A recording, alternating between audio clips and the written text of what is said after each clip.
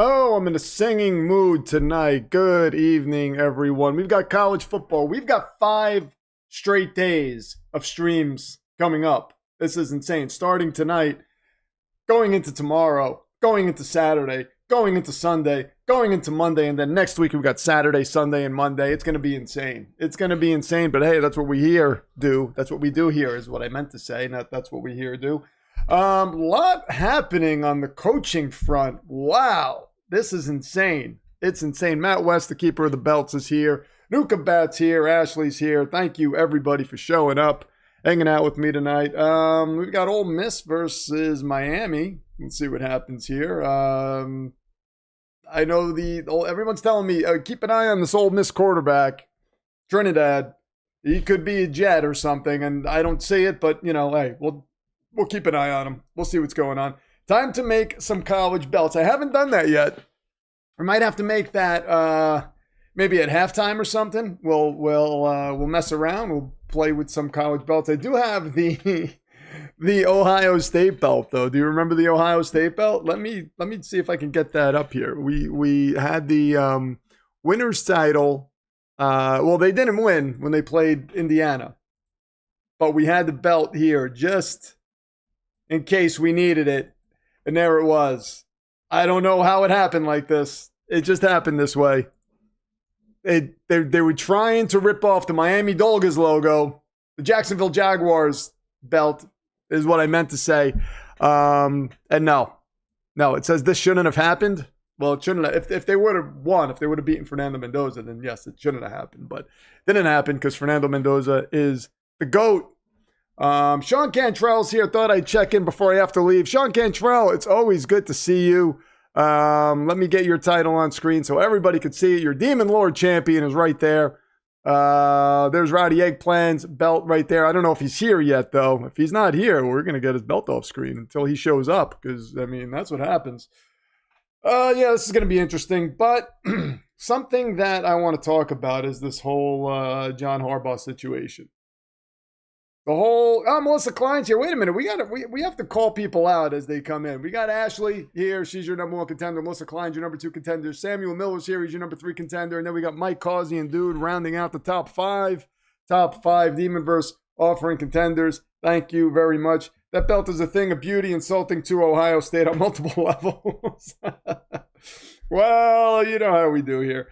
I don't know where the hair came from on that belt, but there it was. Hey, there's somebody on screen right now with a WWE belt and a football on it. It doesn't look anything close to the belts we make here, so nice try. Trinidad did look really good in his last game. Yeah, he did. I don't know. I don't know what round he's going to go in.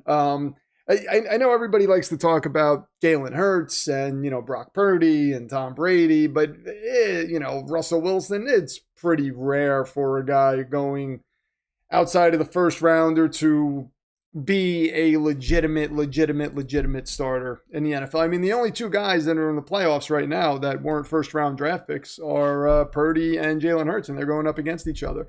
That game's going to be insane.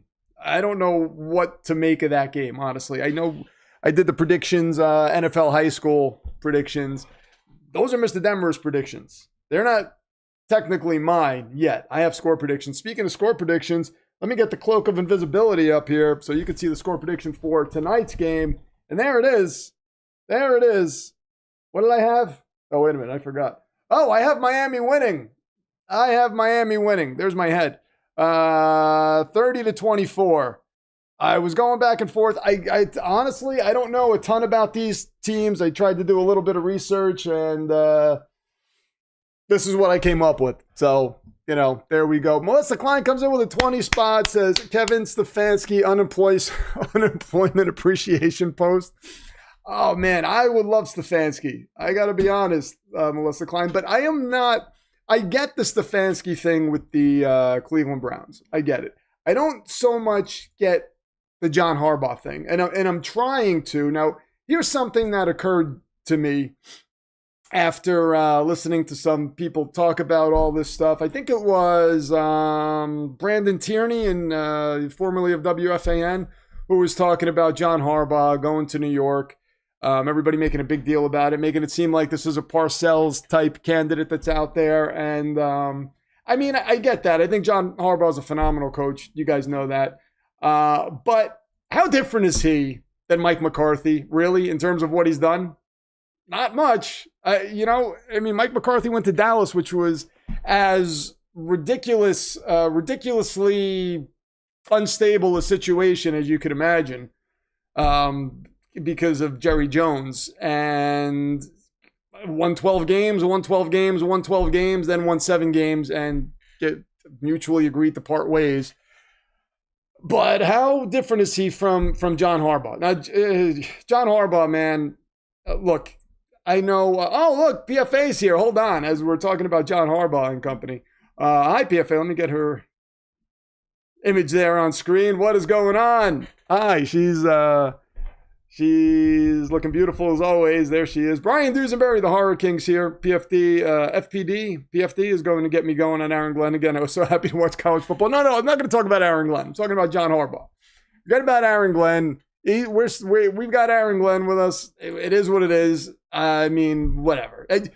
Apparently, also, Harbaugh wouldn't even be a candidate for us because apparently Woody Johnson in 2018 reached out to Harbaugh's people and there was no interest. Maybe it was because it was the Jets. I don't know. I don't know that Harbaugh would be interested in even coming here. So I'm not even looking at that saying, oh man, we're missing out. We're missing out.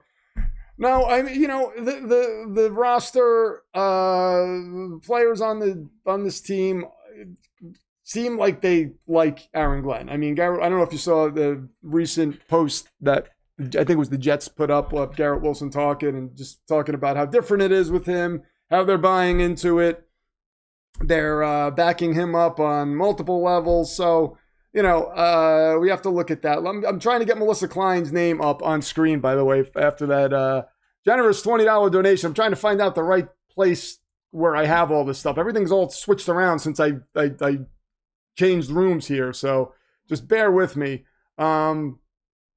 But yeah, I don't know that he's that much different than Mike McCarthy, but I would absolutely take him over Mike McCarthy.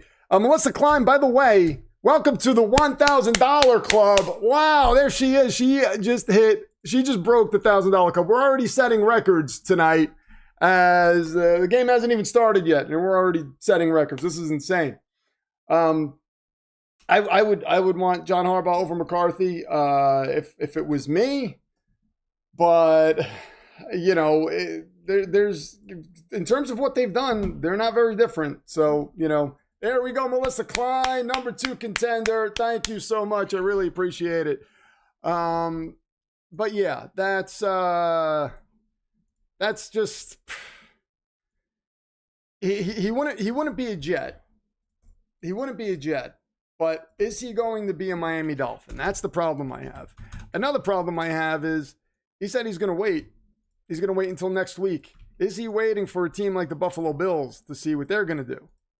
That would make a lot of sense for the Bills. That would make a lot of sense for Harbaugh. As far as the Ravens go, I was looking at some of the head coaching candidates that they have requested interviews from. As I always say, the grass is not always greener, right?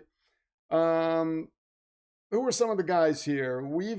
They requested Brian Flores. Okay, I could see that. They requested Vance Joseph. That wouldn't excite me. Clint Kubiak, okay. Matt Nagy, no. Robert Saleh, no. Anthony Weaver, no. Davis Webb. Davis Webb is another one. His name's getting thrown around a lot. But we don't know what these guys are. We kind of know what Saleh is, but for some reason people are forgetting it. They want to say it was the Jets, it was the Jets, it was the Jets. Okay, fine. Hire Robert Saleh and we'll see if it was the Jets. I think a lot of it had to do with Robert Saleh, personally. But hey, that's just me. Brian Flores is interesting. The thing is, are you going to, and there we go, we have Melissa Klein's name right there. Are you going to be able to replicate what John Harbaugh's done? Because if we look at John Harbaugh's record, it's pretty impressive. 60, did I do Jim Harbaugh again? No. 61% winning percentage. That's awesome. A lot of Jet fans would die for a coach to be there for almost 20 years and have a 61% winning percentage. I think he won a Super Bowl. I mean, we would die for that. How many division titles has he won? 6? So Ravens fans are just used to winning. They're used to having this coach there that can just win games year after year. And when we look at the past few years, I know SG sent me the image of the blown leads. Okay, you can cherry pick games. That's fine. Listen, head coaches aren't perfect.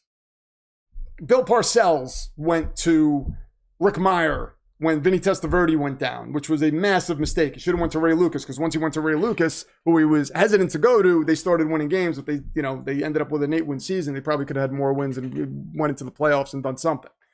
But did he drop the 2-point conversion that Mark Andrews dropped? Did he miss the field goal? Did he throw that interception against the Bills that Lamar threw? Did he fumble? Zay Flowers was the one that fumbled. They were in these positions to win games, and players didn't come through. So how do we put that on Harbaugh? I know you could put a lot of things on Harbaugh. You could say he blew a lot of leads in season, and he did this, and he did that. But the things that had them eliminated from playoff contention, I don't know if that was his fault. Don't know that that was his fault. I'm not going to rehash everything I said on Twitter. It's quite simple. Every non-Ravens fan and media member won't understand this move. His time was up. And that's a fair point, because sometimes when a guy's been in a situation for a long time, it's time to move on. That's what they're saying with Mike Tomlin. Mike Tomlin could, unless they win a Super Bowl this year, Mike Tomlin could move on from Pittsburgh. And I guess that's fair. I guess the only problem that I have is Ravens fans seem very confident that this is going to move the ball forward, and I don't know that it is. We'll see. I don't know that it's going to move the ball forward. You could end up with the Ravens are a good organization, but they haven't had to hire head coaches. When Harbaugh got hired, the guys that they were considering were Josh McDaniels, who turned it down. He would have been your coach. Jason Garrett turned it down. He would have been your coach over Harbaugh. Do you think they would have been 20-year guys? No.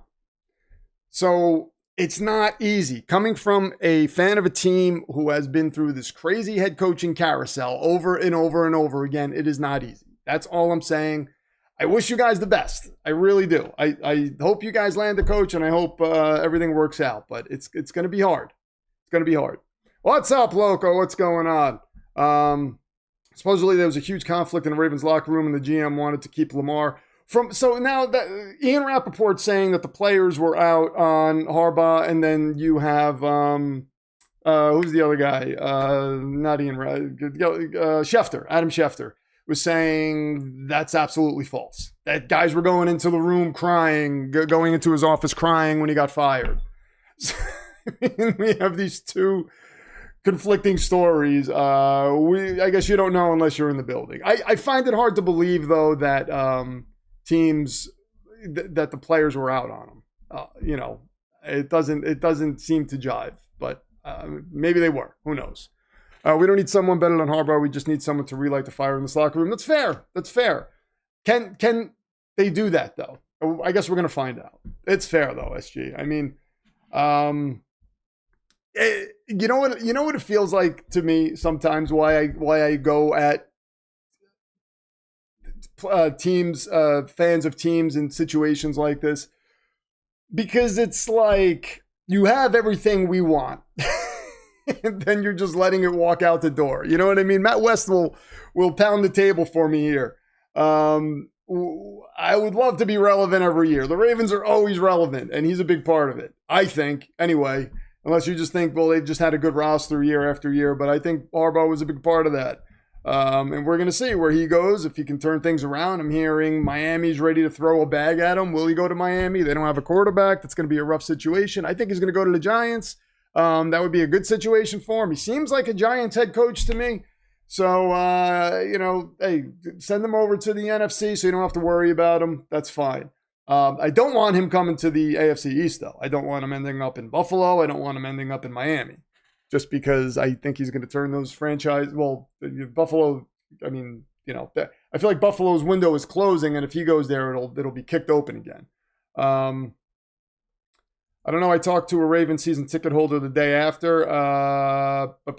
So you're saying that? Based on what you said before, yeah. And Emily is agreeing with Matt. I want Sam versus Rodgers. Yeah, that would be. I think Rodgers, Steelers Green Bay would be interesting. Steelers Green Bay would be interesting. Sean, it's your birthday. Sean Cantrell, your Demon Lord champion. Happy birthday. Oh, man. Excellent. Happy birthday, Sean. We got a bunch of happy birthday wishes for you in the chat. I'm clicking on every single one of them. What I want to do to see a winning season of Jets football, just to be relevant. We just want to be relevant. That's it. We just want to go into a season and know we're going to be playoff contenders. And when you have that year after year, and you're like, no, we want more. I get it. I get that you want more, but man, there are a lot of us that have just been sitting here going through it for like the past 2 decades. Since Harbaugh has been the Ravens coach, the Jets have done nothing. They have done nothing, and on those drops and mistakes, you might call them freakish. But what I say to that is this: when such mistakes are your demise every single year, can only possibly have started at the top. I think I don't know, SG. I mean, Mark Andrews dropping the football. You're really going to try to push that on Harbaugh? You're going to miss field goal. You're really going to try to push that on Harbaugh? I can't do that. I can't do it. It's like, with Aaron Glenn this year. I said I was going to talk about Aaron Glenn. Everybody's talking about the no interceptions, and I get it, but he's not the one. Malachi Moore had a pick six, it was just thrown to him. I don't know how many times the ball has hit guys in the hands this year, and they dropped it. I can't put that on Aaron Glenn. He can't go out there and catch the ball for somebody. You're a professional football player. You should be able to catch a football. I don't know, what is Aaron Glenn supposed to go over the basics of catching a football for you? I know you're a defensive player, but still, you're not Jamal Adams. You should be able to catch something. And Samuel Miller says, happy birthday. He's doing a little happy birthday song, it looks like. Very nice. Hope you have a great day, Sean. Yes. So, it's going to be interesting to see. Mike McDaniel got let go. Is that because Miami wants Harbaugh? I don't know. But it's going to be interesting to see where Stefanski goes. He's another guy I think is a good head coach. But I don't agree with Cleveland firing him, but I get it because, the whole Shedeur Sanders thing does not look good for him. Because Shedeur Sanders didn't look terrible. And the fact that he was rolling Dylan Gabriel out, who, in my opinion, did look terrible. I think Shedeur looked better than him. Not light years better, but better. It's kind of an indictment on him in terms of the way upper management views it. So, I don't know. That reminds me of what the Ravens season ticket holder was telling me, what a class act Harbaugh was, and that he was comforting to the kicker on the way to the locker room. Yeah, the players liked him.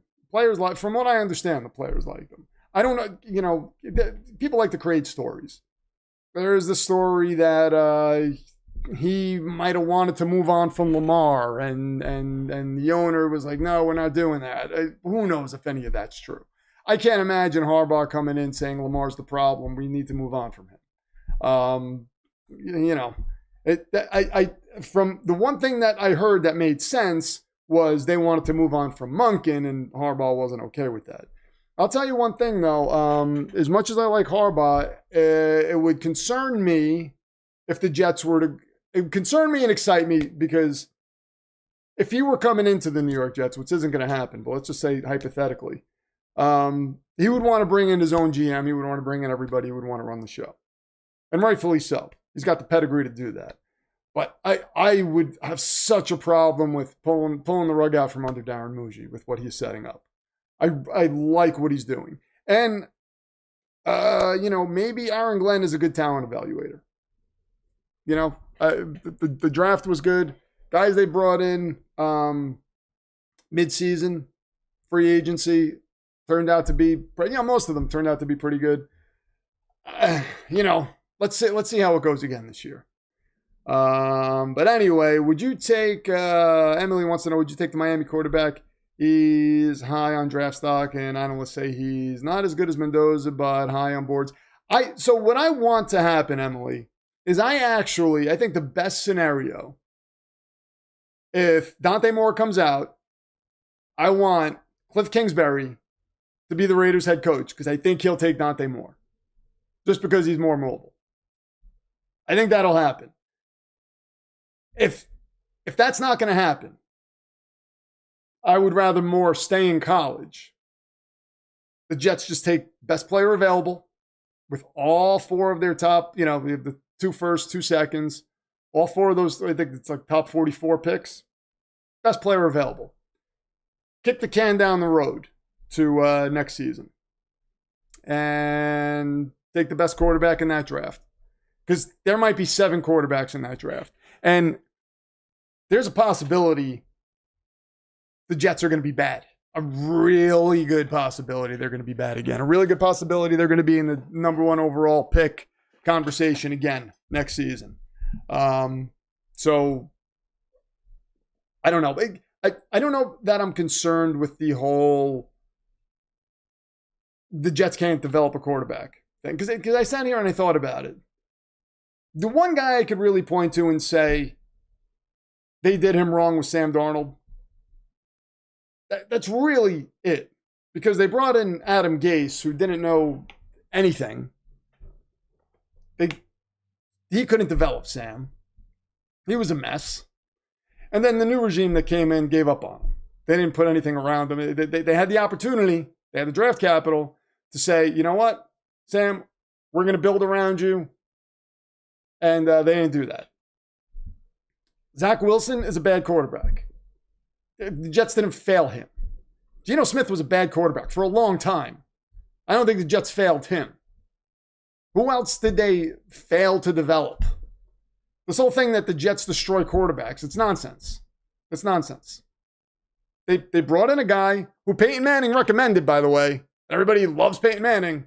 They brought in a guy who Peyton Manning recommended, was considered a quarterback whisperer for the purpose of developing a quarterback, and he was the wrong guy. That's what they did. So the move didn't work out. It's not like they sit there and say, well, we don't care. We're just not going to develop a quarterback. No. And you think Darren Muji and Aaron Glenn aren't hearing these things? They don't know that the Jets have this stigma that they can't develop a quarterback. You think if they draft Dante Moore, they're going to say, it's okay. He'll figure it out. No. They're going to bring in people to help develop him. They're not going to roll him out right away. That's another thing that I'm hearing the media say. It's driving me crazy. If he gets drafted by the Jets, they're going to roll him out right away and they're going to kill him. No, they're not going to do that. They're not going to do that. They're not going to let a 21-year-old kid go out there with this team the way it is and throw him to the wolves. They're going to bring in a veteran. They're going to let him sit behind the veteran, and they're going to keep building the roster. So it's so silly. Also, it was either Harbaugh or Lamar. Thankfully, common sense prevailed. I don't know that it was Harbaugh or Lamar. I don't know that was there. So, that suggests that Harbaugh didn't want Lamar anymore. Yeah, Zach is trash. People who say that the Jets did wrong by Zach Wilson. Well, how come Mike McDaniel didn't roll him out when Tua was struggling? There's a reason for that. 0-17 is possible, but not likely.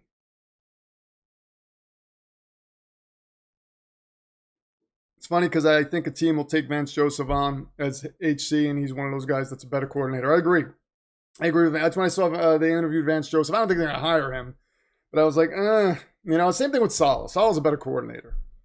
Now everybody's like, oh, well, McDaniel's there, so if Saleh gets the head coaching job, he's going to bring in McDaniel. And okay, great. Saleh's still got to be a good head coach, though. Cleveland has a veteran quarterback for you. Who's the veteran? Oh, no. No, thank you. No, thank you. Sean, enjoy yourself. See you in a bit. We're going to be here all weekend, so, I'll consider Trinidad over Carlson, but I want to see how this game plays out in the head-to-head. Jets want to trade for Tanner McKee. Have you heard? I don't know how true that is, but I've heard that I've heard people mention him. I want to give up like a second rounder for him. If it's later draft capital or, pick swap along with something else, fine. I'd be fine with that. But I wouldn't put the franchise in his hand and think he's going to be the savior of the franchise. What about Geno as a? I think they're going to hold on to Geno to be the veteran presence in front of the whatever quarterback they draft. I think they're going to hold on to him, so I don't think he's going to be available. Wade Phillips was another amazing DC, amazing human, just not a good head coach. Yeah, definitely was. Is this game ever going to start?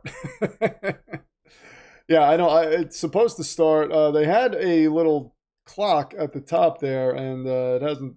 They got away with it. There are a lot of people on the field right now, though, so it doesn't look like it's going to start within the next 10 minutes. So Watson, I could see that happening. No, it's not happening. They're not bringing in Deshaun Watson. The Jets aren't bringing in Deshaun Watson. Come on, stop that nonsense. We don't have this incompetent front office anymore.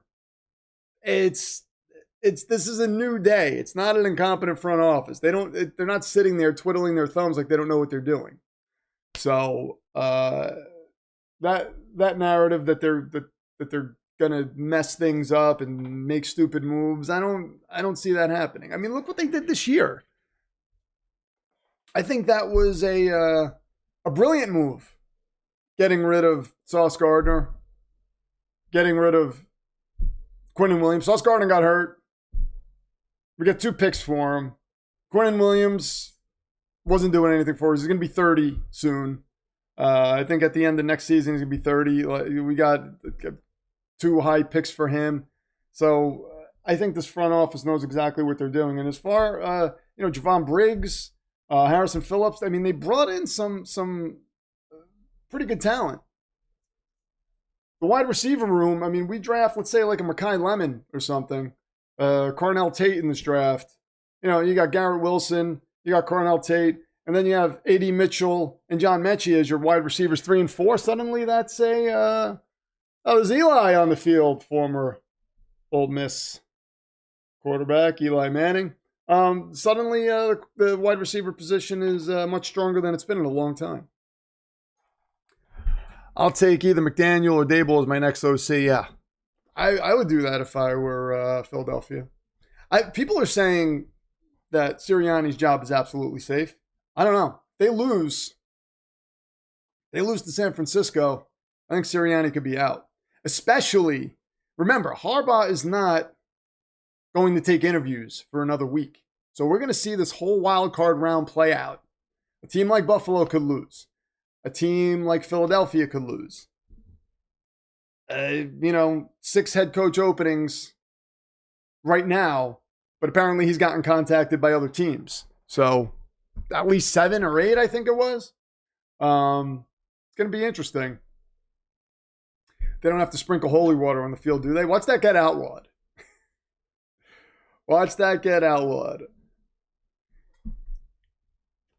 Here we go. We got the coin toss happening right now. Ole Miss, the guy's got, ref's got his hand on the Ole Miss player's shoulder pad. Ray Lewis is out there too. I like Ray Lewis's look right now. All right, here we go. So we've got the first quarter coming right up. Let's get that set up.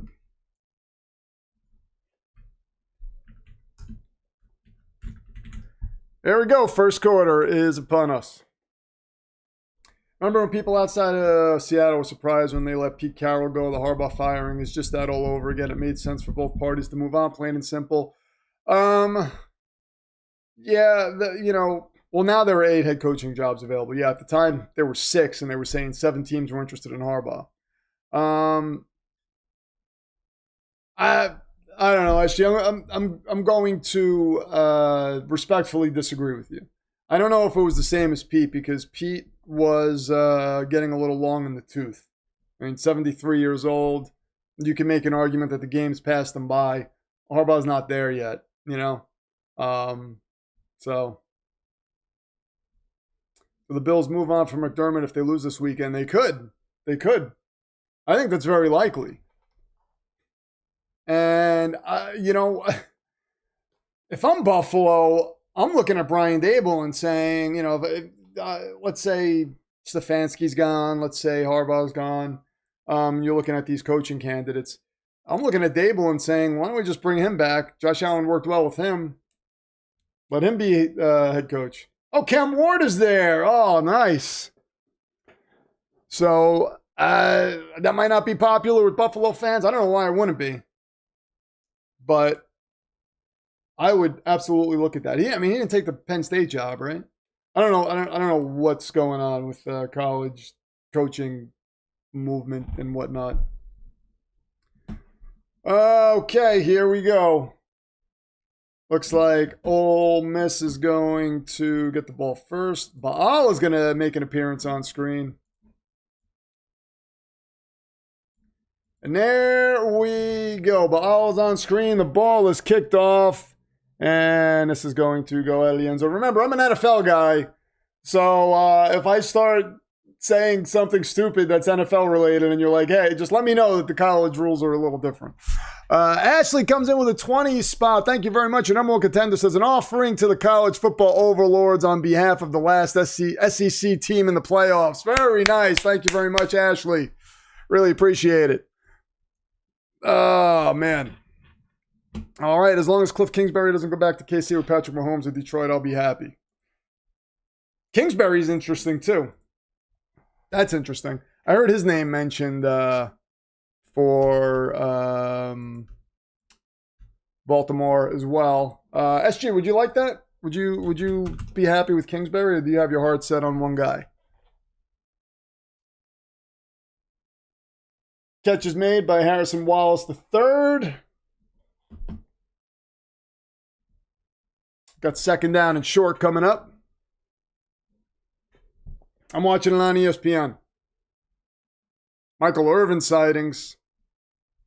I thought I saw him there. Oh, 2nd and 6, sorry. And I heard this Miami defense is insane. So this could be a long night for Ole Miss. Let's get Ashley's total updated here.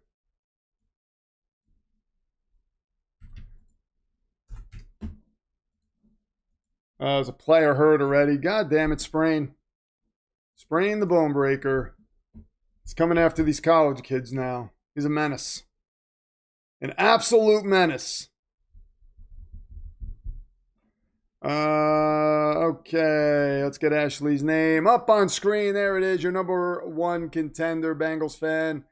And Ashley, by the way, thank you very much. She bought a hoodie, a Demonverse hoodie with this thing on it. Yes, I saw that. Thank you so much. And Rowdy was rocking his Demonverse shirt on the Discord and whatnot. Thank you very much. Give me Flores, Minter, Kubiak. I'll be happy. Yeah, okay. No, that's a nice. In that order, you want them in that order. You want Flores, Minter, or Kubiak in that order. I could see that. Kubiak, I would put Kubiak over Minter just because he's an offensive guy. I'm not super high on Minter. But Flores looks like he looks like a Ravens coach. So I could see that. And honestly, you get one of those guys, you probably won't fall off much, if you do at all. A lot, obviously there's a lot that comes into play, but I think Ravens are a good organization. So they're going to draft well. You need a guy who's not an absolute mess. That's it. That's it. Ravens go Vance Joseph. Yeah, that would concern me. That would concern me. We got a 3rd and 4 coming up for Ole Miss.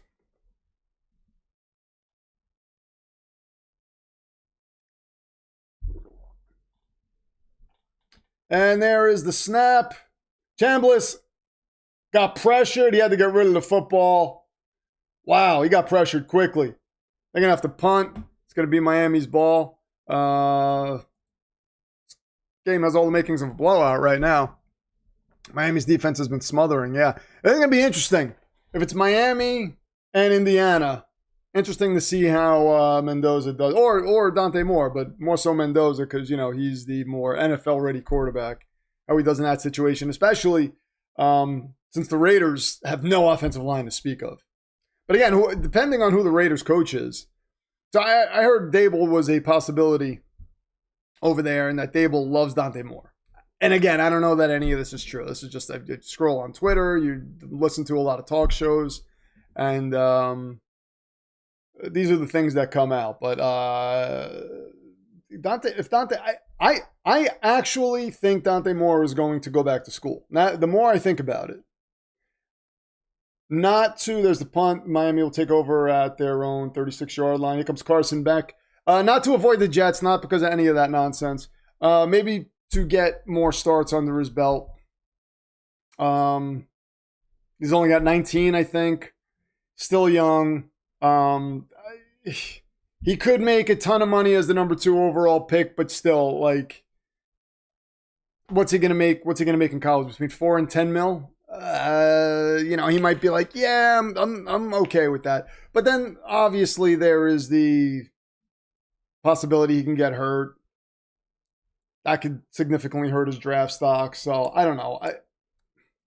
It's tough. I wouldn't either decision wouldn't shock me. Either decision wouldn't shock me. But for the Jets, I think it would be better if he did go back to school. Because then we can definitely just punt on quarterback this year.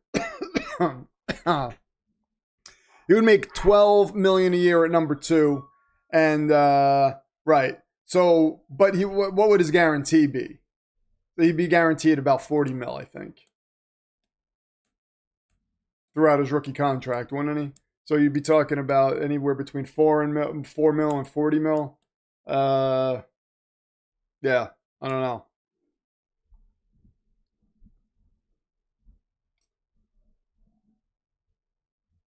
Baal's in the right spot. Got 1st and 10 for Miami.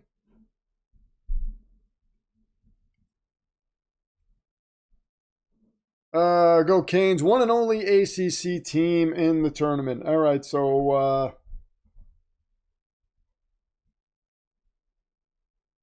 I'm so close to calling Carson Wentz. Back to pass. Throws the ball downfield. Overthrows his receiver who's wide open. Yeah, no thanks. I don't want you as a Jets quarterback. That's fine. That is a lot of money, yeah. It is. So, and again, he can get hurt. Knock on wood. I hope it doesn't happen, but I mean, he could have a career-ending injury, and a lot of things could happen. Maybe he just has a bad season, and he gets knocked out of the first round. Stranger things have happened. So right now, he has the chance of going number 2 or number 1. He might not want to pass that up, but you never know.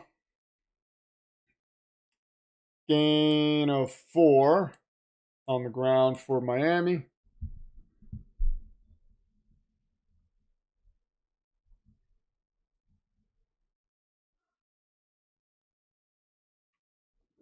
Tim Daniel says, I have a deep-seated unnatural hate for Miami. Going back to the Catholics versus convict times. Oh, man, I have to reload this. Hold on a second. I messed something up. Got 3rd and 8 coming up for Miami. Beck steps up. He's going to try to run. It gets close to the first down marker. He's about a yard short.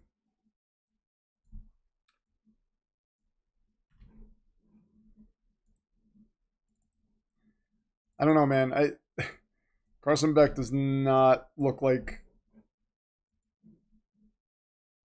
I know it's only been a few plays, but to me, he just doesn't have that NFL quarterback look to me.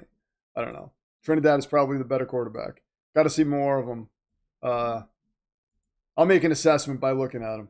I can usually tell just by looking at a guy. I should be an NFL GM, really.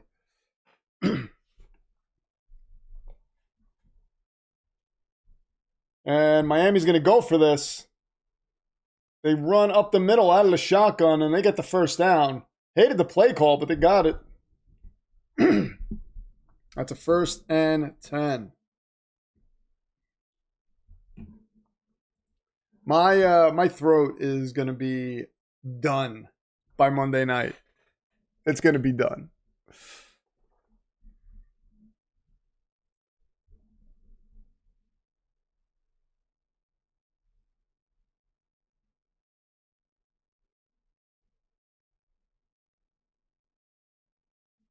All right, let me set up a little thing here. How many likes do we need to break the record? We need 136 likes to break the record. Okay. Let's see.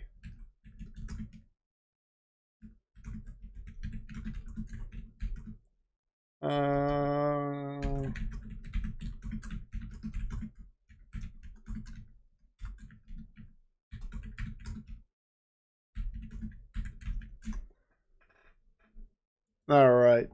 Let's get the poll up there. Remind people to like the stream. People also forget that Harbaugh's seat was hot back in 2018. I mentioned that at the beginning of the stream. I don't think you were here. Apparently, Woody Johnson reached out to them in 2018. Reached out to Harbaugh's people and was met with a no thank you. Back when we lost to Cincy at home, and as a result missed the playoffs, he had one foot out the door a while ago until Lamar came along. I mean, but it's not like he fell off. It's so hard to argue with the success he had there, SG. It really is. But I get it. It's been 2 decades. Sometimes it's time to move on, but there's a reason why the second he was available, a bunch of teams just jumped on. I mean, what did I say? If you let go of Harbaugh, he's not going to be on the market very long. It was, how long was it from when we started hearing reports that 7 teams, when there were only 6, other than the Ravens opening, there were 6 teams that didn't have a head coach. There were 7 teams that reached out to him immediately.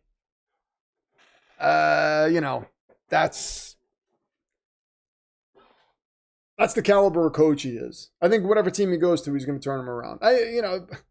Again, let's say he goes to the Miami Dolphins, though. They don't have a quarterback. They have a lot of issues. I don't know that it would be an overnight thing. It wouldn't be like Parcells coming into the 1-15 Jets and then, would they win 8 games the following season? I don't think it would be that. But I think we would start to see some sort of legitimacy there. If he goes to the Giants, I think he should just go to the Giants. Unless the Bills or the Eagles or something come knocking. I think the Giants are a great spot for him. Yeah, I did mention it, the 2018 thing. But look, again, the Ravens are a good organization. I'm sure they're going to fall on their feet. We'll see what happens. I just don't know that you're going to get different results. That's what I'm saying. You might, let's say next year the Ravens don't make the playoffs again. Are you guys going to have a quick trigger finger? Are you going to want that coach fired after year 1? Or are you going to be patient with him? Because it's hard when you not to pull the I have 20 years on you card or anything like that, 20 plus years on you, but this guy's been your head coach your entire life. You want to know how many head coaches I've been through my entire life? There's been. We had a little bit of Bill Parcells. We had the Rex Ryan years. But other than that, it was just been a carousel of bad. We had the Rex Ryan years. Rex Ryan's I never really liked him. He had a hell of a roster. He's a good defensive coordinator, a good defensive coach, but I didn't like him as a head coach. But again, we had the quarterback problem. But it's just been a revolving door. And I can't imagine what it would be like to have one coach my entire life that just gives us winning season after winning season. I don't know what that would feel like. It would feel remarkable, I think. You know how hard it is to go into every football season knowing you're not going to be close to the playoffs? I know it's frustrating losing in the playoffs. I know it's frustrating missing the playoffs, especially with a roster, the roster that you have. But when you go decades, not only including these past couple of decades, but you go decades without even sniffing the playoffs. Just bad after bad after bad after bad.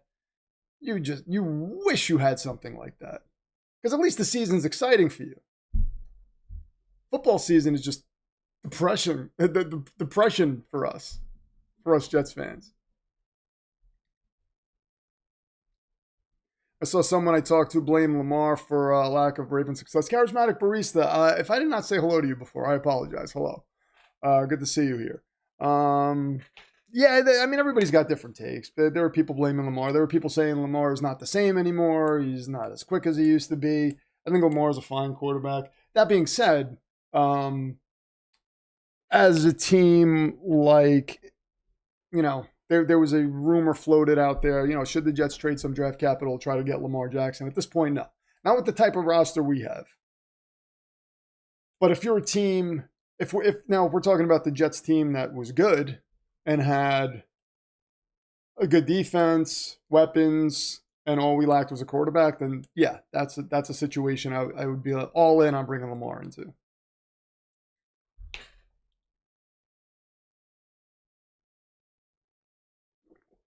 No, I get it, SG. I get it. You think you're frustrated in the 2020s. You think you're frustrated. Just imagine what it's like to be us. So, but that's where we're going to butt heads because you're used to success. You're used to a certain standard, and I get that. You're used to a certain standard, and you want to you're not seeing any progression beyond that standard. You're not seeing anything beyond that. You have the Super Bowl win. You're thinking, well, with this roster, we should have a couple of Super Bowl wins. We shouldn't be losing in the playoffs, you know. And I get it, but when you know. It's so hard talking to somebody like me who hasn't had a team that's been successful at all the past 2 decades. I look at that and I say, okay, well, you keep going. You just keep going with the guy who's getting you wins. Because I would love to be in that position. I would love to be in a position where, man, we lost in the playoffs again. Oh, man, we lost in the AFC Championship game. Like, when my greatest moments were the Parcells year when we lost to the Broncos in the AFC Championship game. I mean, getting there just felt surreal. And the 2 times we got there with Rex Ryan, it just felt so surreal that we were a game away from the Super Bowl. And when I look back on these Jets teams, like those are the highlights of my football career. Like, you know, as a fan, those are the highlights. So looking at Ravens fans who get that every year, I'm just like, could you imagine that happening every year? My Lord. Score update, yes. Wait, what happened? Is it just 3-0? Ravens' new head coach probably wants his new staff. Yeah, I'm sure he's going to bring in a new staff, whoever it is.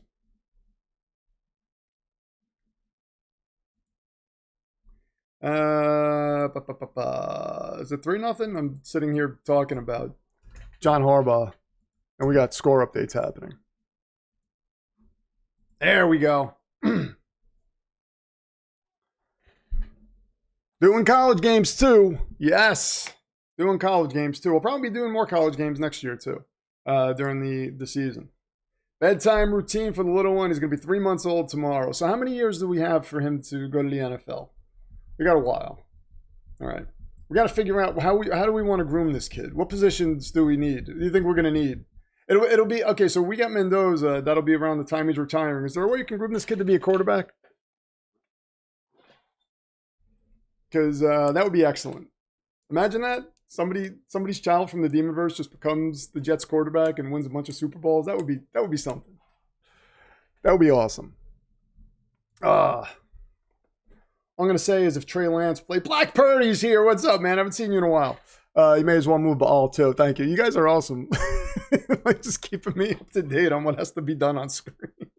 I mean, I love a producer, so all I'm going to say is if Trey Lance played defense, he would have gotten a pick for the Jets. Maybe. I mean, guys were in position. They just dropped the football. How do I feel about Chiefs fans grumbling about Andy Reid as they missed the playoffs this year? Are there? I haven't seen too much of that, Mike Causey. I haven't seen too much of that. Are there Chiefs fans grumbling about Andy Reid? I mean, you know, it's just like it's seeing the rich kid complain. To me, okay, this is what it's like. This whole Harbaugh thing with the Ravens fans and what you're talking about with Andy Reid. It's like you're sharing a bedroom with your sister growing up, right? And you have a friend who's complaining to you that his dad won't let him park his Lamborghini in his bedroom. Like he won't let me put in a garage door and then cut out a section in the bedroom to park my Lamborghini in it. Can you believe this guy? And you're just looking at him like I'm in a a 3x5 closet with a sheet separating us. And that's what you're complaining about? That's what it's like. That's what it's like.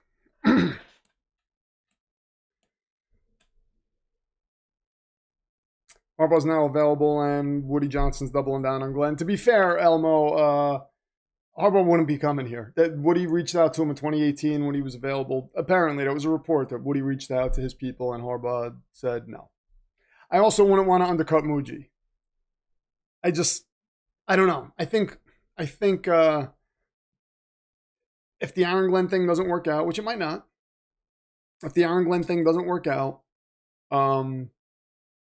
we can go into 2027 with a new head coach that Muji can handpick and the new quarterback. I mean, I think it'll work out. Like we're just in this weird transitional period right now. I know a lot of Jet fans are angry, but it doesn't hurt to give Aaron Glenn another shot considering the roster we have. Expecting Aaron Glenn to do something with this roster is like taking a guy who's fresh out of culinary school, giving him an egg and a banana, nothing else, no spices, and saying, cook me a 5-star meal. We don't know if he's a good chef because he has nothing to work with. So we have no clue. He could be good, he could be bad. But if you have an egg and a banana, you're not going to get a 5-star meal out of that. There were people, there were maybe 10 guys over the last 5 weeks of the season, 10 guys on the Jets roster that might be able to start for another team. He's got nothing. And I understand that he had his weird moments and whatnot. But if it was me, sure, I would go after Stefanski. I probably would have fired him. We didn't. That's where we are.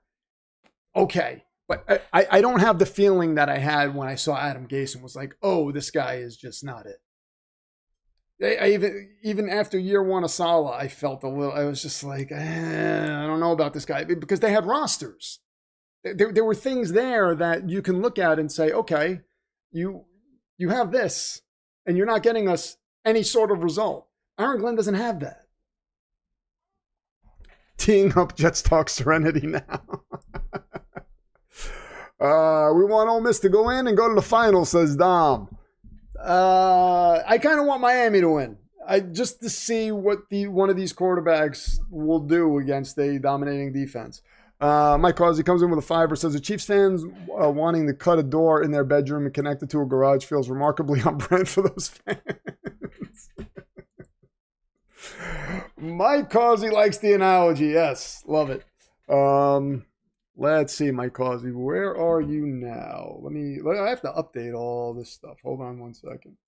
But, that's what it feels like. So when I hear, Harbaugh got us only so far and whatnot, it's like, okay, yeah, I understand you're frustrated, but seriously, man. I hope you enjoyed all the playoff appearances. That's all I'm going to say. Years and years of playoff appearances. Must have felt nice. We're just like, can we get 8 wins? Oh, if we get 6 wins next season, that'll be an improvement. It drives you crazy. Drives you crazy. But I am not I'm not gonna sit here and beat up on Aaron Glenn. I'm not. Again, if I would have fired him. I would have fired him, especially considering the candidates we have right now that are out there. I love Stefanski. Lacey gets about a gain of 3 on a little pass. I probably would have fired him, especially with these candidates out there. I like Stefanski, love Harbaugh. Even Mike McCarthy, man. I have to say Mike McCarthy I'd be happy with. Mike Causey's your number 4 contenders up to 372 right now. Thank you very much. Harbaugh to the Raiders. I said that. Chambliss on the move, and he gets less than a yard. I don't think that's going to happen. Although I would love for that to happen. It's not going to happen. You would definitely feel the same way if your team had the greatest dual threat quarterback to grace the game. The last 3 to 4 years have been a waste. A waste? A waste? I don't know if they've been a waste. Harbaugh to the Giants is so obvious, says Isaac. That's what it feels like to me. But if the Bills lose this week, Philly loses this week, I wouldn't be shocked if those two become options. So, watch Trinidad. He might be a good pick. Yeah. I'll tell you what. If he's not a projected first rounder, I have no interest. I want a guy who's a projected first rounder. That throw was off target too, by the way. Looks like he's a little spooked. Mendoza would have completed that pass, by the way. Ole Miss is going to punt. Mendoza would be up like 14-zip right now.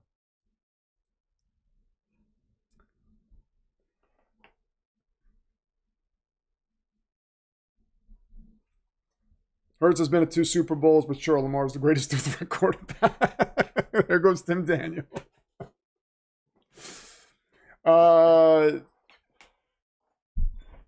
Tim, I'm sorry. Lamar over Jalen Hurts by 1,000 miles.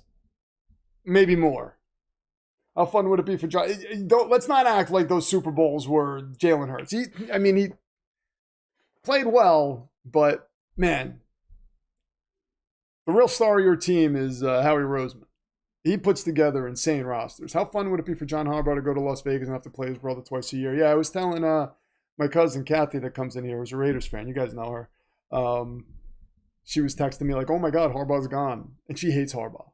She hates both Harbaughs, and I was like, it would be poetry for him to go to the Raiders, and you have to deal with him.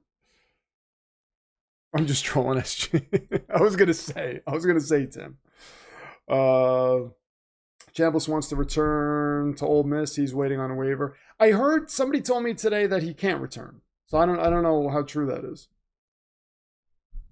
I don't know how true that is. As a longtime Broncos fan, I kind of get the Ravens' perspective. Most old school Broncos fans dislike Dan Reeves and felt he wasted Elway's prime despite 3 Super Bowl appearances. Yeah, that's a good point. And then Shanahan came in and won Super Bowls. So, yeah, that's an absolutely fair point, Mike Causey. Fun fact, Ashley, Zach Taylor has been in more Super Bowls than John Harbaugh over the last decade. we don't have to, you don't have to like Harbaugh, but SG, you make it sound like the guy's a bad coach. Come on. Like, be fair to him at least. Okay, it was time to move on. I get it. You don't like the results you got. I get it. But the guy is a good coach. I'm sorry.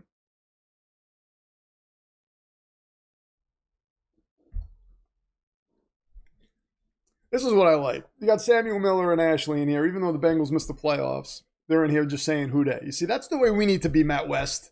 Get on board with me, please. I'm all Jet fans right there with me.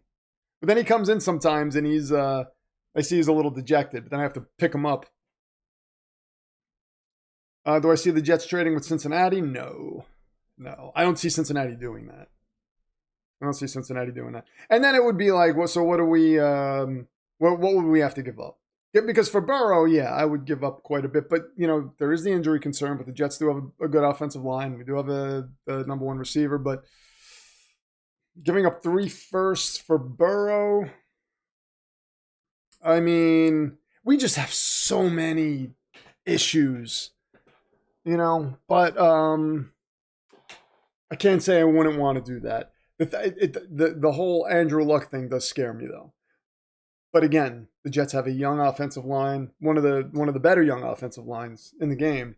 So we would offer the protection he's never had. It would be interesting. I don't think it's not going to happen, but it would be interesting.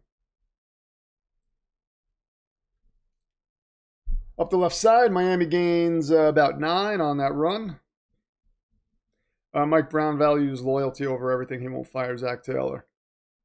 So I heard, and I don't know if this is true either, that Burrow, Higgins, and Chase spoke up for Zach Taylor. So maybe they like the offense he's running. I mean, if we're being fair, Cincinnati. Oh, let me just point this out, by the way. So we know that that's first down for Miami. We know Ty Simpson's coming out. And I was listening to Cowherd the other day, and he mentioned the Bengals drafting Ty Simpson. And I thought it was the stupidest thing I'd ever heard. And he's like, yeah, they could draft Ty Simpson. You know, Burrow's getting older. He's hurt all the time. Maybe you trade Burrow. You have Ty Simpson there. And I was just like, what are you talking about? But why wouldn't you invest in offensive line and defense and just try to make your team better through the draft? You're going to draft another quarterback who might not even be a good NFL quarterback. That's another first down for Miami. Stupidest thing, and he was just doubling down on it. I was like, this is the stupidest thing. Sprains got another guy hurt. There's a flag on the play, too. But that was the stupidest thing I've ever heard. Why on God's green earth would the Bengals draft Ty Simpson? Makes sense for the Rams, not the Bengals. Targeting. Ooh. Plays under further review. Jay Garza, a Cowboys fan, comes in with a 2. It says, your beard made women's dreams come true. PFA trims my beard. So, as long as it's making her dreams come true, that's all I care about. Thank you very much, Jay Garza. Good to see you, man.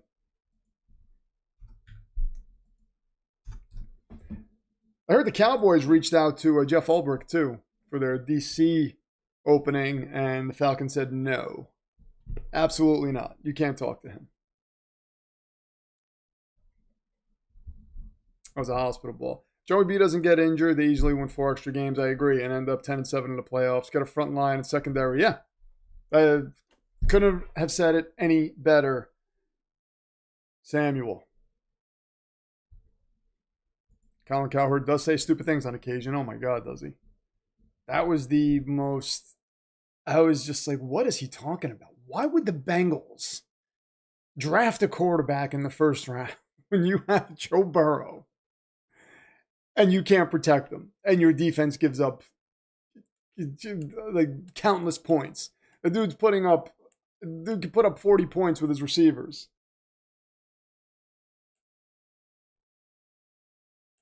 Call was overturned, so there was no targeting on that.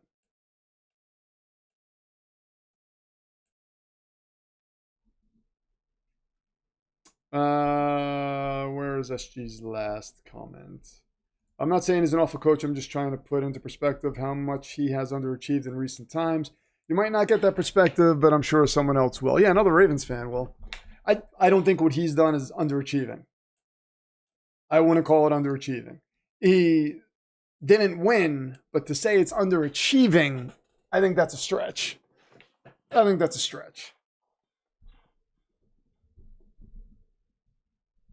Stephen Jones needs to do a hostile takeover of the Dallas Cowboys. That's not going to happen.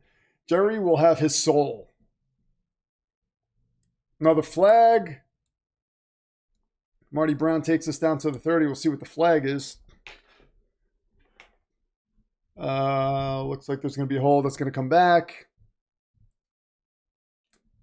Jay Garza's tired of Jerry Jones. Yeah, I could imagine. Let me see. Can I share this?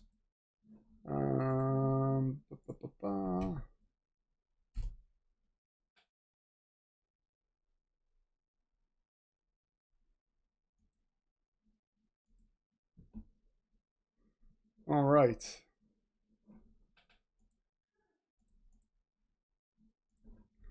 I have Facebook up, so I want to see if the people that come in on Facebook have any interest in popping over here on YouTube. Let me just edit that. So I got a 1st and 16. Daniels gets about 2. Gonna have 2nd and about 14 coming up. Ah, Jesus. Come on. No. All right, hold on.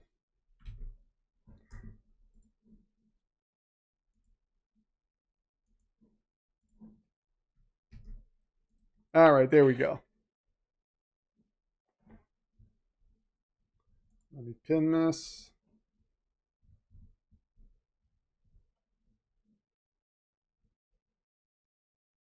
Back to pass. He's got time. Pitches this back. That was a backwards pass. Picked it up, ran with it, got some positive yardage. We got third down coming up. Also, who in their right mind said the Bengals should draft Ty Simpson? This is the modern day media in a nutshell. Yeah, that was Carson Beck. It wasn't Carson Beck. It was Colin Cowherd that said that. Super Dave, what's going on? Good to see you. We have more of a chance to buy the Jets than to remove Jerry. That's true. That is true. Yeah, Tim Daniel, we went through the same thing with Andy Reid. Yeah, that's true. That's true. And then Andy Reid went on to win Super Bowls. There's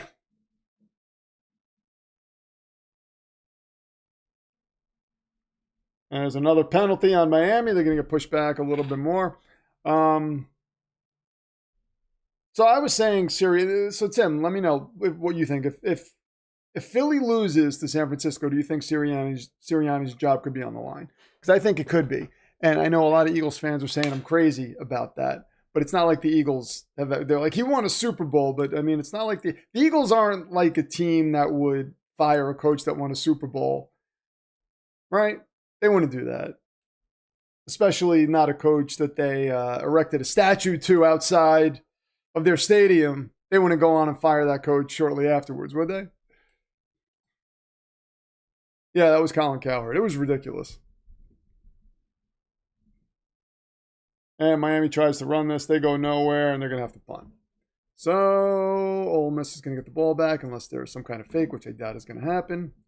Ole Miss versus Indiana would be my favorite choice for the college football championship game. I said I kind of want to see Miami against one of these quarterbacks. See how the quarterbacks do against a stout defense like this. Game Show Gumbo, what's going on? That breakup between the Eagles and Andy Reid really worked out for both parties. Both won multiple Super Bowls and have really good front offices. Yeah, they do. They do. I mean, hey, maybe that could happen with the Ravens too.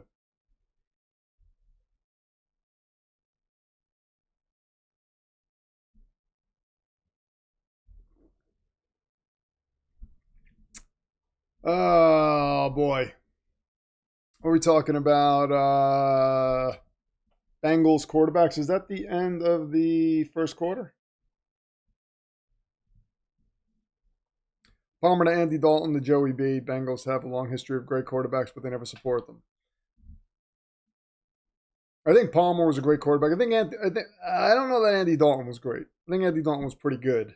Joey B is great, for sure. 2:28 left. Was it? Oh, no, 24 seconds left, sorry, in the first quarter. Ole Miss keeps it on the ground. They get about a yard. Not much offense in this game. If Indiana wins out, that means the Big Ten would have 3 straight years of championships, says Jay Garza.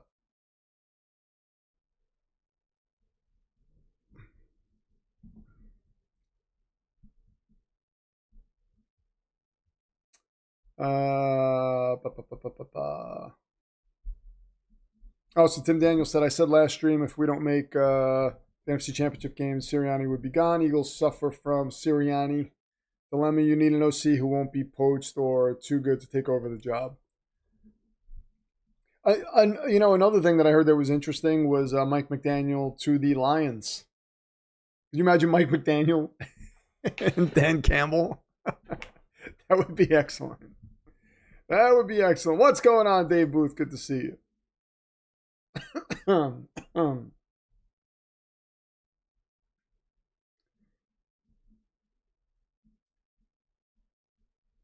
Yeah, Eagles won that Super Bowl for the Patriots. Hi. What's going on? You okay? I don't know. I wish I had cake or something. Oh, you want me to go bake a cake? You want to take over the stream? Yeah, and then go make cake. PFA is going to take over the stream while I go bake a cake. Head over to Patreon if you want to see the cake baking happen. I'll go live there. I don't know what a sack is. A sack? Yeah. It's when the quarterback gets tackled behind the line of scrimmage, yeah. It happens in college football, too. You can just listen to the announcers and just repeat what they're saying. If you, yeah, just copy what they say. Just a second behind. People will be like, wow, she really knows what she's talking about. Do you think the Ravens should have fired John Harbaugh? Absolutely. She said absolutely. You see that? Wait, what? Is that wrong? Yeah, that's wrong. Why is it wrong? Because he want. Let me ask you a question. You used to like. An opinion can be wrong. You used to like the New York Knicks, correct? I did.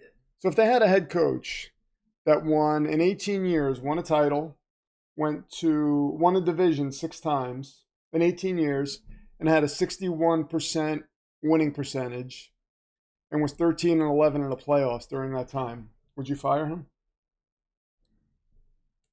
When you say 13-11, 13 wins, 11 losses. Would you fire that coach? So one title in 18 years. But 13-11 seems like 50-50 almost. In the playoffs. In the playoffs.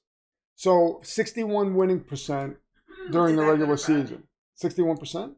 Well, I mean a higher winning percentage. How come not 80? She said, how come not 80? Like she might be a Ravens fan because you guys have the highest standards that I've ever seen. An 80% winning. She demands an 80% winning percentage. All right. For him to stay. Anything below that, he's gone. All right. And 13-11 in playoffs, I'm not that impressed. She agrees with the John Harbaugh firing. 13-11 is 24, so I say 20. 20. Give me 20. That's a 54% winning percentage. Yeah, that sucks. She said that sucks. I want 80, at least 79%. You want at least 79%? Yeah. And how many titles in 18 years? How many titles can you get? 18? Yeah. How many titles can you get? Wow. This would be some crazy. I want an 80% also on this. 80% Super Bowl titles. Okay, so you would want, I guess, what is that, 15 Super Bowls? Yeah, and if not, you're out. You're fired. You're fired. All right. Wow, those are some high standards. God. So, in your opinion, the Jets shouldn't even be a franchise? Yeah, and they shouldn't have any fans. The Jets shouldn't have any fans. It just wouldn't make sense. She asks me all the time, like, how could you support a team that sucks? That never wins. That never wins. Well, would you retain a coach that only had 3 wins this year? Oh, Ole Miss is gonna get in the end zone. Lacey, yeah, I'm sorry, it was a touchdown. The Jets coach had 3 wins this season. Would you keep him or would you fire him? 3 wins out of how many games? 17. God. 73-yard touchdown rush by Kawan Lacey. So Aaron Glenn would be fired if PFA owned the Jets. Gone. All right.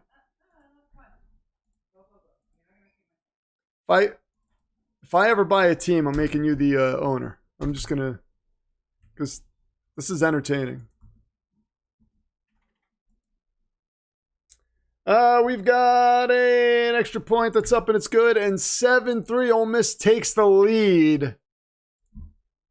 All right, so maybe this vaunted Miami defense isn't as stout as we thought it was.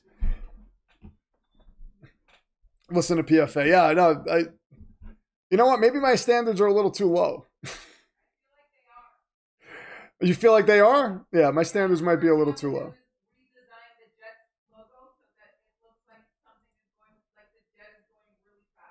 We have to redesign the Jet logo to make it look like the Jet's going really fast. All right. That makes sense. I would argue that it looks like it's going fast. I would first make it look like a jet, like an actual jet. Well, it does look like a jet. No, it doesn't. Sorry. It doesn't look like a jet? It does not look like a jet to me. I didn't even know. All right. Well, good talk. Sorry. All right. Here we go. Sounds like PFA would fire McDonald. think she would. Oh, man. All right.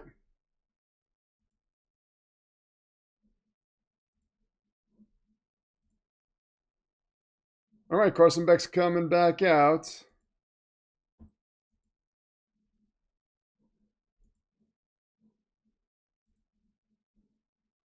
All right.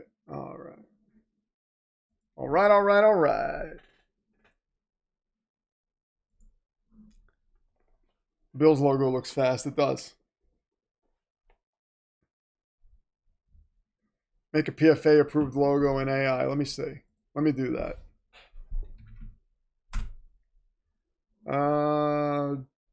Can you give me a New York Jets logo, but I want the jet on the helmet to look like it's going very fast.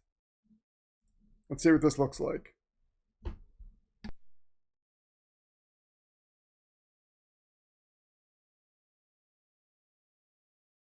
Oh, she would definitely fire Sean McDermott. Sorry, I put the I muted the mic by accident. She would fire Sean McDermott in a second.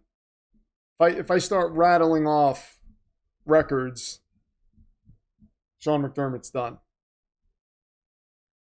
All right, Beck, hands off the ball, up the middle. Mark Fletcher gets about a gain of 9. Oh, this logo looks sick. Hold on a second. I got to show you guys this. This logo looks like it's fast. Might have to get her in here to see this. Where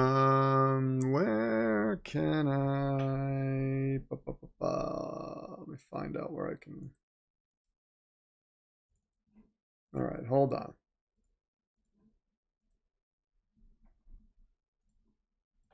Look at that. I mean, that's a fast-looking logo. Look how many lines are behind that jet. It's an incomplete pass, but it's there's a flag thrown. It's going to be on Ole Miss. Pass interference. Would you fire LaFleur? Apparently, she would fire everybody. If you don't have an 80%, if your winning percentage is an 80%, or above 80%, you're gone. That is peak, right? That is sick.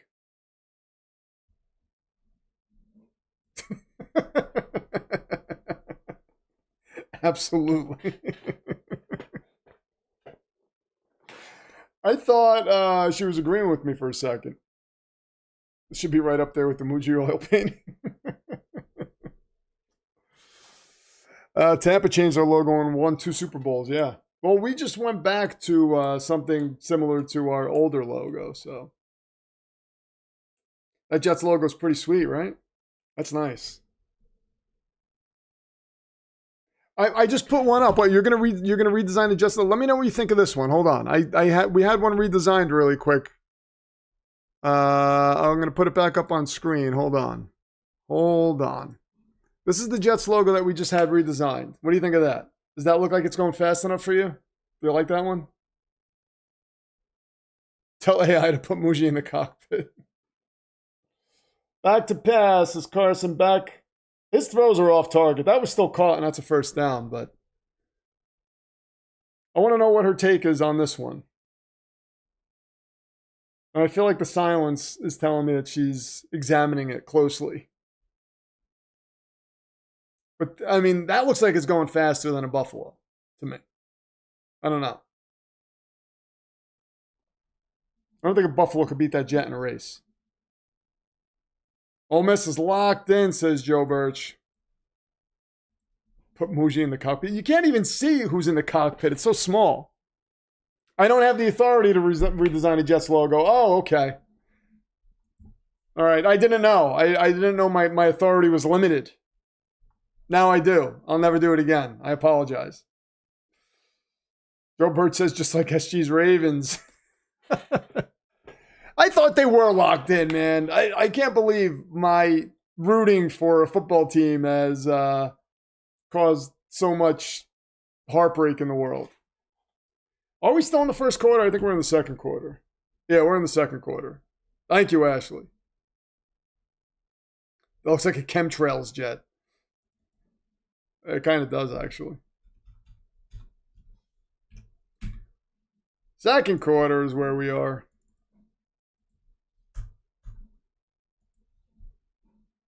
Once the client says PFA, it does look like a chemtrails jet.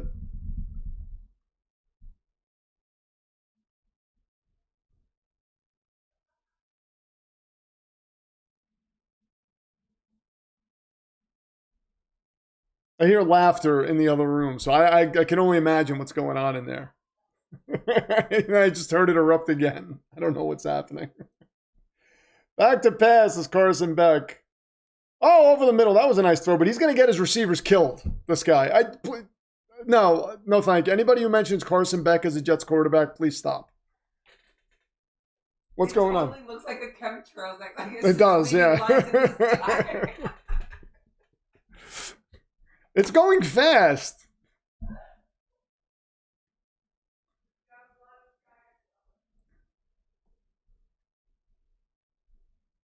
Oh, boy.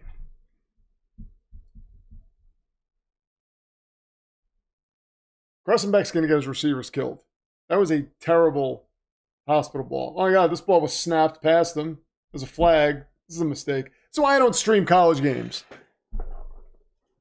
Yeah, that was an insane hospital ball.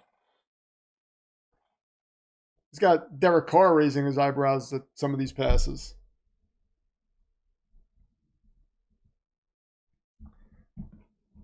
All right, I'm gonna say.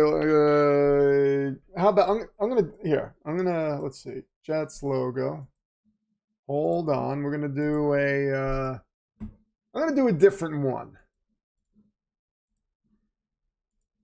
Can you base it more off this logo? Simplistic. Navy AMT comes in with a tour. Says, "Are the Jets scouting Beck as the next Seattle quarterback?" you already. Let's let Sam Darnold play the season out before we start worried about the next Seattle quarterback. But no, the Jets are not scouting him. Darren Muji's probably turned this game off already. He's like, no, thank you. Darren Muji's watching Avengers right now. He's not interested in this. Thank you very much, Navy EMT. You feeling good about your Seahawks? Feeling good about, I don't like this one. It looks like more chemtrails. I'll show you guys this one too. This one's weak.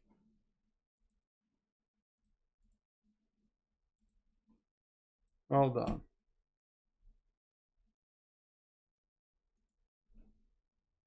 I do not like this one at all. I don't like that the jet is so detailed. This one's not good. Apparently, the only way to make a jet look fast is by putting a bunch of lines behind it. So, I'm not into this one. First one was way better. 5 years from now. Minimalist Jets logo fast. All right, let me do that.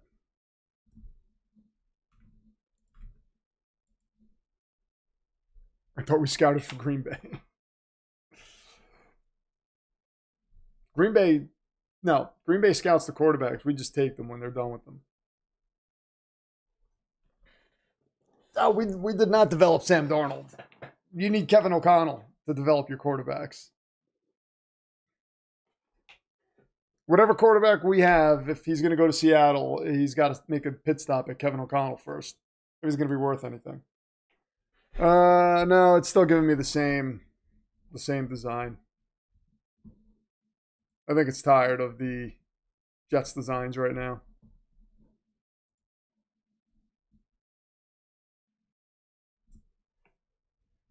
So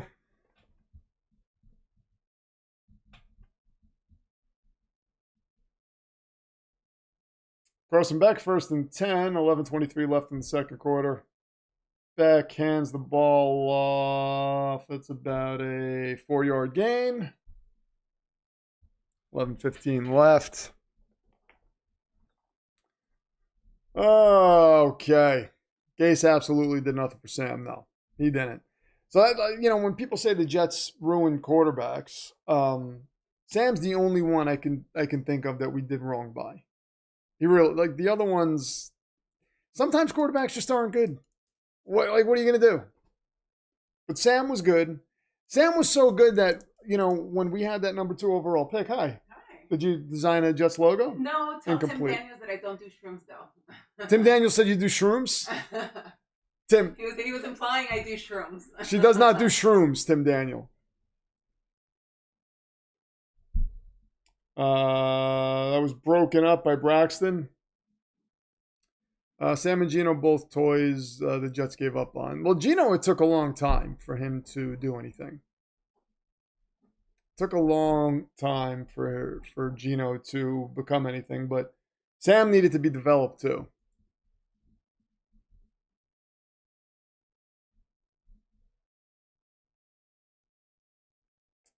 Back to passes.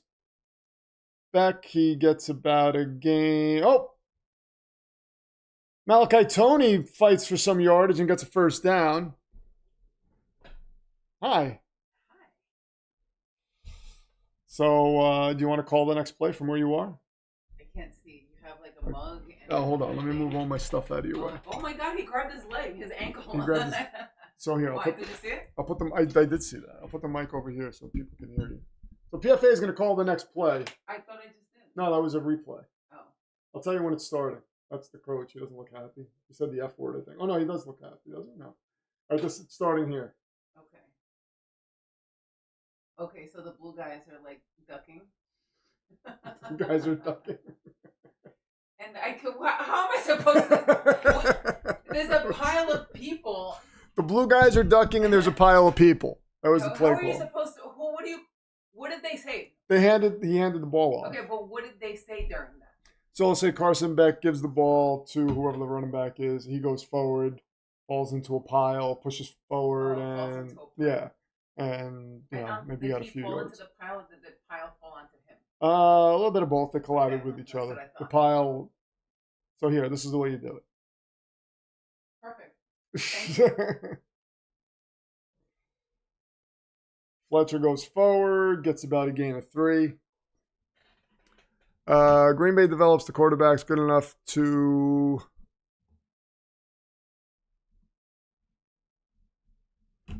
Where is it?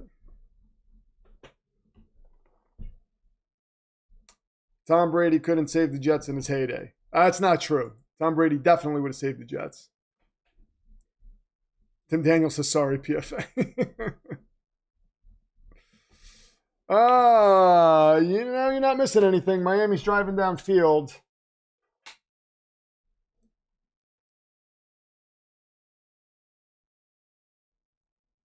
And Fletcher still up. He gets down to about the 1-yard line.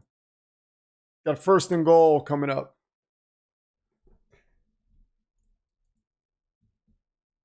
What is going on with this? Jets don't ruin quarterbacks. They just pick poorly and can't develop them. Well, pick poorly, yes. Can't develop them. They didn't develop Sam. That was, they tried to because, again, Peyton Manning told Woody that Adam Gase was a quarterback whisperer. The perfect guy to help develop your young quarterback. And not Woody, I'm sorry, he told Chris Johnson that. And Chris Johnson said, oh, great, okay, we'll bring him right in. So they tried. Listening to Peyton Manning, it didn't work. By the way, the Jets get all the crap for that. Nobody gives Peyton Manning crap for that, though. So we didn't protect Sam. As far as Zach Wilson goes, I'm sorry. Mike White and Josh Johnson were putting up 400-yard games. Touchdown, Miami. Miami takes the lead. So, those guys putting up 400-yard games, they were protected.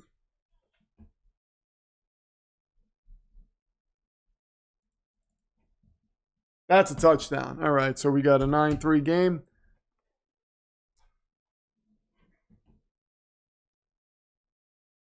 Sam Darnold will be Super Bowl MVP this year? Maybe. Maybe. With the way the season's gone. I would not be shocked. Kick is up and it's good. And we've got a 10-7 game. So, yeah, the only one I would say, they didn't put an offensive line in front of Sam. They gave him they made a horrible decision based on Peyton Manning's recommendation to develop him. So, yes, that. Geno Smith wasn't a good quarterback. He wasn't. And it took him a long time to become anything, and he's back to being a bad quarterback again. He had this very little, this flash in the pan where he was pretty good. And that's it. So I don't want to hear Geno Smith. Sam Darnold, fair. Zach Wilson wasn't good. You know, Christian Hackenberg, come on. Was he doing anything anywhere? Or was that, you're going to tell me that was the Jets? They couldn't develop him? So, you know, I'm not buying that whole the Jets ruined quarterbacks nonsense, because the people in the media who say that, they have to back it up with something, and they never do. They just say it. Pennington played before half the demon verse was born. True, yeah. Pennington was developed fine, though. He came in, sat behind Vinny, became a starter, was a starter for a while.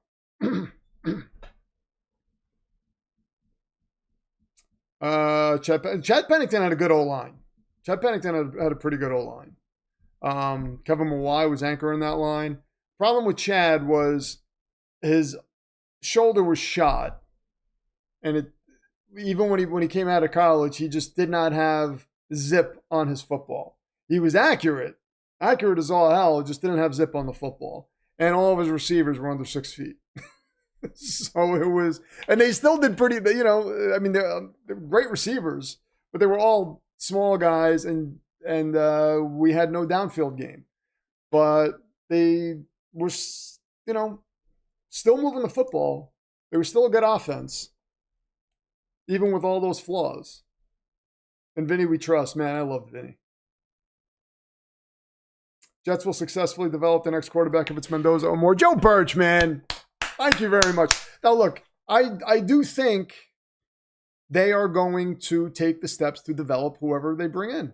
And I don't think they're going to rush, especially if it's Dante Moore. I don't think they're going to rush him out there. I think they're going to bring in a veteran, or maybe even go with Tyrod Taylor again. But they're going to have somebody there. They're not going to rush him out. They're not going to feel a need to rush him out. And this is why it's good that Woody is like, I'm going to let you guys develop your plan going forward and not just pull the plug on you.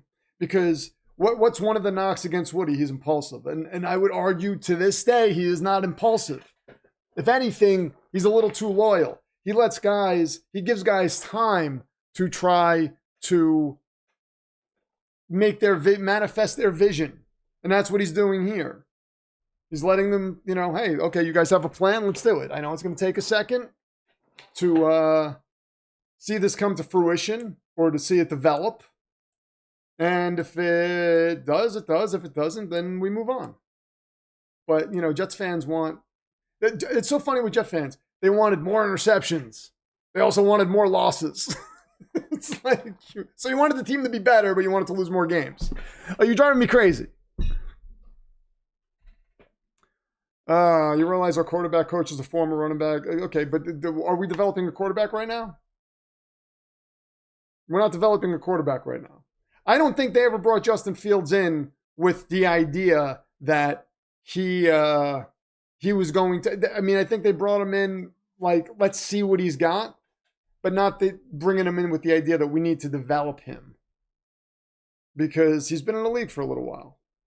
So, you know, I don't know.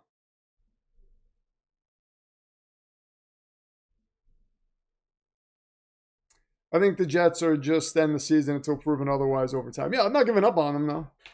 I'm looking at what they have set in motion, and I'm here for it. And listen, if I thought it was a bunch of nonsense, I would be banging my head against the wall. And I don't think it's a bunch of nonsense. I don't know if that Glenn's going to be the guy, but what Muji's doing excites me. They're basically an expansion team at this point. They have nobody. They've burnt it down to the studs, and they are rebuilding it. So we need to be patient. Just get Russell Wilson. Russell Wilson wants to start somewhere. Hey, look, if they brought in, whatever. Bring in a veteran as long as the rookie doesn't have to start right away. I don't care who the veteran is. Well, I would prefer. I would like Kirk Cousins, but I don't think he's going to leave Atlanta. Maybe if he has an opportunity to start, though. Watching college football makes me realize how much I miss kickoffs as God intended them, says Mike Causey. Thank you for the $5, Mike. Yeah, college football doesn't excite me much. I don't hate it, but I'm not, I'm not like, I can't get behind the team to where my emotions are like, oh, you know what I mean? Let's get Mike Causey's updated offering on screen. Thank you very much, Mike. And there it is. Mike Causey, your number 4 contender. Denver Broncos fan, by the way, for those of you who don't know. Most of you probably do, though, because Mike Causey's been here for a long time. All right. Let us see. All I know is I'm going to have the last laugh. Everybody who's sitting here crapping on the Jets, I'm going to have the last laugh. That's it. And I want you all to remember it. Although you're not all of you crap on the Jets.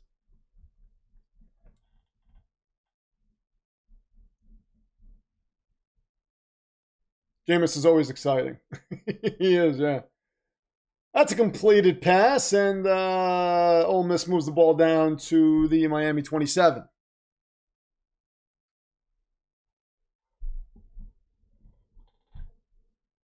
Glenn literally said that Fields never been coached up, and the Jets were going to coach him up in the opening presser. What is he supposed to say?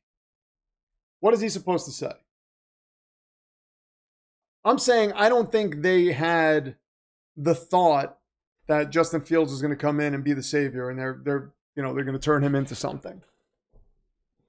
I think he was the best option as far as a young quarterback was, the best option that they could bring in and see what does he have. I don't think they looked at it as we need to develop this guy. Of course, he's got to say the right thing, man. He can't come in and say that. Can't come in and say, we really don't have a lot of faith that this guy's going to do anything. We'll just kind of see what he's got and kind of move on from there. I mean, you can tell by the decisions that they made that they weren't dedicated to this guy. They weren't looking to. They weren't looking for him to be the next big thing. If they were, I don't think there's any chance he would have gotten benched. I don't think at all. They would have just kept rolling him out there, saying, he's got to get better. We need to make him better. They pulled the plug on him pretty quickly. You may have the last laugh, but the Jags will have a ring before you laugh. They might. I think the Jags are going to beat Buffalo. And love their quarterback, love their head coach. They wanted the late hit on the Chambliss hit there. They did not get it. And Ole Miss is going to attempt a 42-yarder here, 4th and 7. And, he puts it through, unlike Tyler Loop last Ravens game. All right, so we've got a 10-10 game.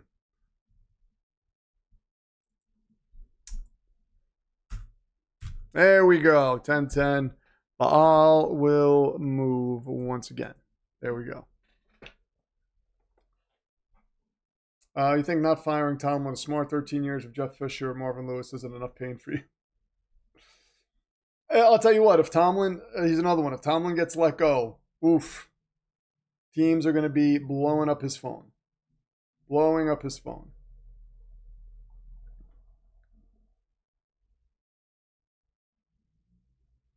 Bills have no defense, yeah. Absolutely have no defense. Joe Birch is one of the people here that he's on board with the not giving up on the Jets. I like it. I like it. He's somebody that I'm not going to point out. I'm not going to be like, you were a negative voice the whole time. No. He's somebody that will be praised when the kingdom rises. Yes. I got to think McDermott is fired if the Bills lose that game. Yeah, I think so.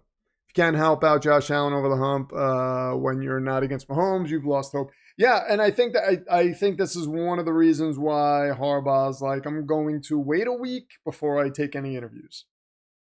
I think it could be on his mind. The opportunity to coach Josh Allen, possibility that they could lose in Jacksonville, which I think they will. And that could be a job opening. Philly could also be a job opening. So, you know, I think it's smart for him to sit there and just, he doesn't have to move quickly. He can just sit there like Paulie from Goodfellas. Paulie doesn't move for anybody. John Harbaugh doesn't have to move for anybody.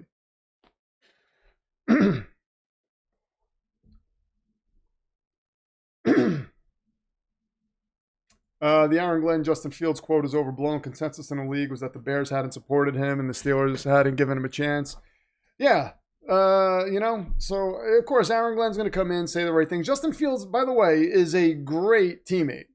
And you know, you really, looking at the guy he is, you know, you really wish things could work out for him. You know, it broke my heart when he told that story about him. You know, he was crying in the closet. I mean, you know, you don't want to see that. You don't want this guy to be heartbroken. But, you know, I don't think they looked at him and thought, oh yeah, he's a guy that can definitely be the savior. I think they looked at him and thought, we'll give him a chance.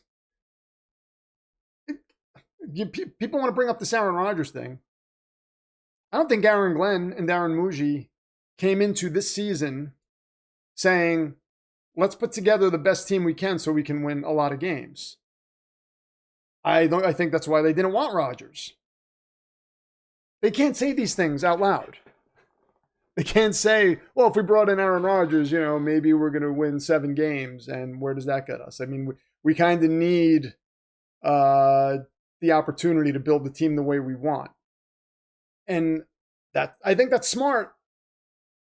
This is what I've wanted the team to do for a long time. That's why I'm not beating up on these guys. They tanked the right way. And Jet fans are mad now all of a sudden. The same Jet fans that were mad for them not tanking the right way when we lost that on Trevor Lawrence. And I was mad at that. Because I was like, you're stupid. What are you doing? Put guys out there that you're just going to evaluate and you're going to look bad and you're going to lose games, but who cares? And that's what they did this year. They did it with 5 games left. And they're getting beaten up for it. And it's insane. I think Woody told him to get rid of Rodgers. I don't think so. Woody's not there pulling the strings, man.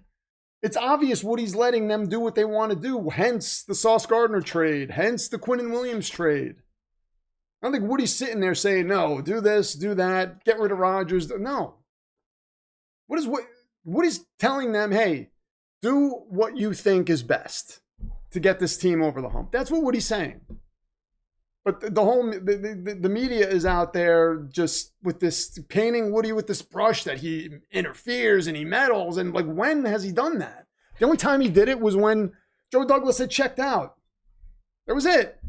That's the only time Woody's come in. And he gave us everything we wanted. We wanted Devontae Adams. We wanted Aaron Rodgers. But like, still, everybody's like, oh, bad owner. You know, it drives me insane. It's like, what we're looking at is not reality.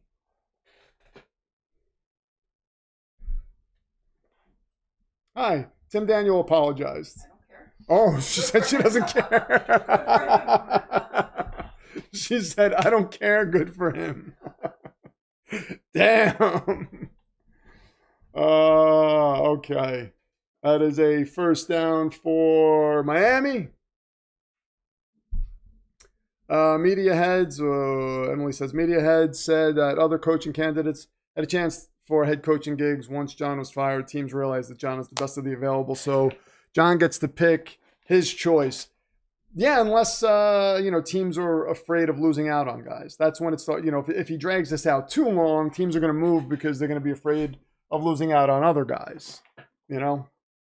Like, if you really want Jim Harbaugh, but you're like, man, but if I couldn't get Jim Harbaugh, I want, I was going to say McCarthy, but Vikings defensive coordinator's name? I forgot it. The guy who used to coach the Vikings. I really want him. Brian Flores. I really want Flores. But I mean, if I had a choice between him and Harbaugh, I would take Harbaugh. And then you're waiting. Now Brian Flores has interviews with this team and that team. And you're like, you might just pull the plug and say, yeah, we're going to go Flores. And I don't want to wait around and miss out on both of these guys.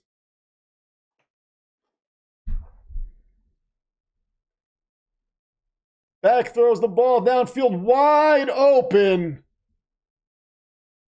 And that is a touchdown for Miami. Marion was wide open behind the defense.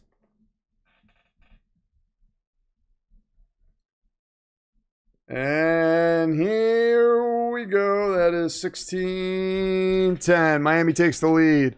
Woody's a bad owner, but Rodgers was not on him. Bad owner, I mean, he hasn't had success. That makes him a bad owner, fine. But I want to know what defines a bad owner. Jerry Jones, to me, is a bad owner. Because he doesn't want to bring in a GM. He meddles. He's got his fingers in everything. I think that's a bad owner. Woody doesn't do that. Woody just hasn't hired the right guys. But Woody has done everything to try to win. Does that make him a bad owner? He brought in Rodgers. He wanted Vrabel. He was trying to get Vrabel. Chris Johnson's the one that hired Adam Gase, by the way. And then Woody said, oh, Washington brought in a committee to find the next guys. And that worked out for them. Let me do that. Instead of just thinking I'm the smartest guy in the room. And he did that. And that's how we got Darren Muji. Well, I'm very thankful for it. Is Aaron Glenn the best coach in the league? No. Is he one of the worst coaches in the league? Maybe he is. But we wanted Mike Vrabel. Let's not forget that. He wanted Mike Vrabel. After that, I mean, we were all okay with Aaron Glenn when he hired him. Let's not forget that. There isn't a person out there that I know of that was like, oh, God, no, don't hire Aaron Glenn. It's terrible. No, Jet fans were happy. We were like, oh, cool. He's a good defensive coordinator, former Jet. Maybe this is what we need. Maybe this is the culture change. It was only like mid-season when Jet fans were like, oh, F this guy. Let's get rid of him.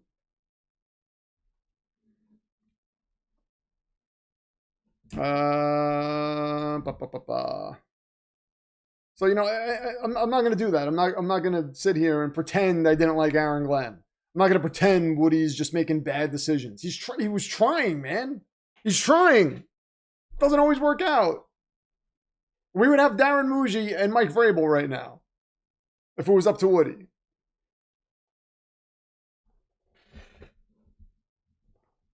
Hey, is this Ole Miss football fans? Some people are, I think.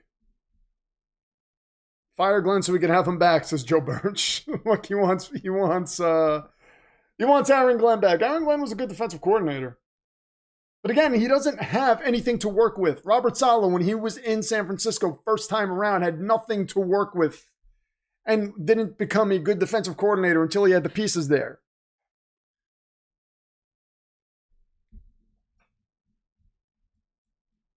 I wouldn't say the team quit on him, Matt, because they're out there singing his praises. That's not a team that's quit on a guy. You're saying the team quit on him because of the result. But again, this is a roster filled with guys who are barely, maybe NFL starters somewhere else, maybe. So you're saying the team quit on him, but I say this is just a roster that isn't good. I wouldn't say it's quitting on them. I would say they can't play. They're not a good unit on either side of the ball. I mean, you have an undrafted free agent rookie. UDFA at quarterback. Throwing to two receivers. His top two, throwing to a rookie tight end. Backup running backs out. Top two receivers are guys that we acquired midseason that were cast-offs from other teams. But we're saying the team quit on them. Come on. The defense, we cannot generate a pass rush to save our lives. Which, by the way, is one of the reasons why we can't get turnovers. Because if you can't rush the passer, it's going to be harder to turn the ball over. It's going to be harder to intercept the ball, force turnovers. We can't generate a pass rush. Is that on Woody? Is that on Aaron Glenn? Is that on Woody? I mean, It is what it is. I'm just looking at it for what it is. This is very different than when we had the roster and we're not winning games. It's entirely different. Like, I was sitting here screaming, like, put Mike White in. Like, you know, they're rolling out Zach Wilson week after week after week, and it's like, we have a good roster. Why are you putting this guy out there? That was frustrating. But this is like, we don't have anything. I don't know what the hell we can expect. We'll let the record speak for itself at the end of the day. What record? I mean, do you know what kind of coach this guy would have to be to get have a good record with this team? I mean, come on. Oh. We'll let the record speak for itself. Defensive mind, the coach is 0 takeaways. Even a blind squirrel finds a nut. Guys were dropping the ball, though. Guys were dropping the ball, and we couldn't generate a pass rush. So, I mean, other than Aaron Glenn going out there trying to catch the ball himself, you know, I can't put that on him. Yes, that's something, Joe, that's something people are missing. They were clearly tanking at the end. Clearly. This is exactly what we wanted them to do when we wanted Trevor Lawrence. Was last few games of the season, go out there and just put whoever on the field. Just not the starters. But they would not do that. They would not do that. And guess what? Jeff fans were mad. No matter what you do, Jeff fans are going to be mad. you tank the wrong way, they're mad. You tank the right way, they're mad.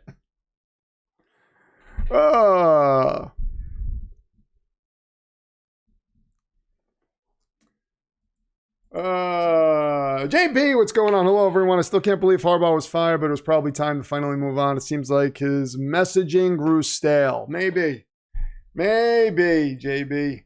We'll see what happens with him. He is definitely, thank you for the fiver, by the way, definitely sought after by other organizations. And who knows, man? He could be the next head coach of the Buffalo Bills if they end up losing this weekend. Okay.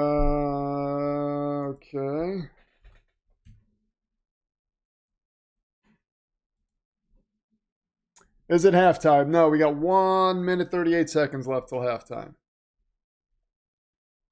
Next year is exactly Joe Birch, man. Like just hitting the nail on the head every single time. Next year isn't supposed to be better. Yes, absolutely. Think 27 to 28. Absolutely. Absolutely, especially if we don't draft a quarterback this year. I'm not going into next year looking for an 8-win season. No, I'm not even going into next year saying like, oh, I want this and I want that. No, I'm going into next year saying, let's just start the build. Again, treat it like it's an expansion team. And if they fire Aaron Glenn at the end of next year, fine. Whatever. If they're like, well, you know, he just we don't, you know, it looks like the team quit or whatever it is, then okay, we'll deal with it then. But I'm not going in thinking, oh, this better be a 7-win team, because where's the roster? If the roster was there, I would say, okay, we need to see improvement. Lightning struck. Harbaugh was fired. Zeus has spoken. Zeus and SG. SG has been doing a rain dance outside all season, hoping Harbaugh gets fired. Ravens are the best job available. Totally agree. I think the Giants fall second behind that. John Harbaugh is the best candidate on the market. On pure resume, both things can be true while understanding while Harbaugh was fired. Beautiful, JB. I like that. There's the punt.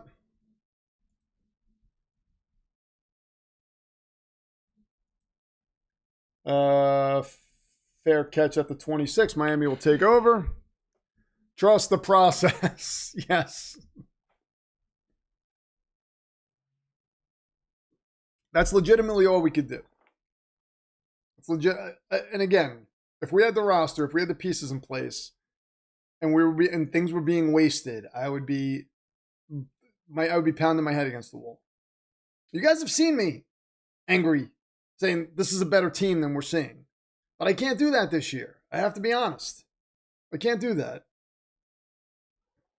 I was screaming for anybody else other than Zach Wilson with that team because that roster was good. I was like, this roster can win, actually. This It's a roster that can get to the playoffs, maybe make a run. And Beck gets sacked. And nothing. Because they couldn't move the football. That I hated. This, yeah, it's frustrating. I mean, you don't want to be in this position, but this is where we are. It's like, all right, well, let's rebuild it then. Let's rebuild it the right way. And I'm so happy they tanked the right way. Because that shows me they are smart and competent. Or at least Aaron Muji. I mean, I'm assuming Aaron Glenn's on board with that too. Opponents for Jets next 3 years stink. NFC North, then the East. I looked at the schedule next year. I don't see where the wins are coming for the Jets, honestly. That schedule is not easy. Jets 2027 schedule, 2026 schedule. Let's see. Bam, bam. So Packers, Vikings, Broncos, Bills, Patriots. So losing those games. Bears losing, Lions losing, Chargers losing, Chiefs losing, got the Bills again. So, I mean, the games that I think could possibly be winnable, Raiders, Browns, Dolphins, Cardinals, Titans. That's 5 games. So, in my humble opinion, those aren't even give me games. Those are the winnable games that could go either way. So you're looking at, again, the absolute ceiling. I'm thinking, again, different thing, depending on what happens with the roster and whatnot, but the absolute ceiling, 5 wins. Absolute ceiling. Probably a 2-win season. That's what I'm looking at, which I'm okay with. If we don't take a quarterback this year. And he might not. If that happens, he might not. But that's okay. That's okay. I'm fine with that.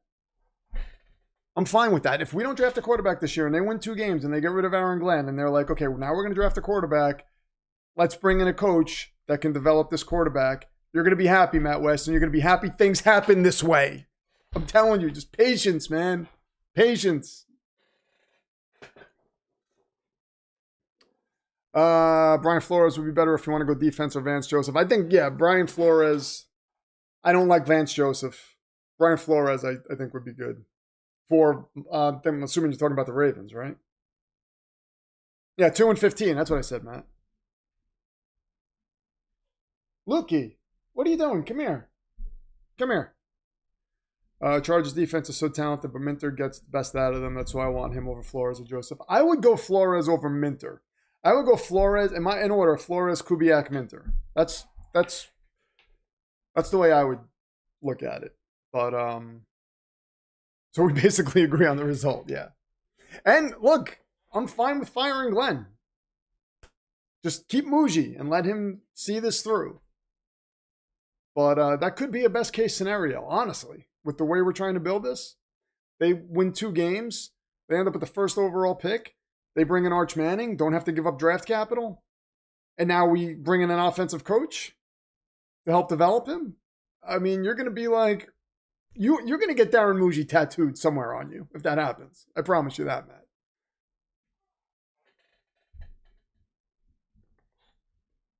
Matt. I'll give you the painting if you want. I'll send it right to you. You can have that muraled on your back.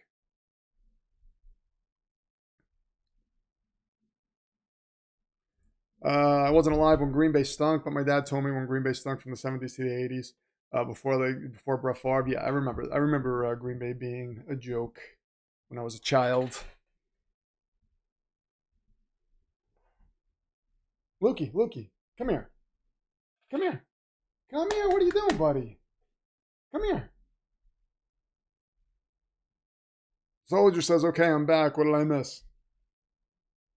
You missed a few touchdowns. A lot of Jets talk. A few touchdowns. We've got almost 1,500 views on this stream, by the way. That we could be hitting a record tonight. At halftime, 1,500 views? That's pretty big, but what are the likes like? How many likes do we have?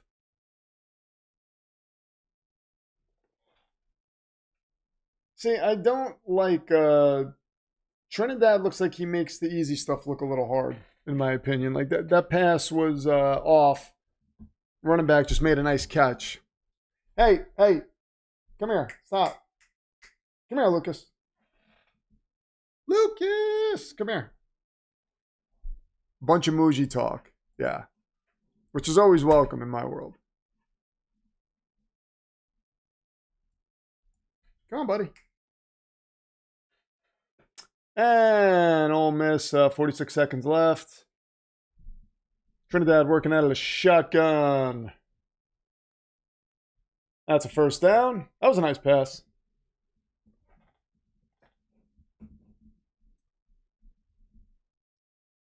I know college coaches are a huge risk, but I would love to see Kurt Signetti on an NFL sideline. I think he'd be great for my team in particular. Yeah, it's hard. It's hard to judge that. And Ole Miss is moving the ball downfield, getting out of bounds. 32 seconds. Lucas, come here. Ole Miss has the football, yeah. Oh, and Baal was on the wrong side. Sorry. Ole Miss has the football. Now it's correct. Now it's correct.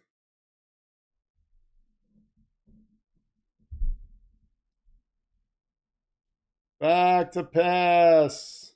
Chambliss gets the ball, and they get it. They're close to field goal range. It's right at about the 49. Ole Miss doesn't have any timeouts left. 26 seconds left. They're going to spike the ball here. Get a few more plays off to get closer.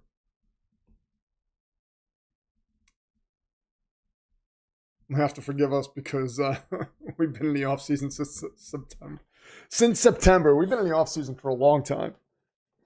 Quite a long time. I would argue we've been in the offseason since the middle of last season. Best thing about college kickers is they are unreliable. Well, NFL kickers are pretty much the same way now.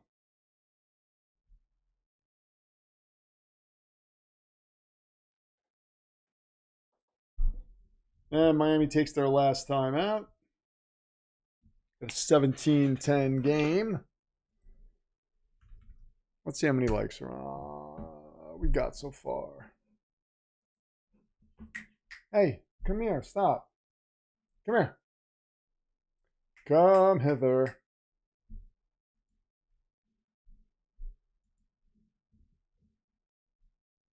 Lucas, stop, buddy. Come here. 27 likes we got. 27 likes. Okay. I don't know that we're going to hit 130, but come here, buddy. Game 1 was our entire season.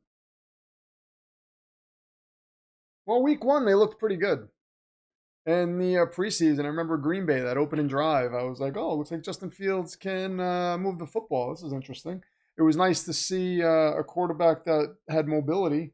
We haven't had that. But then it turned out he still can't read a defense. So.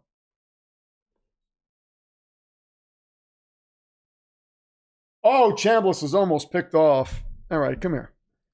Come here. Lucas is scared of something. So come here. Come here, buddy. All right, come here. Come here. Come here. Come here. Come here. He's being a jerk. He's coming over and scratching at me, and then I try to pick him up, and then he runs away. Oh, I got you now. Come here, buddy. Oh, he got away. Let's see what he does. All right, Chambliss takes the snap. Gets the and that's just dropped. Damn. 4th and 10. So it's going to be a rough field goal. Come here, Lukey. Insert bad clip emoji. I still have that here, I think, by the way. Wait, do I? Let me see. Oh, I don't think I have it here anymore. I got to get it back in here because I'm going to have to. Well, you know what? Not for a while because I'm not going to be needing it for a while. I do have it. Not going to be needing it for a while, though. But this comes out when I expect the Jets to be good, and then they do stupid things. That kick is up, and it's good. 58-yard attempt. And we've got a 17-13 game going into the half. With 11 seconds left before we get to halftime.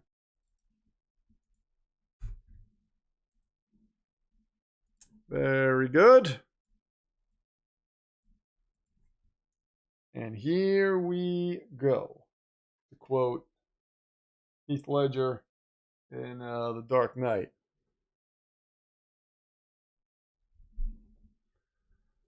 If we're going to be horrible next season, I at least want Winston to sling the rock around for entertainment. Yeah, why not?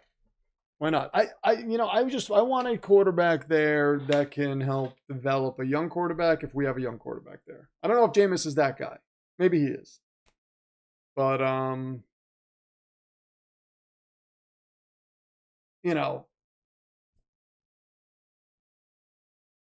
just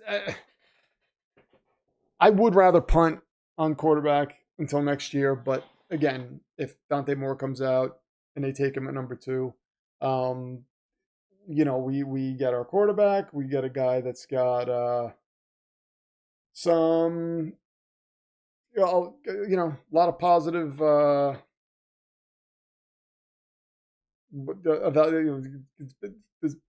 people are looking at him saying he could be the first overall pick, that he's that good. So, again, 20 starts in college. It'll remain to be seen. But I do like the idea of getting our quarterback and saying, okay, let's develop him and then not having to give up draft capital. But again, we could be in that position. If he doesn't come out, we can stick and pick. We can trade that pick. Maybe, depending on, I would rather just pick there, just take the best available player at that point. Or even if they don't like Dante Moore, you could trade that pick. You can get maybe another 27 first rounder or something. I saw a bunch of trade scenarios. Somebody said the Steelers moving up possibly for a quarterback, giving us their first rounder, which would be in the 20s, and a 27 first, and a 27 second, and a 26 second. And I was like, okay. I mean, Shank to kick off, insert on serious emoji. We're going to halftime. Here we go. I think Ole Miss gets the ball at the half, right? 24 Garrett Wilson catch in the Texans game was unbelievable, too. That was on Halloween, wasn't it? Was that not on Halloween? Yes.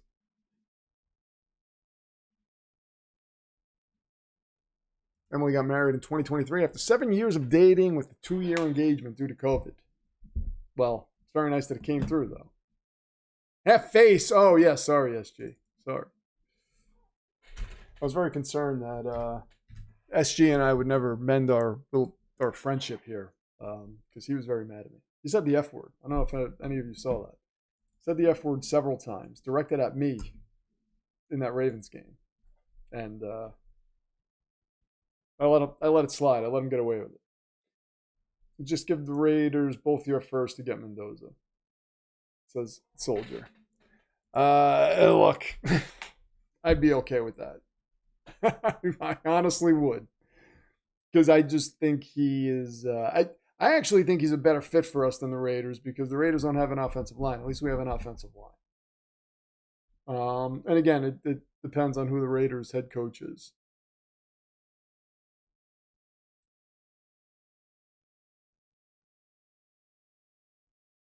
Jets should draft Trinidad Chambliss in the 3rd or 4th round now.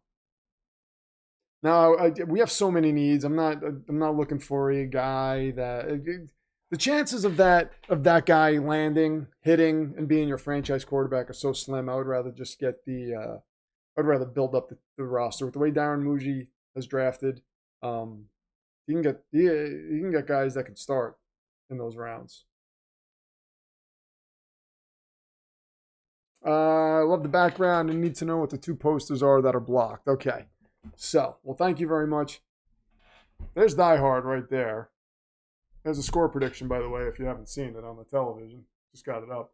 Die Hard, Avengers Doomsday, and this is the Stranger Things Season 5. You see Vecna's face there? Let me just move Sean Cantrell's belt for a moment so you can see the whole thing. There you go. There you go. And there is Uric. Oh, right here. You can see his eyeballs. And this is my little Hellraiser style box that's going to help us get Mendoza. Can't tell you how, but it's going to help us get Mendoza.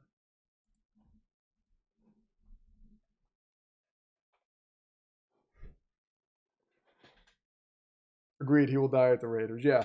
Best case scenario, I think, for the Raiders is draft Dante Moore and let him develop behind someone high. I was trying to get Lukey to come over here because he looks like he's scared of something. He keeps scratching at Yeah, I was trying to get him to come over, and he just wants me out of there. He's being doofy. 60 seconds. I'll be right back.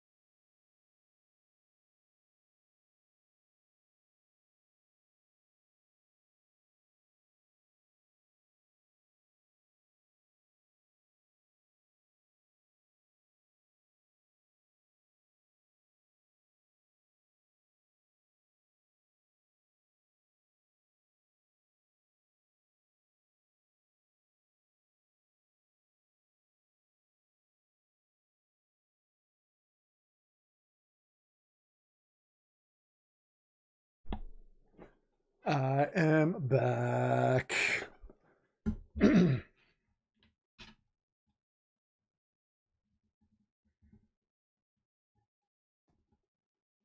Phantom Zone for telling the truth. Wait a minute. Who got Phantom Zone for telling the truth?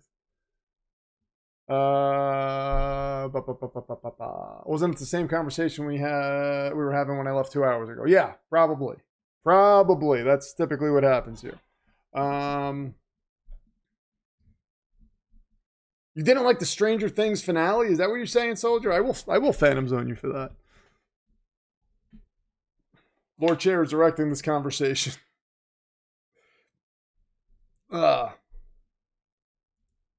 Season 5 was slapdash together. Listen, Season 5, this is one of the problems. CM Punk put it perfectly. He was talking about this in an interview. He was saying, we live in a world now where if a season of something doesn't go exactly the way you want it to go, then it's considered bad. Well, I'll tell you, you know what? I'm going to give away some spoilers for season 5. So if you haven't seen it, just be warned. I'm going to give away a couple of spoilers right now. But one of the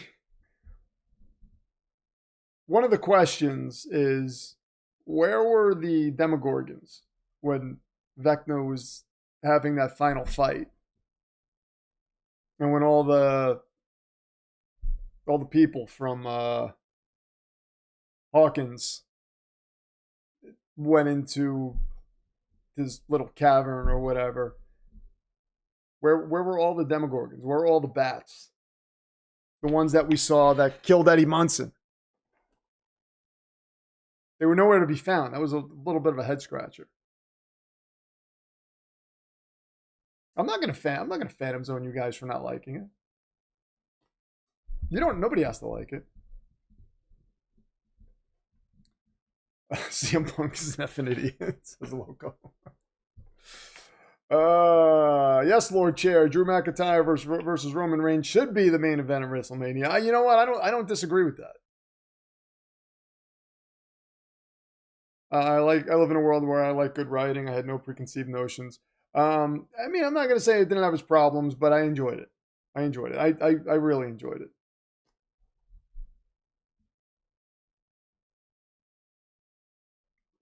They addressed it. That's something that.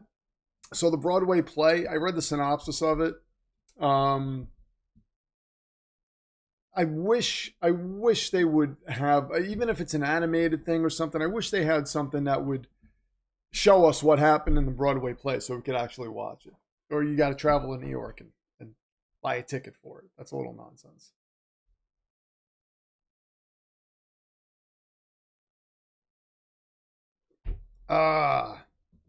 Here we go. 1,600 views so far. Insane. Bats were in the upside down was Bats were in the Upside Down. This was on a different planet. No, but so the bats and the Demogorgons came from this planet, and the Upside Down was what connected the planets. So they leaked into the Upside Down when Vecna wanted them there, but they came from that planet. So that planet should be flooded with bats and Demogorgons, and it apparently was not. So that was a bit of a head scratcher. That was a bit of a head scratcher. And then there was something else that I read that they originally wrote Vecna saying no, please, when the Mrs. Byers, Joyce, was chopping his head off. And I'm so glad they didn't do that, because then it's like, so now you're going to make him a tragic, like he's going to be begging for his life. Like, come on, don't do that. Don't do that. I have not been to Epic Universe, no. Maybe they couldn't get back up and Vecna sent everything back to the Upside Down. It's possible, but you know, it's not explained, and it was a little aggravating. Just thinking about that. Like, oh yeah, that's right. Where the hell were they? But hey, I love the show. Love the show inside and out. And then there was that rumor going around that there was a secret 9th episode. It was just like, they do that with every show. Well, there's a secret episode coming out. But the concept that I heard, which was made up, was that what we saw was Vecna's playing around with everybody, I guess. Like, he created that whole thing and it wasn't real. And that would have been interesting. But, I mean, if it was done right. I didn't like that Winona got the kill chop. Yeah, I heard people complain about that too. It kind of made sense because the whole thing started with her son, you know? And it's like she had this angst in her because the whole time Vecna's been messing with her son. So they gave her the kill shot. So, you know, that makes sense.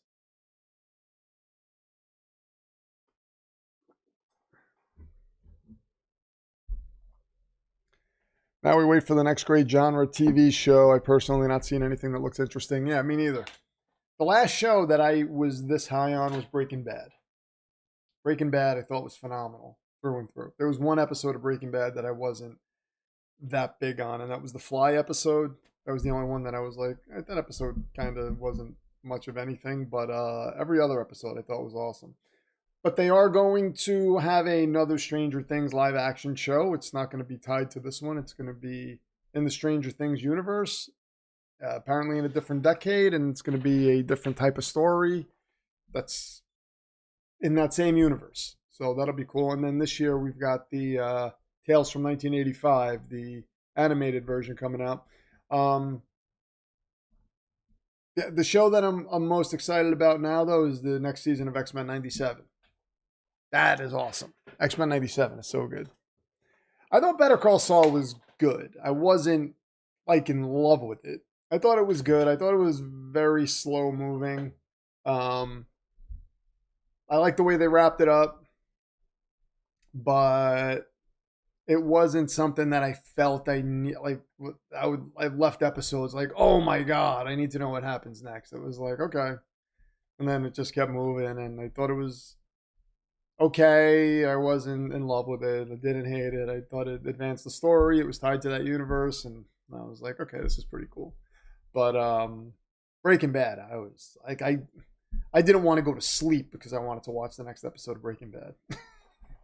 Sons of Anarchy was good until like season 3, I think. I loved the first couple of seasons of Sons of Anarchy. I'm going to give away spoilers, so if you haven't seen Sons of Anarchy, I'm going to give away a spoiler now. Where it went downhill for me, the moment Opie died, I hated it after that. When they killed Opie, I was like, okay, and then after that, I liked the fact that in the beginning, they were like this close-knit group, the Sons of Anarchy. They were like a family. And then it went off the rails. They killed Piney. Like Clay went off the rails and everything. And I just didn't like it. You have his mom killed Tara. It was like people were just dying. I feel like they were just killing people just for the sake of killing people for like shock value. It didn't make a lot of sense. I like what they did in the beginning, where it was like this tight group, and then there was this question of what happened with his dad. Was Clay involved in it somehow? I feel like if they would have kept going with that, but then it just got crazy. You had the Irish and the guns and all this stuff, and it was just there was too much going on, and it drove me crazy. X-Men 97 was indeed awesome, but given that they fired Bo DeMayo and redid a lot of his work for season 2, gives me concerns. Yeah, they fired Bo DeMayo because of an OnlyFans sort of thing, which it's Disney, so got to kind of be careful with that stuff. But Tara's death was stupid, I thought, in Sons of Anarchy. I was just like, what? What are you doing? Like, why are you killing all the cool guys? Piney was such a good character. You just kill him? I was like, come on. Opie's death was noble, but still, it was stupid. I just didn't like it. Landman. Yeah, people say Landman is good. I haven't seen Invincible. Everybody's telling me Invincible's good. Got to check that out. Queen of the South. I haven't watched that either.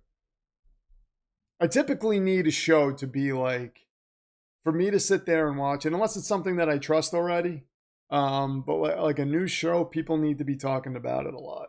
I watched another show that I watched a bit, but then I kind of fell off with Shameless. I thought Shameless was really good, and then after a little while, I kind of didn't like it.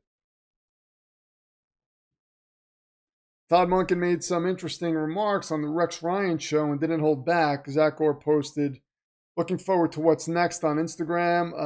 Looking like a clean slate for the Ravens. Yeah. Well, again,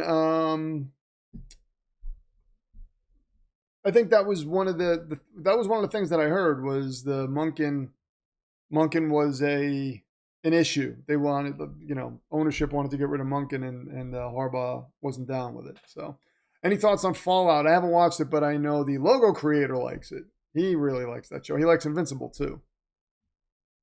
Same thing with The Boys. I really liked The Boys, but it's gotten so weird, and I'm like almost where I have to turn away, and it makes me not enjoy it. I stopped watching it when they had that whole Batman sort of thing. Like I forgot the guy's name, but it's supposed to basically be Batman, and he has like that dungeon, and then you had that Spider-Man guy with the webs, and I was like, all right, this is crazy. This is like I can't deal with this. A little too much. It was too much.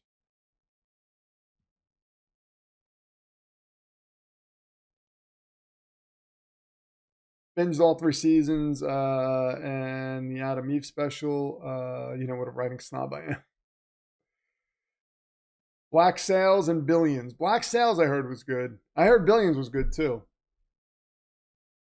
But yeah, I do want to watch him. But Invincible is one that I'm going to end up watching at some point. I'm definitely going to watch Invincible at some point.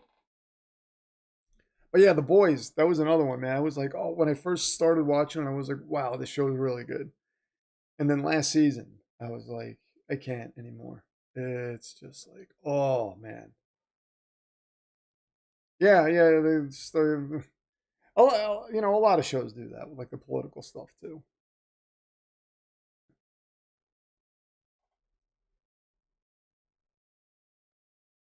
The cool thing with The Boys, Mike, was the idea of, you have this Justice League like team that's led by Homelander, who is just like sadistic.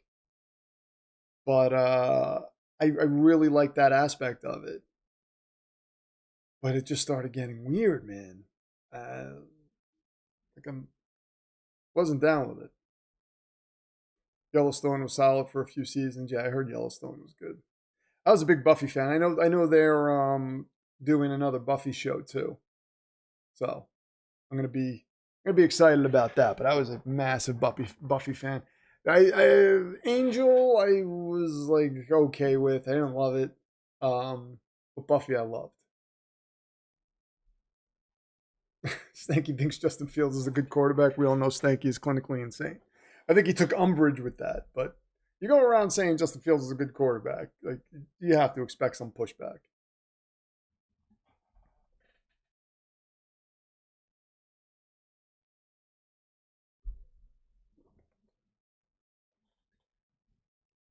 Yeah, Buffy was great.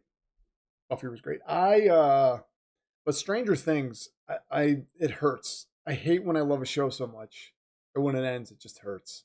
It's like I want to keep hanging out with those people. I want to keep hanging out with those people. I feel like me and Hopper would have been great friends. But it hurts. Liked Buffy, loved Angel. Angel was my gem. You know, I have friends that say that.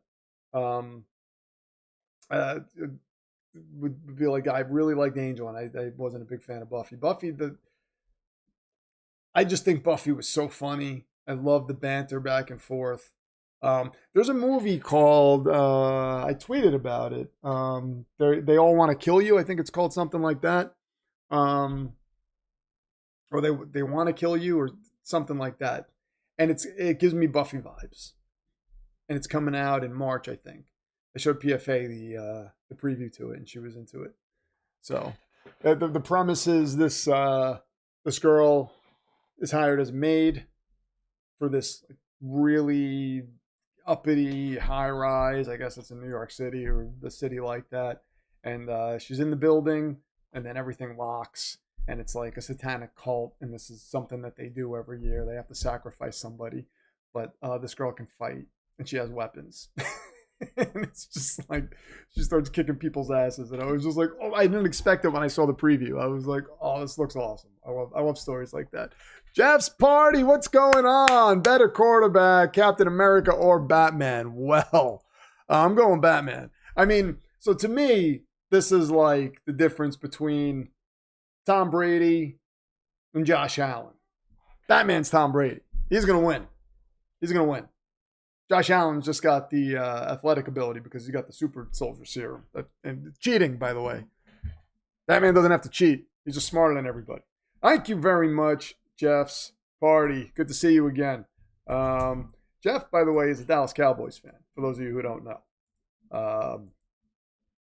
So, there you go.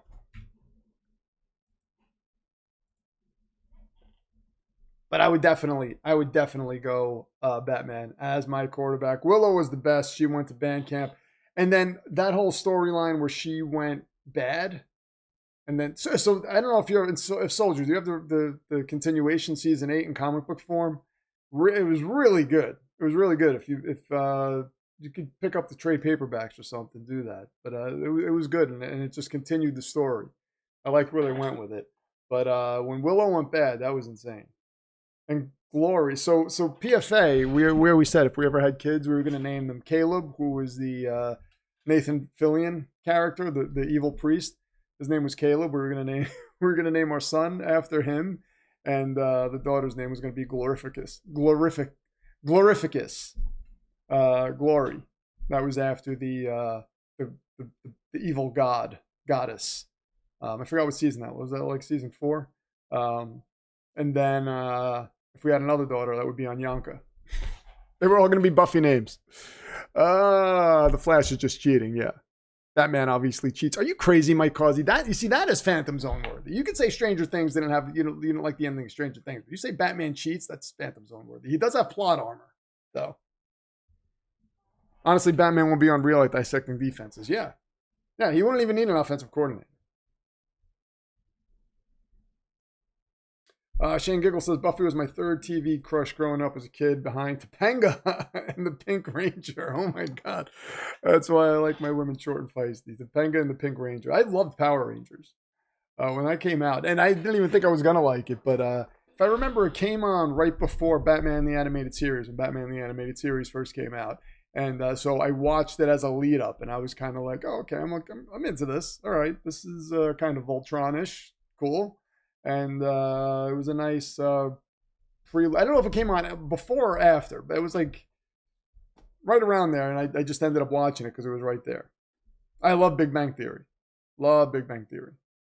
I haven't watched Primitive War yet, Soldier. Have not watched Primitive War. I think about it sometimes, though. There's a lot of stuff that I want to watch. Okay, so Miami is going to get the ball back with 15 minutes on the clock. We're in the third quarter.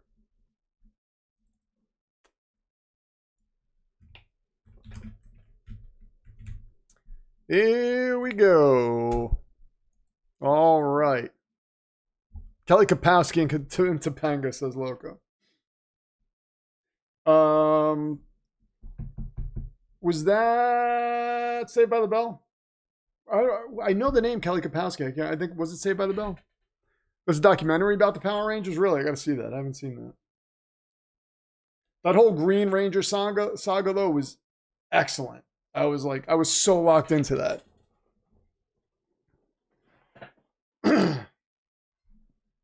Batman cheats because he is not about to let someone's concepts of morality and fair play prevent him from protecting innocence. This is a stretch.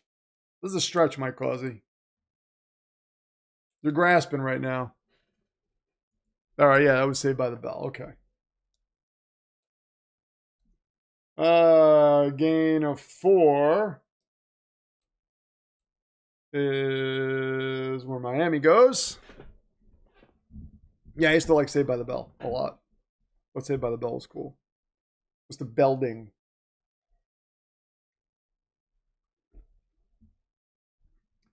Four penalties for 34 yards for Miami.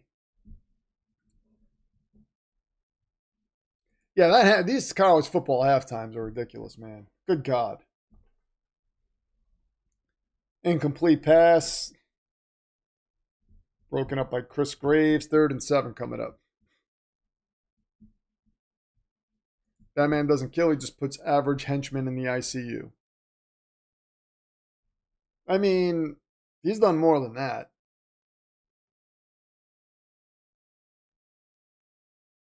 He's put some pretty formidable henchmen in the ICU. Best Batman, Christian Bale, Michael Keaton. I'm going Christian Bale. That's hard because I have that nostalgia for Michael Keaton. I did like Christian Bale. I think Malachi Tony gets the ball down to the 50. I mean, I like them both. I'd probably go Michael Keaton just because, again, the nostalgia factor. Oh, the Tick was excellent. The Tick was excellent. That show, even the opening credits would crack me up. The song, that show was epic. And then the live action stuff never lived up to it. Back, throws this downfield. That's incomplete. Chairface Chippendale trying to put his name on the moon. The Terror, they're all like... The Tick was excellent. That show was insane. Another one I liked was Freakazoid. Freakazoid cracked me up. Freakazoid was so underrated. Batman is killed in certain Elseworld scenarios.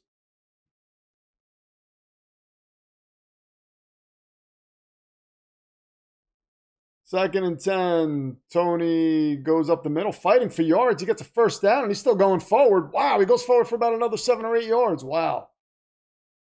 Insane. Miami is just moving the football. The original Batman used guns. Yes, he did. Spoon. His war cry. And his voice was perfect. And then they had that live action show with Patrick Warburton. I love Patrick Warburton. I feel like that was a perfect casting for the Tick. I just feel like they didn't nail it.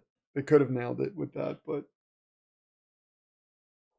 then they recently had the one on Amazon, right? That was I don't know. You know what? It might have been a further back than I remember. Back throws this ball away as he was about to get sacked.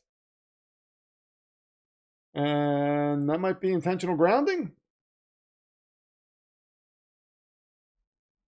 I'm not impressed by either of these quarterbacks, by the way.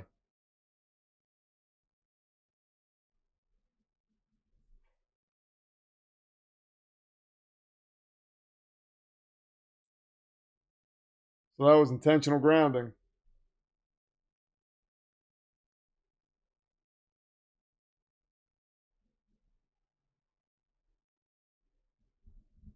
Patrick was a Marine. I didn't know that. So we're all rooting for Ole Miss, right? I think I'm rooting for Miami. I don't know. I don't really care, honestly. I think I'd rather see Miami. I'd rather see one of those quarterbacks face Miami.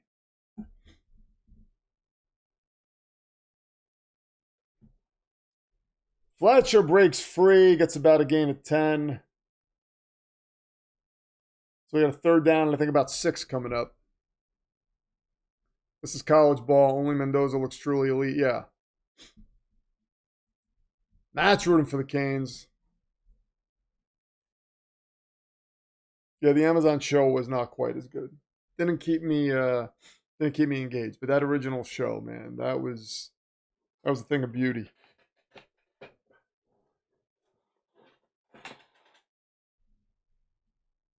Third and 8 coming up.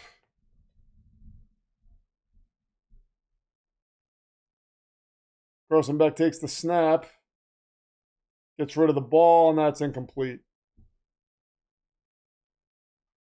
4th and 8. So are they in field goal range? I think they are. When ranking various Batman actors, everyone leaves out David Mazwaz. I don't know where I would put him on the list, but it bothers me that it gets left off. Who is he? Wait a second. Is he like one of the old school ones? Oh no, come on. From Gotham? Yeah, I would not include him on the list. I would not include him on that list. I don't even count that show as part of the Batman lore. Kick is wide right. And the score remains 17-13. Ole Miss is going to get the ball. And here we go. What do college kickers do? Insert bag clip emoji. Nolan comes in and says, have a good one, PFD. Thank you very much, Nolan. Thank you for popping in. Hit that like button if you can. He does not make the list, no. Not even close. I tried with that show, and I couldn't. I thought it was beyond ridiculous. It angered me, actually. I was like, what? Wait, so it's going to be a show about Bruce Wayne as a kid, but his rogues gallery is going to be there. We're going to get all their origin stories. And then it's going to, and I think they revealed that early on. Like, no, the last episode, we're going to see Batman. And it's like, no, stop, please. You know what? I actually like Robert Pattinson. When I heard he was going to be Batman, I was like, that's interesting. The build doesn't get me, but and now that being said, I don't want him to be the main DCU Batman in James Gunn's universe, which he's not going to be. But when I heard he was cast, I was like, that's actually pretty cool because he has that brooding. He's a good actor, and he can pull off that brooding thing. My only issue is that he's not Bruce Wayne enough. He's just Batman all the time. I like when when they can differentiate Bruce Wayne and Batman. Like, he can be Bruce Wayne, or he could be like Batman as Bruce Wayne when he's in the Batcave, when he's around Alfred, doing that stuff. But like the way Christian Bale and Michael Keaton played the parts differently, I really like that. Like Christian Bale, one of my favorite scenes that he with him was when they had the party at Wayne Manor, and he basically needed to get everybody out, so he was he was acting like he was a little tipsy and just dissing everybody and telling them to leave. He was acting like Bruce Wayne. Like, there was a big difference there between him and the Batman character. And then when he was Batman, he was just completely different. Keaton, Bale, West, Kilmer, Clooney, Affleck. Wow, you have Clooney over Affleck. Ooh. See, I think Affleck was actually pretty good. West is another nostalgia thing. Like as Batman, you know what, a young Adam West now, like, could probably pull it off. That was a nice catch by Sterling.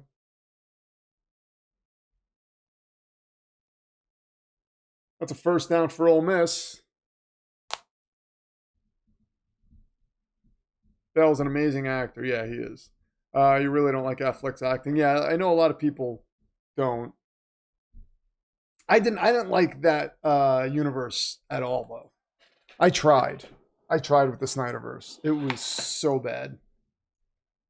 Yeah, you got to tip the hat. And Adam, I told you guys, I met Adam West. He was so nice to me. He was so nice to me. I was just like, I wanted to hug him. I think I almost did hug him.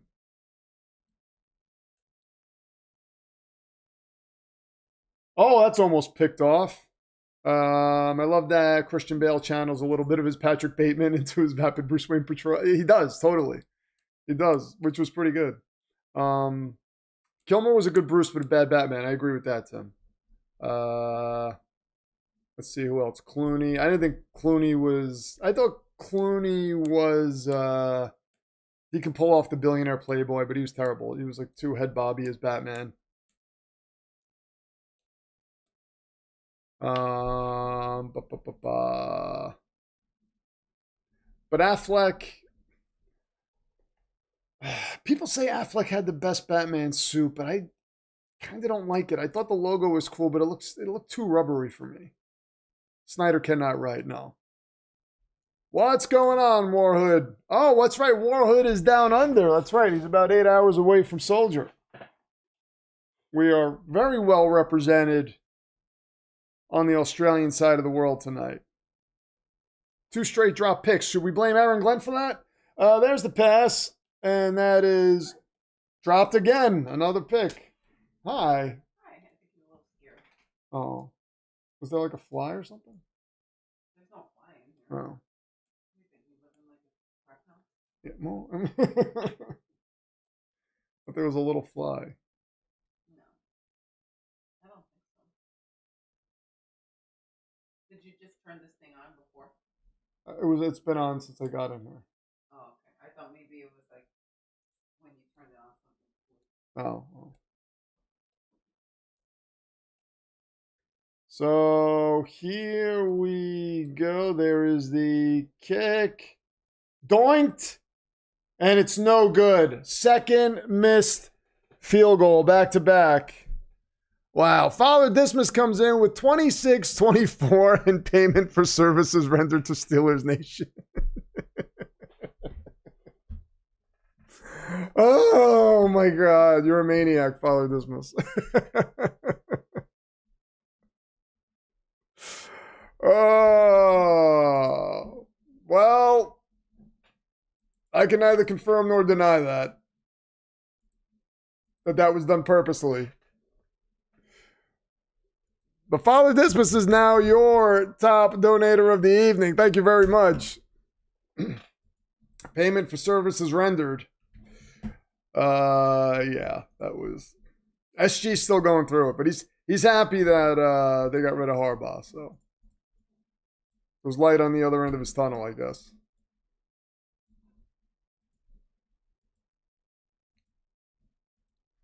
Let's get Father Dismas's name up on screen. Hold on one moment. It's going to be up there in 3, 2, 1. There it is. Thank you very much. 26-24. That's evil. You guys are maniacal. Okay, hold on a second. I got to do math.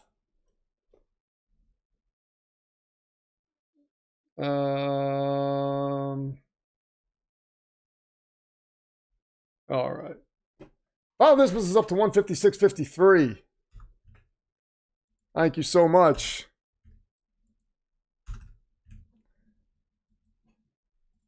And Jeff comes in with a $5.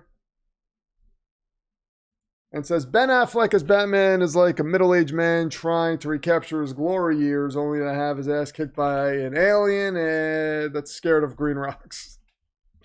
Did Superman beat him? I don't even remember what happened because I was so angry at that movie. I wanted it to be good so bad. And it was not. And it really got under my skin. I didn't think he was bad as Batman. You know, maybe it's because of that fight scene. I thought that fight scene was the best Batman fight scene that we've seen in live action, where he was in the warehouse. So maybe that's what endears me a bit to Ben Affleck. I think he played Batman well, like the Batman character. He did look a little too thick. I never liked that Dark Knight Returns Batman look. I never liked that. So, you know. Matt West says that is cold.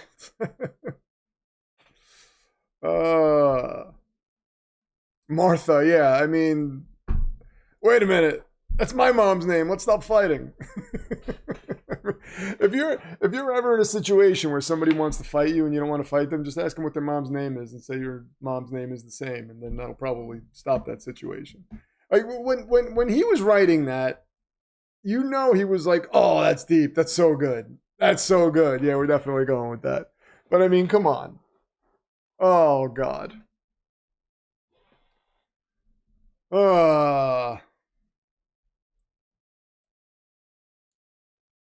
Yes, we can agree on Harbaugh to Vegas just to see Kathy Minark's reaction. Yes. I'm going to take a picture of that and send it to her. Hold on. I'm going to text that to her right now. Here we go. Let's get the camera going.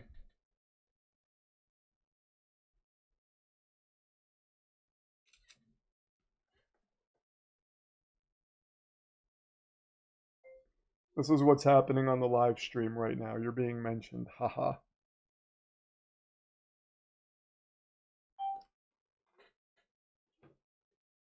I would love that. I would love that. Fletcher gets about a gain of 4. Got third and about 5 coming up. We want Harbaugh to Vegas. That would be fun. That would be fun, Harbaugh in Vegas. The only thing that bugs me about that is that I think Vegas is definitely taking Mendoza. If Dante Moore comes out.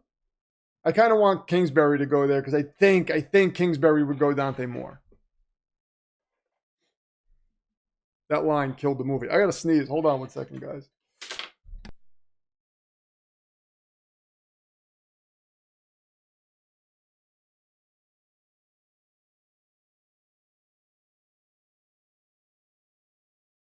Okay, I'm back. Oh, good God.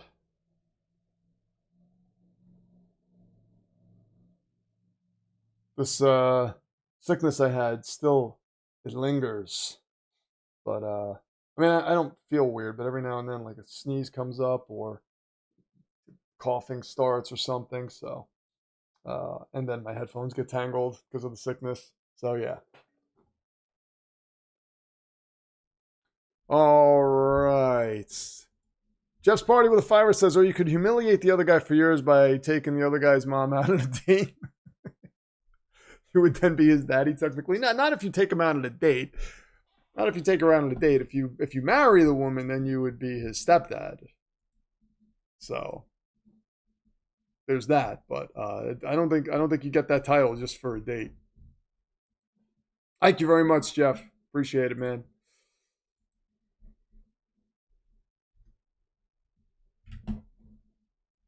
Hey, wait a minute. My mom's name's Martha too. Oh God. She did not reply. She might be sleeping. I might have just woken her up with that. Imagine I woke her up and that's what she sees. She goes to sleep pretty early sometimes, I think. Yeah, I know. It was down with the sickness. Yeah, that line definitely killed it. I mean, but there were a lot of... Yeah, the movie killed the movie. You're right, Soldier. The movie itself killed the movie. That movie was bad. That movie was terrible. Harbaugh with Mendoza, forget about it. Can you imagine AFC West with Mahomes, Knicks, Herbert, and Mendoza? That would be sick. Do not want that to happen. Please. there anything I should be worried about in Sydney? Giant spiders, probably. I saved a snake today, by the way, a red rat snake. He was outside. I was going to record it, but I was like, let me just get him. And I just picked him up with like 2 sticks and moved him over to a bush that's like over the wall and let him just fly away. They're so docile. They're actually pretty cute. But I didn't want him just like hanging out, like, because then like I'm afraid he can get in the house too, and then that'll be a bad situation for him. The man flu is no joke. That Christmas flu was insane. That was the worst thing I ever had. And the logo creator has it now. He said he got it from me text messaging him.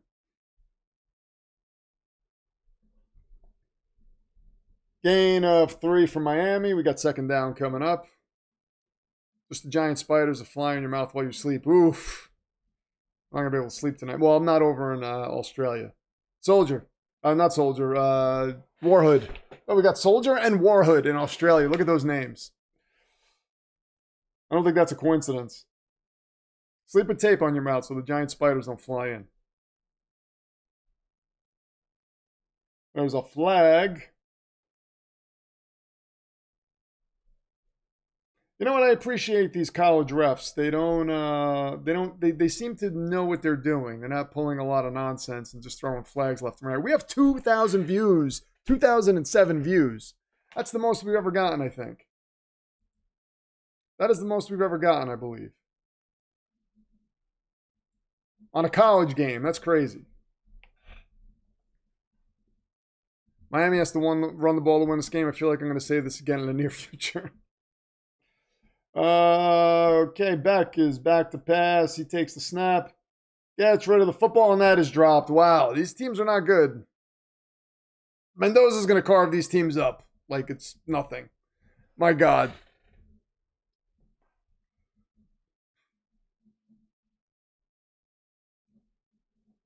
Just Party comes in with a controversial joke. The last time you had to worry about Jets in New York was 2001. Why are you throwing the Jets under the bus right now? They're basically an expansion team. They're doing the best they can, Jeff. And thank you for the first rounders, by the way. Oh, he was 1 first and a second for Quentin Williams. I went at the beginning of this stream, well, for a while, I think in the whole first half, Carson Beck gets about a 12-yard run on 3rd and 13. He's going to be short of the first down marker. I feel like the entire first half, Jeff, I was talking about the Jets and trying to protect them from the wrath of Matt West.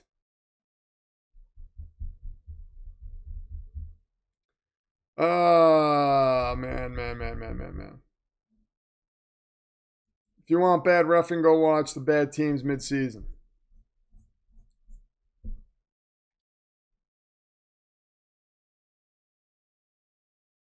And that is these Miami running backs just carry piles with them and get like 8 more yards after they have 10 bodies on their back. Muji, bring me Mendoza and my life is yours, says Red X Power. My God, it's Red X Power. Former Demonverse champion. First ever Demonverse champion, by the way.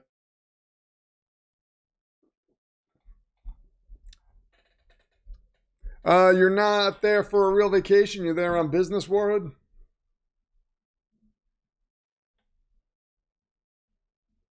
What's the weather like over there? Is it like super hot all the time?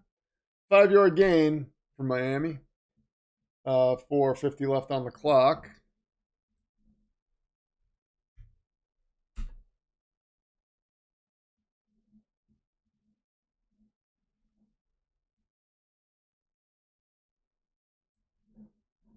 All right.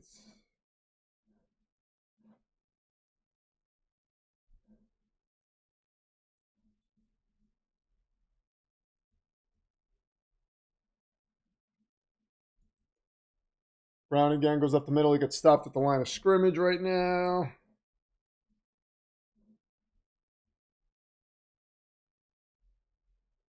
We got 38 likes on the stream. Excellent. Only need like 100 more to break the record. Where's the bar? It needs a bar. That's one of my favorite episodes, that Urban Meyer episode. I always hit the moonshine. Moonshine's always like not far away. All right. Everyone like away. Need that 137. Here we go. 3rd and 7. Miami at the 19. There's a flag. False start on Miami. They're going to get pushed back. Red Power says, I fly back to New York tomorrow. I've been in Aruba since last Friday, and for the record, I cannot confirm or deny that I had anything to do with the events in Venezuela. We got representation from the Demon Verse is all over the globe right now. We got guys in Australia. We got guys in Aruba. I mean, we are well representing planet Earth.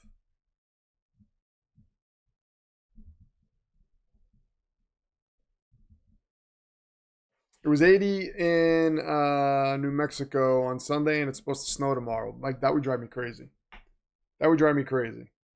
But we're going to get a bit of a cold front again. We don't get snow.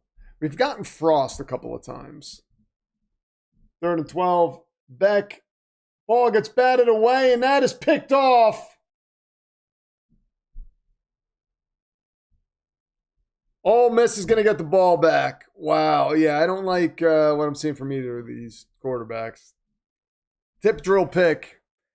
I'm not liking what I see from any of these quarterbacks, quite honestly. So, yeah, global domination. That's right. Isaac says FFS. We know what that means.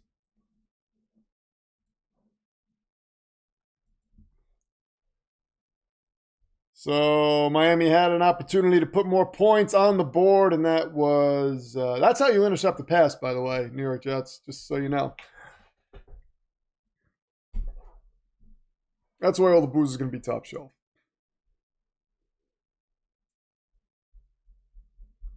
If New York didn't have extremely lame export laws, I would recommend you try my dad's moonshine PFD. I don't drink, but I would take a teaspoon of it just to catch the flavor, let you know what I think.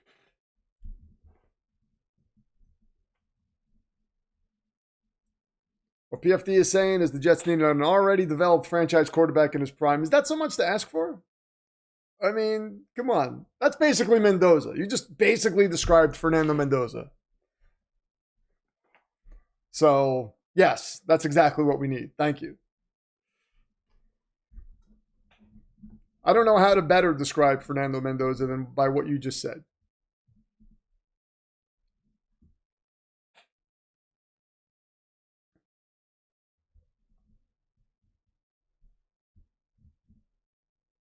All right, so we got 17-13 Ole Miss ball, still the third quarter. I feel like these college quarters, they feel a lot longer than NFL quarters, don't they?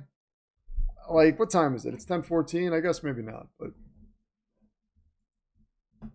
it just feels like they play for a very long time. We got another one tomorrow.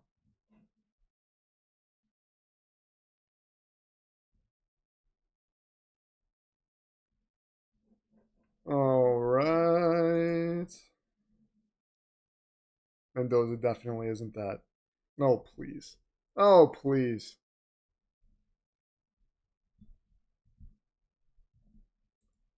Just Party says, kiss, marry, or discard Wonder Woman, Scarlet Witch, and Catwoman.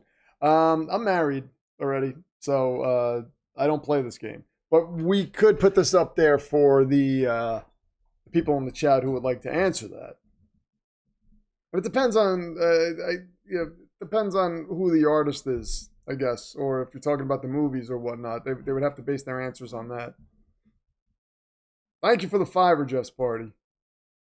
But let's see. I'm very curious to see how the chat answers that question. So I'm going to leave it up for a little bit. Very curious to see how the chat answers that.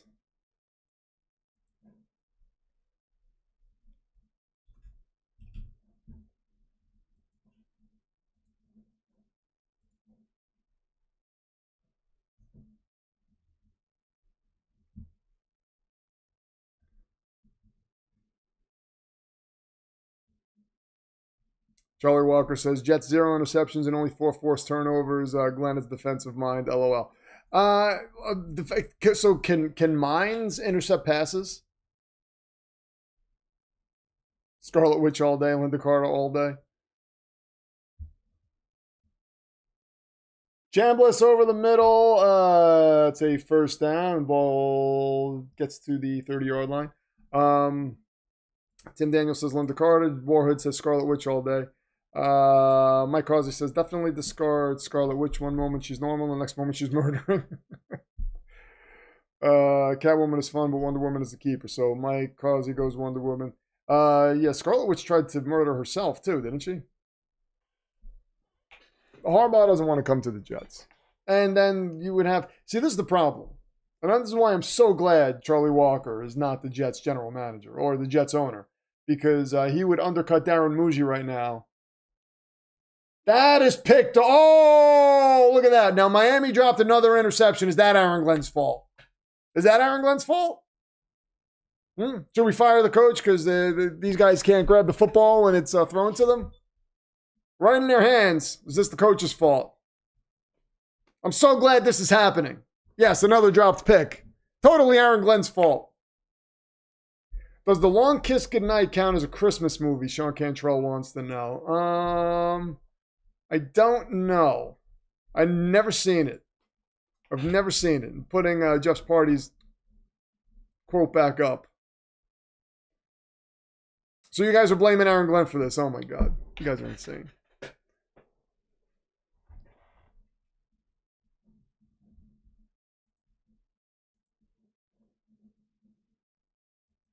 This is totally Aaron Glenn's fault that Miami can't catch interceptions. Trinidad's only 14 of 22 for 134 yards. That's Aaron Glenn's fault too, I guess. He rolls that out. That was a nice pass. Nice catch. Deuce Alexander on the catch. Mike Causey comes in and says, with a fiver and says, is Aaron Glenn in the stadium would explain all these drop picks. Yeah, his mind just fills the minds of the defensive players only on the Miami side. Therefore, they cannot intercept passes. Let me think of all the things we can blame Aaron Glenn for. Let's see. Might rain tomorrow. Oh, Loco said that it was 80 degrees in New Mexico and it might snow this weekend. So that's probably Aaron Glenn's fault. Let's see.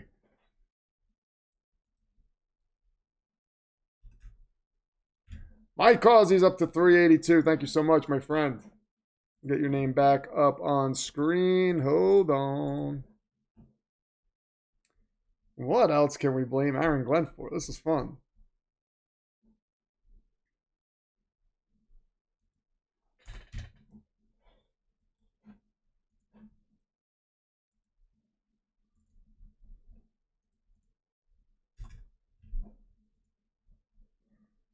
Ruben Bain does not have a tackle for a loss or a sack. Also Aaron Glenn's fault, probably.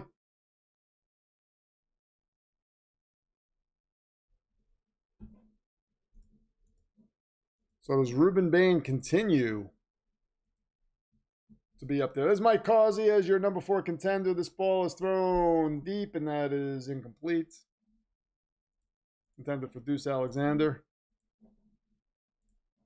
They keep playing that Imperial March from Star Wars. By the way, Mark Hamill, I don't know when he did this interview. It was recently.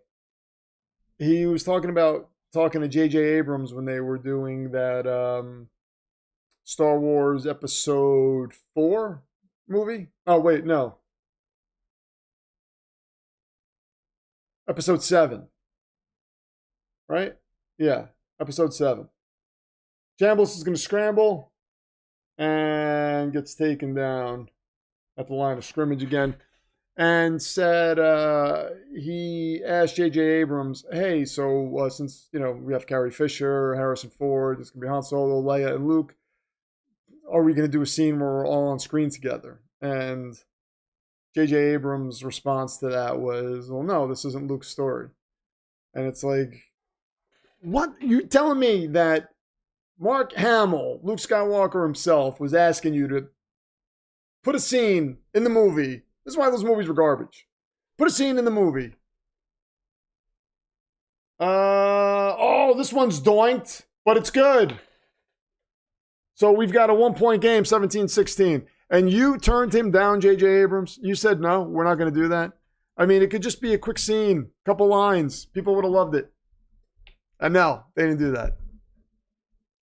These people and I want to make it my own. Drives me nuts.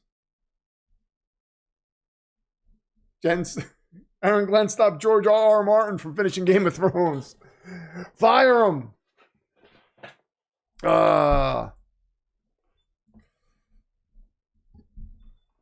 Aaron Glenn was in charge of Nicolas Maduro's defense. Oh boy, you guys are maniacs.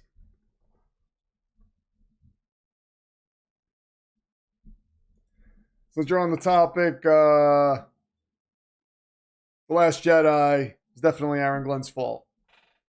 And those missed field goals, by the way, they were Jim Harbaugh's fault.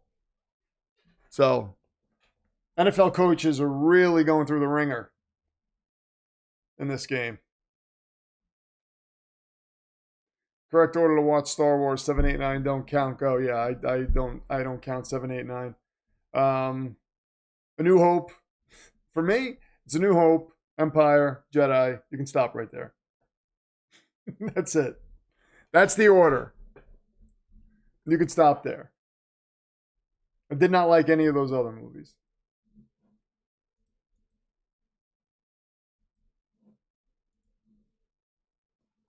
Aaron Glenn shot JR.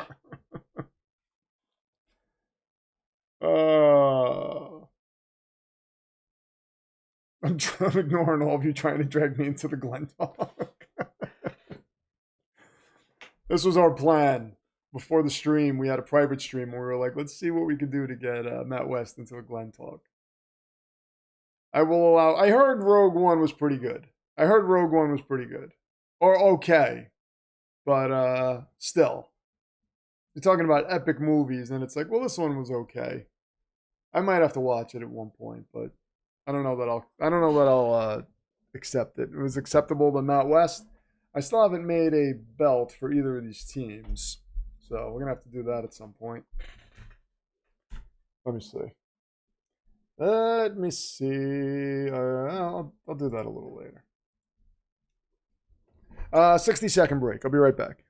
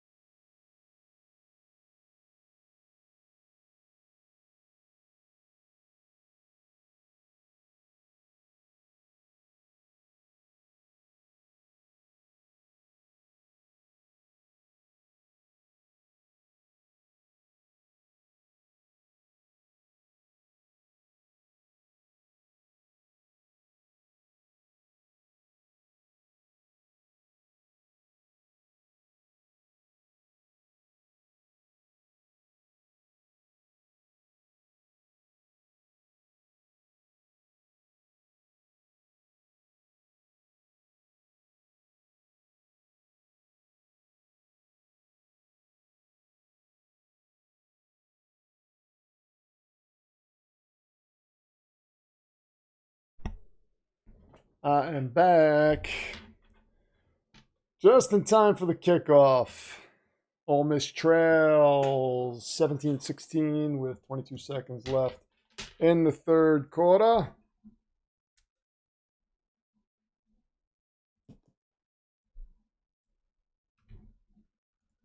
Okay.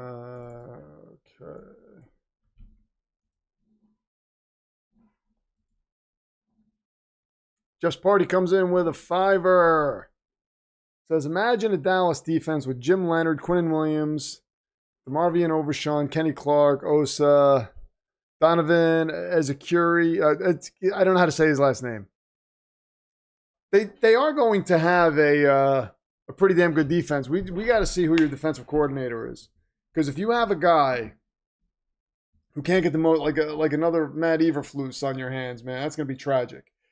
But Dallas, the arrow is pointing up for Dallas. And I think you guys are going to get Sonny Styles in the draft. And adding him to that defense is going to be insane. It actually hurts my heart because I want Sonny Styles. But that would be sick, man. And that defense will be formidable.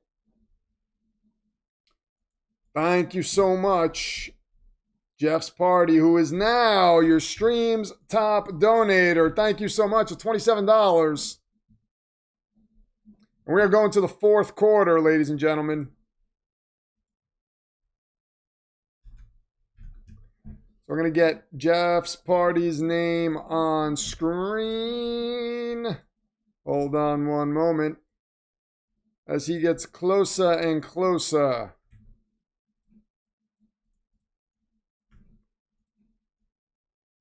To contendership, actually.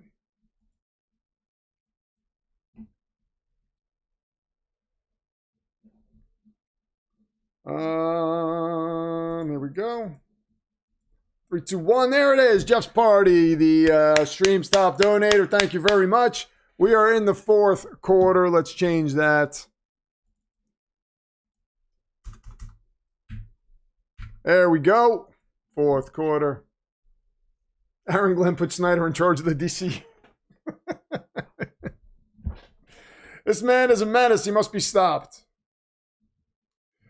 Rogue One makes the scene between Leia and Vader hysterical. She's trying to make claims about it being a diplomatic vessel, and Vader is like, wish I just watched your ship escape from battle. I haven't seen it. I have to check it out. Aaron Glenn convinced JFK that the convertible would be safe. Aaron Glenn. Damn. What do you think about this, Mike? Matt West, not Mike West. I'm going to call you Mike Causey. I want to know what Matt West's thoughts are on all this Aaron Glenn talk. Just Party says, I hope so. If we hire Rod Marinelli or Mike Nolan, I will burn my jersey at the stake. Who could be a good defensive coordinator for you? I mean, Raheem Morris would be good. If we don't get Wink Martindale as DC, I want Raheem Morris. That could be a good option. What the hell's going on here? Wait a minute.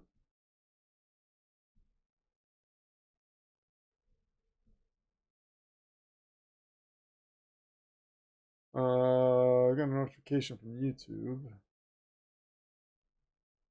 Oh, I think I'm logged into the... All right. Let me just see. Hold on. No, I'm good. Okay.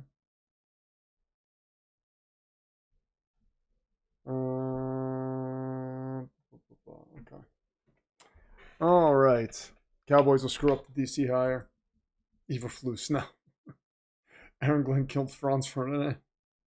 Wink for DC, but I need a real QB coach. Yeah, we'll get one. I have confidence.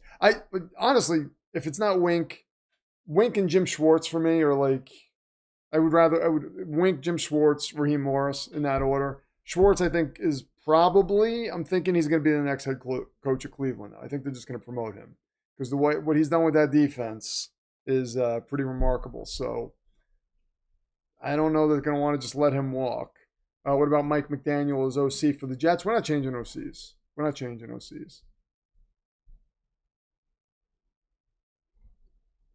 I do like Jim Leonard from the Broncos. He was a great defense in college at Wisconsin. It would be impossible for it to be any worse than it was.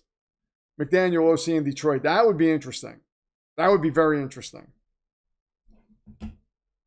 That would be comedy. Mike McDaniel and Dan Campbell on the same sideline. I would love it. 2 former Dolphins head coaches, by the way. Well, he was... Dan Campbell was the interim, but still. Gannon for motivational speaker for the Jets. Aaron pitched these 45-minute halftime for college playoff games. This man has tried to hinder all of our lives. We can't let it continue. Stupid Aaron Glenn. I don't mean that, Aaron, if you're watching this. I'm okay with giving you another shot. Unlike some people that are in this chat, whose names I will not mention, but whose names I will put on screen right now if you want to take a quick gander. And Beck gets sacked. 3rd and long coming up. Brian Flores, HC, McDaniel, OC in Baltimore. Would you? So you would like that? That would be interesting.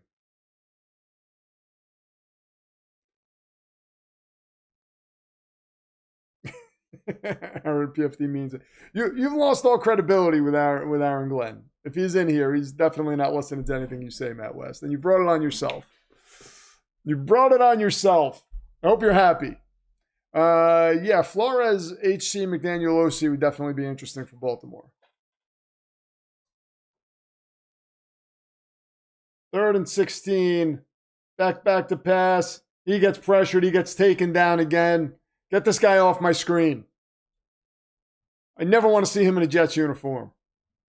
And a pox on anybody who suggested he should be a New York Jet.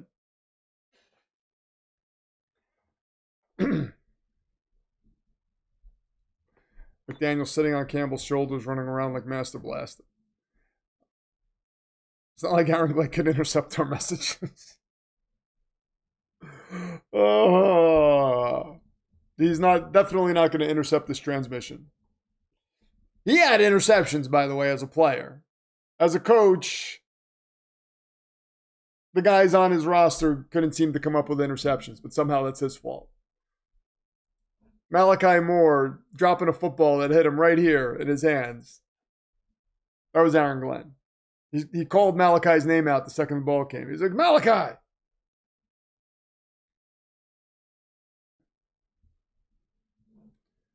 Flores HC, McDaniel OC, and they have to bring in Tua as a backup.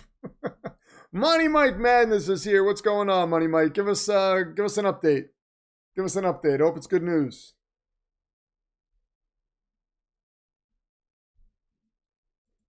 I think Flores would be good too. I really like Flores. I think Kingsbury's going to get a head coaching job. I don't think he's going to go somewhere else as an OC, but you never know. Avs up 4-1. Jesse Minter, I'm not sold on Jesse Minter. But that's just me. Aaron Glenn cuts off his DB's hands. Mike McDaniel, HC to Cleveland might be a thing. Really? Is that true? I haven't heard that.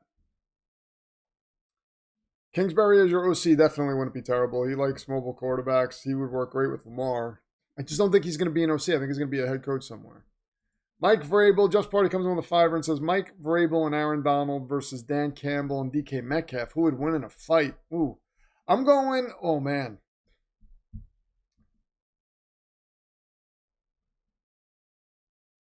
You got to go Aaron Donald. He's just stronger than everybody else on the planet. I think you have to go Aaron Donald. And Mike Vrabel. Although Dan Campbell, I was ready to just say Dan Campbell, but once I saw Aaron Donald's name there, it's like, how could you go against that? You can't. Thank you very much, Jeff's Party. That would be so that would be tough. That would be tough to say I'm going to pick any side that is going up against Aaron Donald.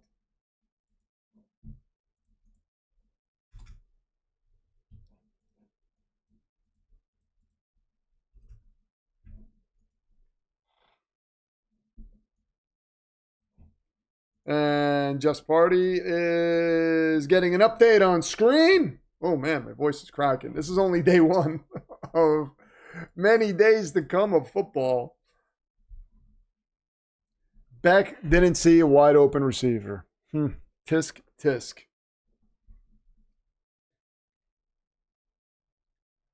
And Ole Miss tries to run up the middle. They lose a yard.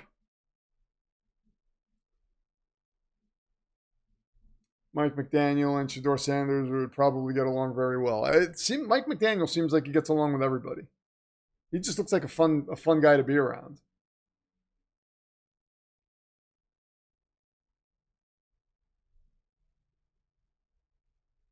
So Chambliss gets the ball off. That's about a 10-yard gain. Going to be about a yard shy. We'll be doing the national championship game, by the way, also. So keep that in mind.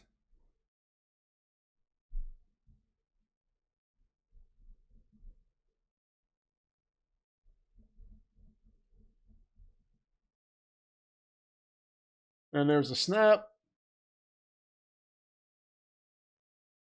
Lacey initially didn't get the first down, but spun out of a tackle and got it. Beautiful.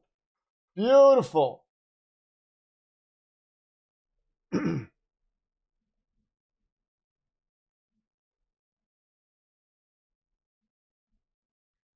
might have to go with Aaron Donald and Mike Vrabel. However, you never can count out Dan Campbell biting off kneecaps. Well, if he bites the kneecaps. But the thing is, if he tries to get that low on Aaron Donald, I think he's going to get power bombed. I think Aaron Donald is just going to...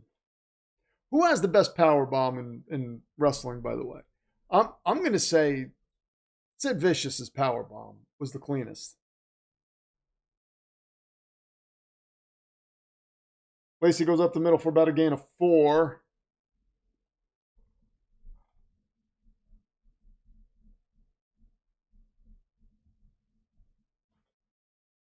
$10:29 left as Ole Miss is taking time off the clock and moving downfield. Carefully, you might turn into the college football demon. That's true, but it's all because we're scouting guys for the pros. So Pro Football Demon Scout, right? So Pro Football Scout Demon, something like that. We're just watching it to see see how these guys do and see if they're worthy of wearing the royal green of the New York Jets. We will be royalty soon. Oh, I assure you of that. Follow Dismas is quoting The Rock. Well, kind of quoting The Rock. It doesn't matter who has the best power bomb. Were you watching The Rock earlier? I mean, Attitude Era wrestling was just beautiful. That was must-see TV. Gain of 1 by Ole Miss.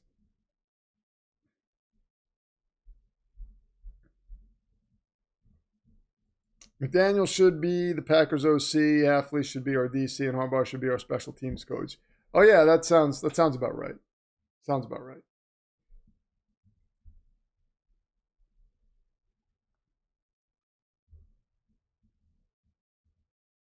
Chambliss has to run away from pressure, gets the ball off. That's incomplete. 3rd and 9 coming up. He can move. Can definitely move. What is going on? Why is this... Okay.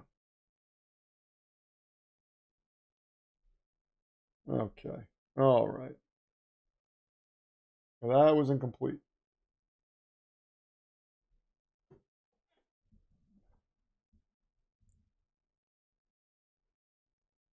So they are at the Miami 47-yard line. 3rd and 9 coming up.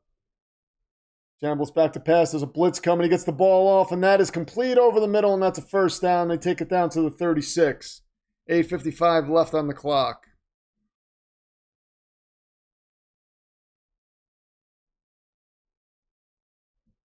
Didn't LOD's Hawk do a sit-out power bomb that was vicious? I don't remember. I don't remember if Hawk did that. I'm kind of angry that I can't remember that. Just Party with a tour says Adam Gase is public enemy #1 in New York. McDaniel would have to buy real pants. Jeff's Party. It's up to 110 total and up to 34 on the stream. Thank you very much. Yeah, Adam Gase is public enemy #1. Well, I mean, he was terrible. I try not to remember him, but it's so hard not to remember something so awful and infuriating.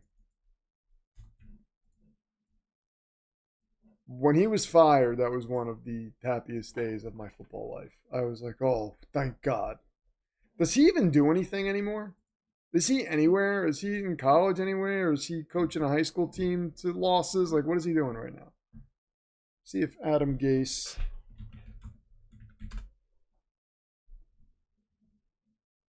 Let's see what Wikipedia says about him. Since 2001, as of 2025, Adam Gase has not been employed by any team. He joined the 33rd team as a strategic advisor. What is he advising? Is he reviewing the things he did and said, if any team does this, tell them not to? Alongside former NFL coaches Bill Belichick and Matt Patricia. Those guys are probably making a lot of fun with him on a daily basis if he's there.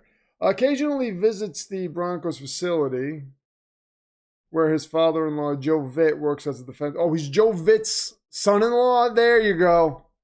That's why this guy has a career.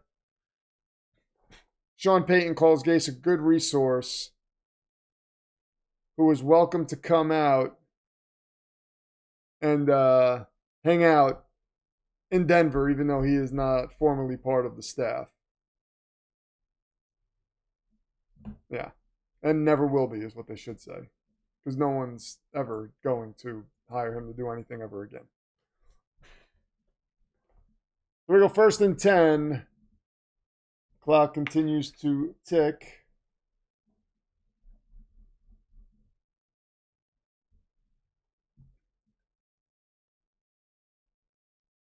Ole Miss down to the 21-yard line. Chambliss takes it. Gives it to Lacey, who gets about a gain of 5. There's a flag that came at the end of the play. What is this? It's going to be on Miami.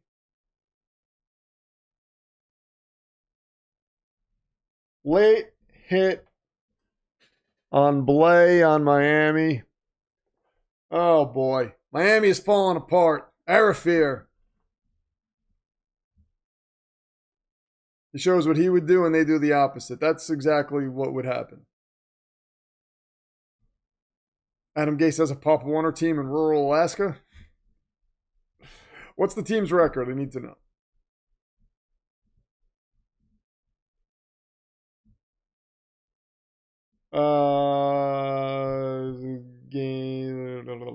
Ole Miss at the 8-yard line. 1st and goal from the 8. Give it to Lacey again. He goes up the middle, gets about a gain of 3. Gase has extensive football knowledge, which is useful. He was just useless as a coach. He's actually probably in his wheelhouse as an advisory role. I would say false on all counts, except the useless as a coach. I don't know that he has extensive football knowledge. I think he knows what a football is. I think that's about it. That's as extensive as his football knowledge goes. There's another injury. Injuries piling up and the penalties piling up. That is sprain and Arafir. They've attacked Miami officially. Avs up 7-1 over the Senators.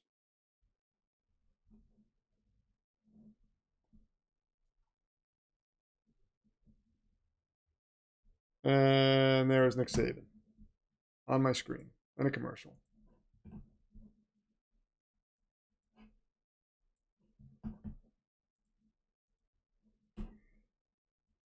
So Nick Saban's rules in his house are no showers longer than 5 minutes. I want to be able to stay there.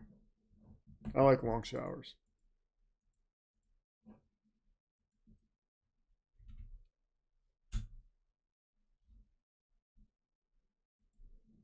All right, so we got 17-16. Ole Miss is driving downfield. I don't know. I think Ole Miss might pull this out. We'll see. Definitely. I mean, this is a nice tee-up, though, to the games that we got coming up this weekend. It's going to be fun. A lot of football. Playoff time is always the best. Now, could you imagine what it would be like if we had playoff Jets football? You've never witnessed that with me. And you will soon. So just prepare for it. Because it's insane. It's remarkable. We've got one dislike on the stream. Somebody disliked the stream. What a bunch of fools. 40 likes, though. That's pretty cool.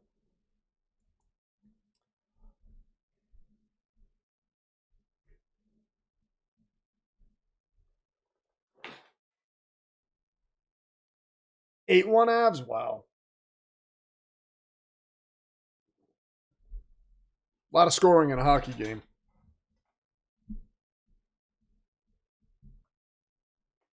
So here we go. Maybe we should start getting the belts set up.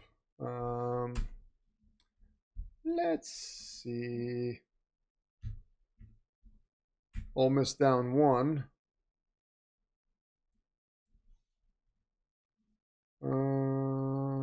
Let's see.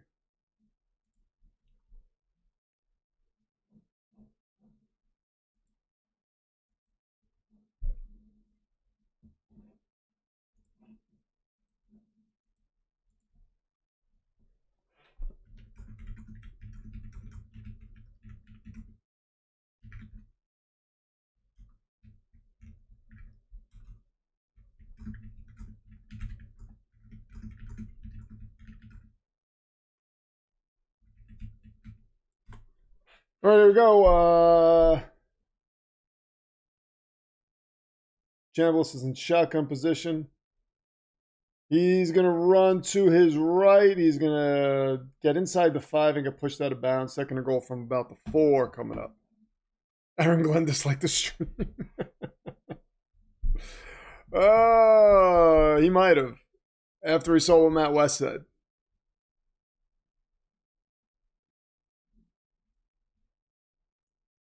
All right, let's see what happens here. We've got Ole Miss at the 4-yard line. Chambliss working out of the shotgun. 7 minutes left on the clock. He takes the snap. Oh, and that ball's dropped. My God. My God.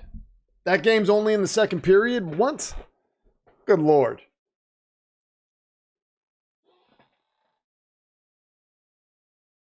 They're on pace to score 12 goals. That was Lacey on the drop. I don't know how many passes have been dropped in this game. This is crazy. All right, Lucas Carniero comes out as 3 of 4 tonight. This is a 22-yard attempt. I've never been more positive than anything in my life that he's going to make this field goal. Let's see. And that's exactly what Tyler Loop should have done when I said that. Good God. Oh my God, this belt is, Ole Miss belt is pretty awesome. I don't know why it looks this way, but it looks pretty damn cool. All right. 19-17. Ole Miss is ahead. Ball moves. What game are you guys most excited about this weekend? For me, I think it's got to be the Bears-Packers game.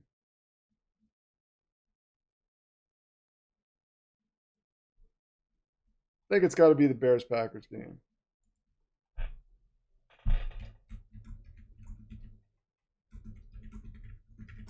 Let's see.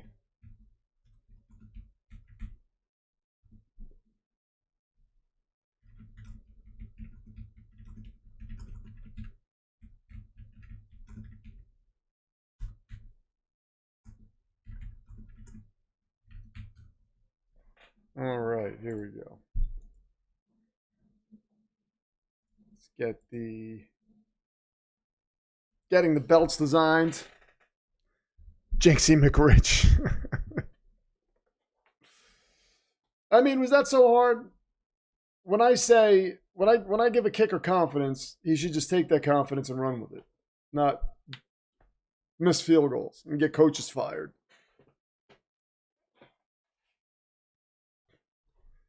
Panthers Rams is going to suck. Yeah, I don't think that's going to be a good game. I think the Rams are going to destroy them.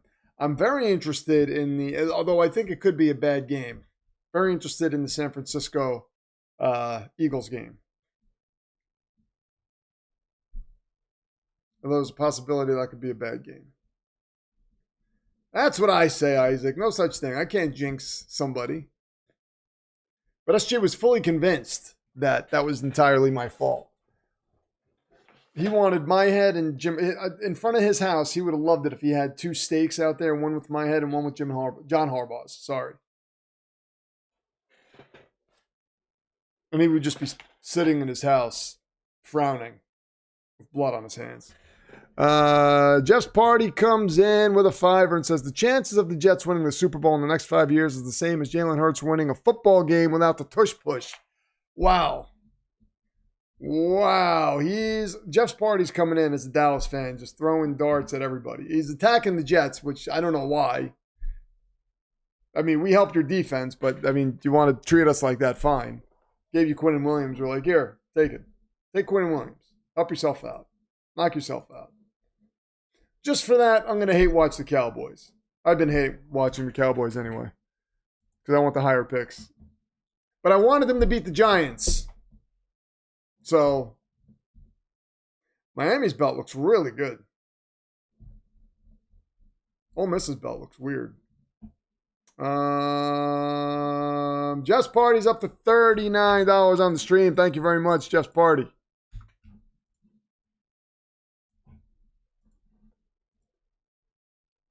Back to pass, throws deep. And there's a flag, 2 flags. That's going to be a little pass interference on Ole Miss.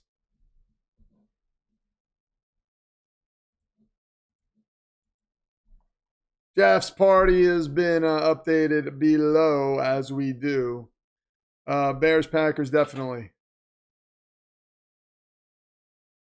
Isaac, how confident are you that you guys can beat the Eagles?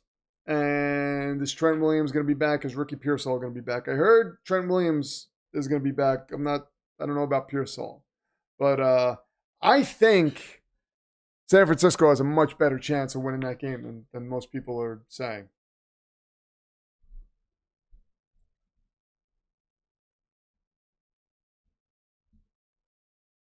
CJ Daniels gets about 8 yards.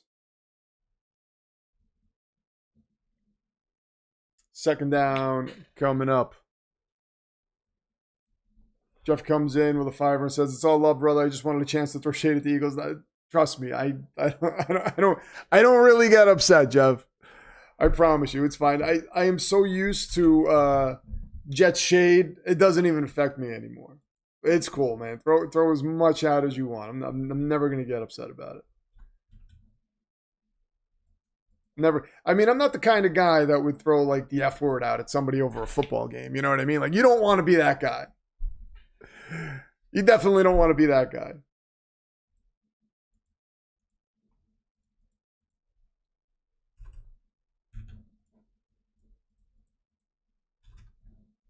Let me update that for you, Jeff. Thank you very much, man.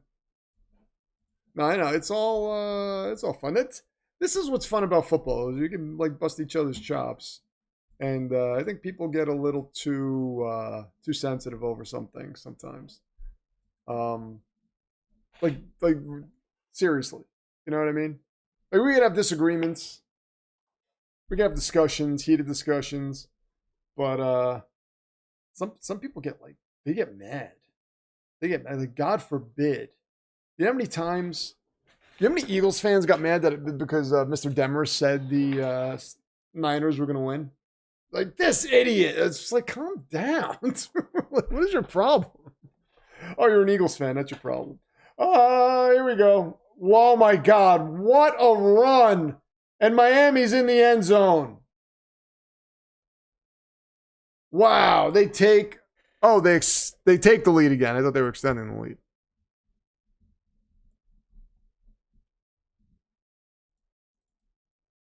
Malachi Tony. Man, he just cut through the entire defense to do that. 23-19. Miami takes the lead. What is the final score that I have here? 30-24. Uh-oh. I don't think we can get there.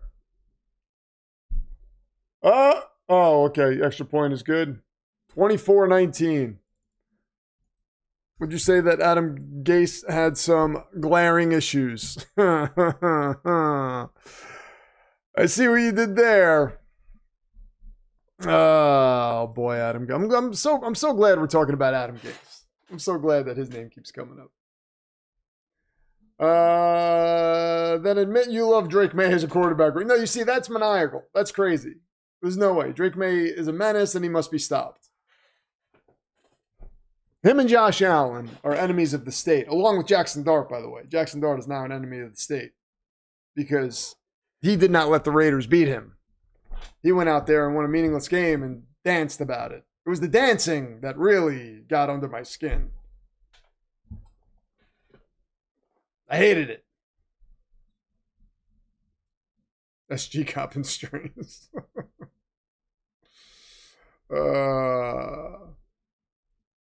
Soldier caught it. Soldier caught it. I don't know if SG caught it. Typical Jersey inferiority complex show. Well, that is a solid comeback. Oh boy. I have no confidence. Pearsall won't play because he's made out of glass. Trent was out there, but he was doubtful to play. Niners definitely need Fred Warner back, yeah. At least you can get Oregon's Dante Moore if he declares, yeah. And even if he doesn't declare, I'm okay. Ideally, I would love Cliff Kingsbury to go to the Raiders because I think he would take Dante Moore first. Then that would leave us Fernando Mendoza. I'm not giving up on the Mendoza thing. So if Dante Moore decides, this is what's interesting. Dante Moore decides he's going to go back to school. Could the Jets call the Raiders and say, look, we'll give you both first this year and a first next year? Nice pass. Now, I don't love the idea of giving up picks, but if it's going to get us Fernando Mendoza, I'd be fine. For that number 1 overall pick. But they might want more. And, the thought of having a franchise quarterback is so appealing to me that I feel like I would give up more than I probably should. More than a team probably should in that scenario.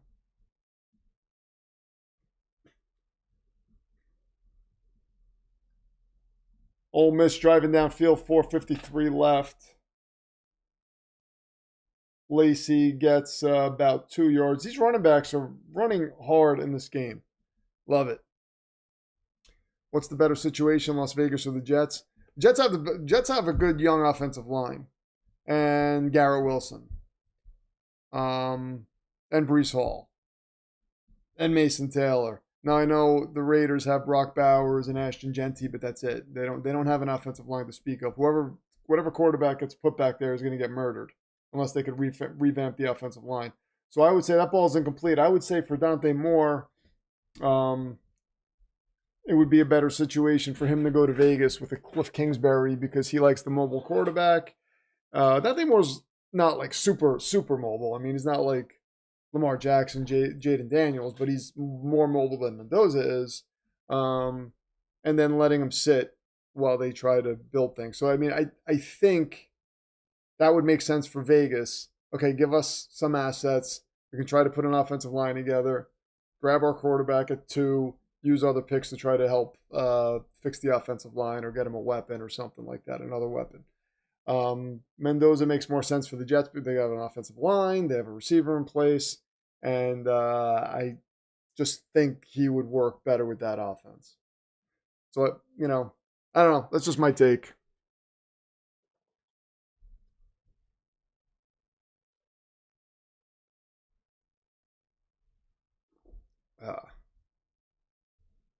Oh, we got Jeff's Party and Tim going at each other. Eagles fan and Cowboys fan.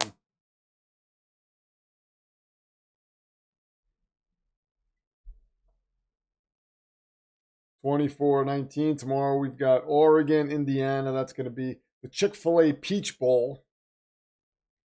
And then January 19th, we will be right here I'll be right here with Lord Chair, hopefully with all of you watching that game.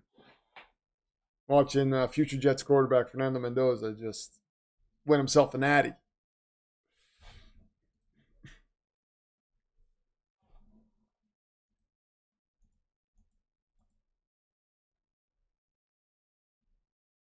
There is a flag on 3rd and 8. That was an incomplete pass.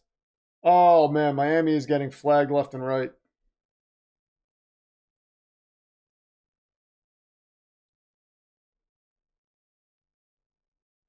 Pass interference on the defense. Let's take a look and see if that is a legitimate foul.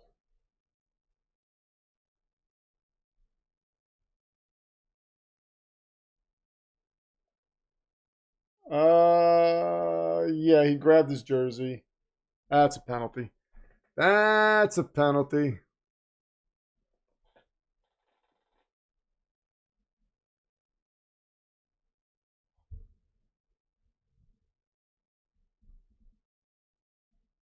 Back to passes. Chambliss, he's going to run. He's got room to run. He's got a first down. He's across the 30 down to the 25. 4:07 left on the clock. A single spot for even an extra first. Hell, they could turn the second into a pair of firsts after. Yeah. And I'll tell you that the Jets have the first pick in the second round. So that's a valuable pick. I mean, it's basically the first rounder. You know, so it's almost like the Jets have 3 firsts in this draft. So, I mean, to move up one spot, you'd still have draft capital. You'd still have a lot of draft capital. Raiders could still get their quarterback of the future and have other assets to help build the O-line. I mean, that makes sense to me. We'll see. Or you just get a quarterback, you throw him behind a terrible O-line and let him get killed.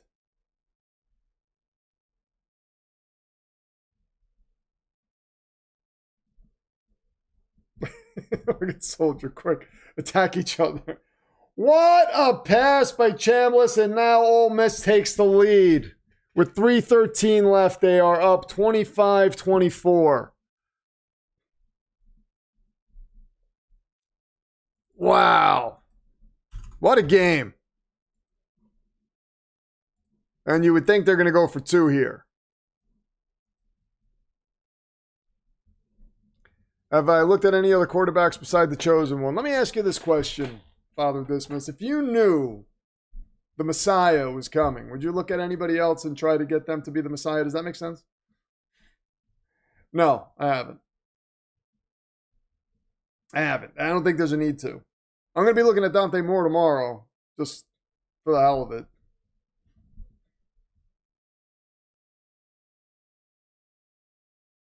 And Chambliss rolls out, throws to the end zone, and he got 2. And they are up 27-24.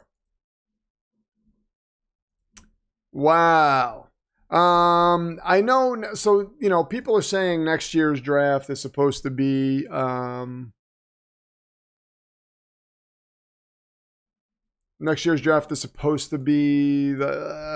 best quarterback draft. Some people have said ever. You know, we'll see what that's like. But as far as this year goes, I mean, it's all Mendoza. I think, again, I've said this. I don't know he's going to be a top 3 quarterback. I don't know he's going to be a top 5 quarterback, but I think he's going to be in that top 10 conversation, and that's all I care. That's all I want.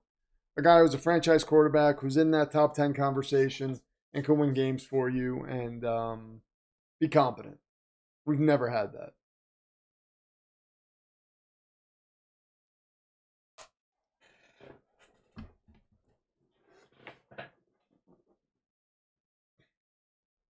And Miami's going to get the ball back with 3:13 left. Let's see if Carson Beck can orchestrate something.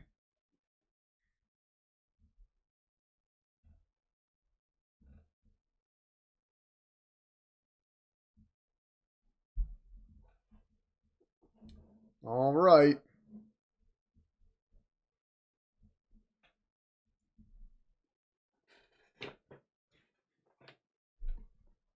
That was a hell of a drive by Ole Miss. Hell of a way to bounce back.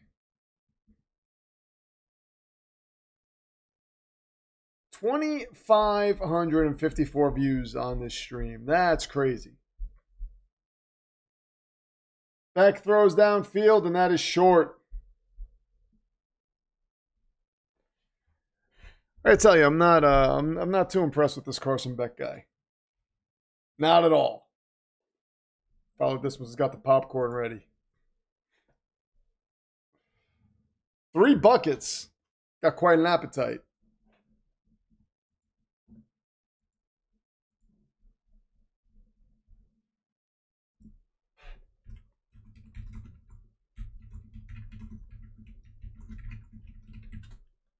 All right, here we go. Beck is back to pass. Throws downfield. That is caught. That's about an 8-yard gain. 3rd down and about 2 coming up. Isaac says, yeah, Beck is garbage. Hey, I share. When the Packers beat the Bears and Seattle, we will have the virtual 1 seed. Besides, we didn't need the 1 seed last year. My issue with the Eagles is the strings of inconsistency they've had on offense. In the playoffs, you can't afford to do that. But your defense is, pretty damn good. So maybe you can get away with it. But that would scare me if I were an Eagles fan, which thank God I'm not. I'm saying that as a Jet fan, by the way. I realize how ridiculous that sounds. Oh, that ball is dropped. Almost caught. Beck slung it out there. We got 2nd and 10 coming up. So I got the belts made. They're kind of boring. But I mean, whatever. It's college football. You want to be a professional football team if you want an interesting belt, or be a team Fernando Mendoza plays for.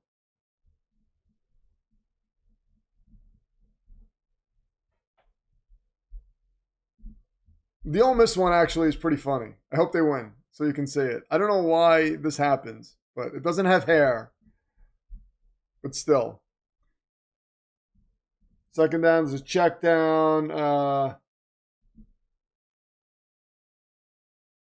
This Brown guy just carries people, man. Good Lord. That drop was on Glenn. Never bring logic into a shit-talking match. Yes. Hey, Amy's here. Hey, Rich, at least no one can tell you they want a tie. No ties in the playoffs or college football in general, for that matter. That's right. That's right. No ties. We just go into overtime. Soldier really wants me to pick the Bears. What is it? You want me to pick the Bears to win, right? That's what you want me to do? Because that'll mean an easy Packers win?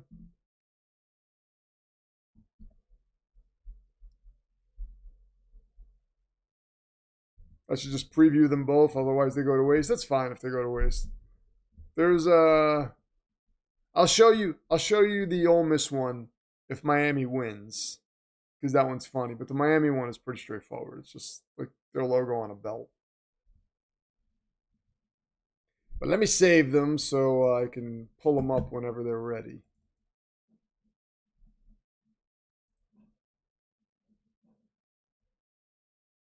What? Nihil. Okay, hold on. Oh, okay, that's there. All right.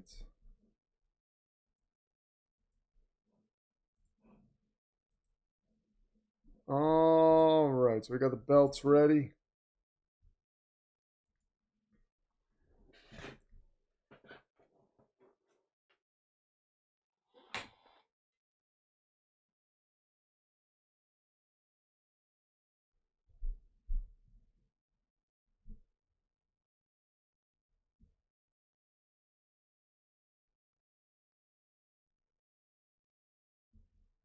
All right, the Miami belt needs the Pelican on it.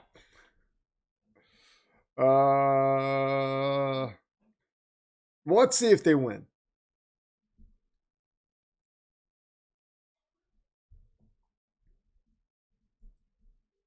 I haven't decided who I think is going to win that game. I mean, that was Mr. Demarest who said the Bears. I'm a completely different person. I could easily say I think the Green Bay Packers are going to dominate that game. It's not even going to be close. It's got all the makings of a blowout.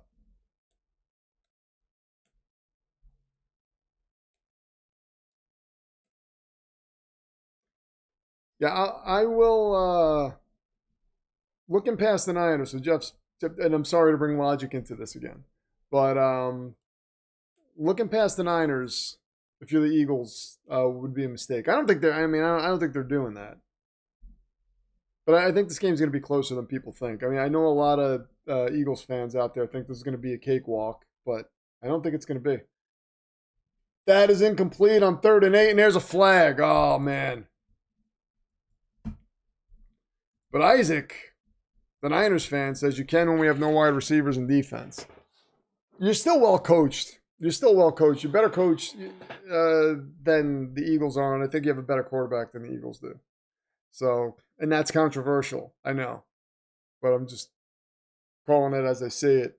That's a first down. Boneheaded play by Ole Miss. Face mask.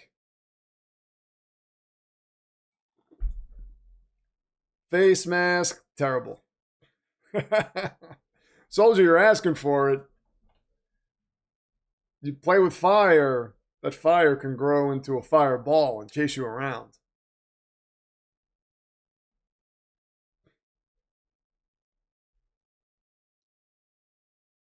Beck swings this out to Daniels. They are about 5 yards away from field goal range. But again, as Loco said earlier in college, it's a crapshoot, these field goals.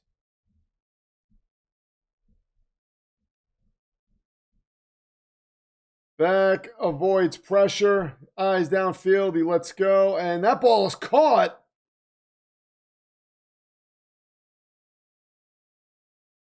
What a catch that was. That's a first down, and they are in field goal range now. One-handed grab. Wow, that was a hell of a catch. And his toe landed inbounds. Wow, that's crazy. That was Malachi Toney. What a catch.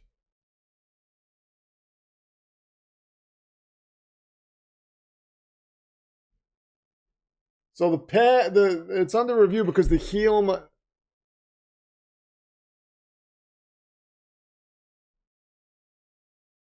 They're going to rule it incomplete because his foot came down and his heel was out of bounds. Wow, crazy.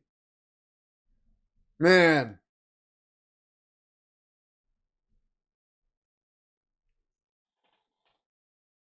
Damn, that sucks. That was a hell of a catch.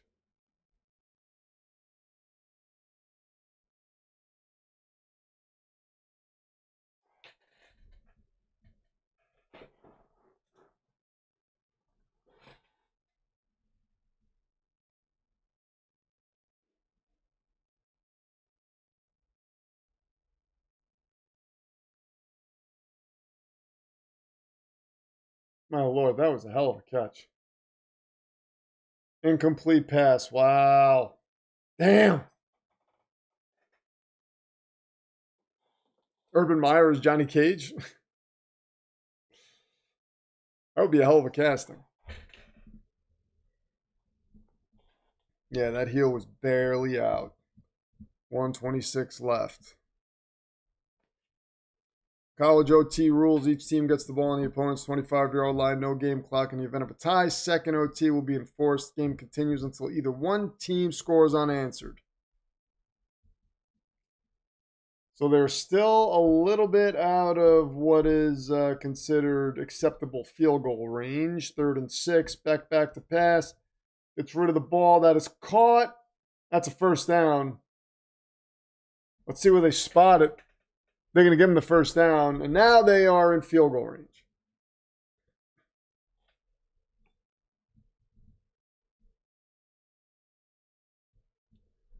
Or misses a 2-point conversion, and the other team gets one, says Charismatic Barista. 1:15 left. Carson Beck back to pass. Gets rid of the football, and that is incomplete. Second and 10, 106 left.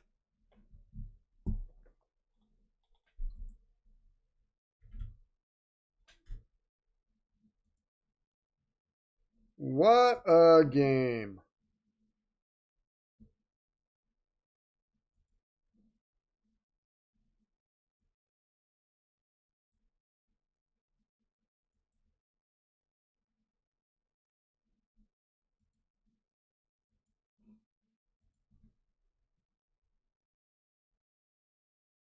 Back second and 10. I feel an interception coming up. What do you guys think? Back rolls out to his right. Gets rid of the football. Oh, my God. That was almost picked off. I was almost picked off, but that, too, was on Aaron Glenn because it went through somebody's hands. Carl Urban is Johnny K. Oh, not Urban Meyer? I hear Urban. My mind goes right to Urban Meyer. Can you blame me? Urban Meyer would be so drunk he wouldn't feel fatalities. Jeff Sparty comes in with a tour, says Eagles fans must never forget that Dak owned you. Taking shots at Eagles fans. I love it. They are a little cocky. You know, this whole, what a catch. Keelan Marion with the catch, and Miami is down to the 20-yard line. Down to the 17.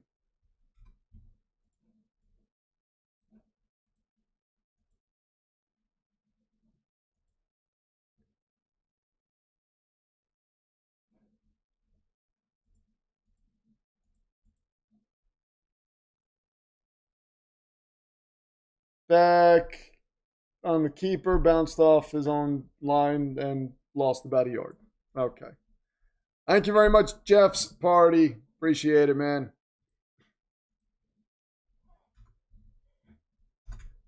Dallas Cowboys fan up to 122. I'm cautiously optimistic. I think San Francisco is too injured. I also think our resting. Oh, wait a minute. We've got some logic here. I also think our resting last week will have a dramatic effect on the play of our O-line. Yeah, I think the game's going to be closer than people think. We are closing in on 3,000 views, by the way. Pretty interesting. Pretty interesting. 2,768 views. Wow. That Urban Meyer thing had me in tears. Urban Meyer is Johnny Cage. Yes. Let me see.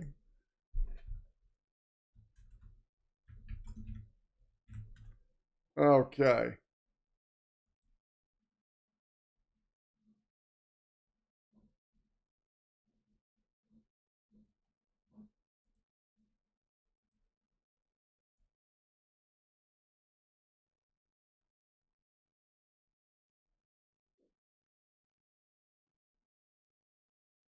Marion with the catch again. He is inside the 10. We're going to have first and goal.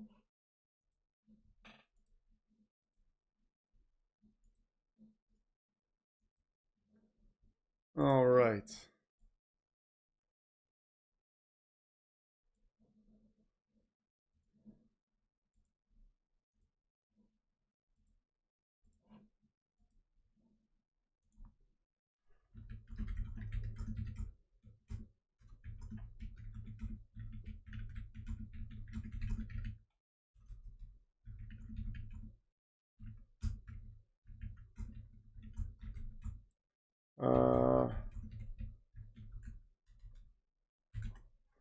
All right.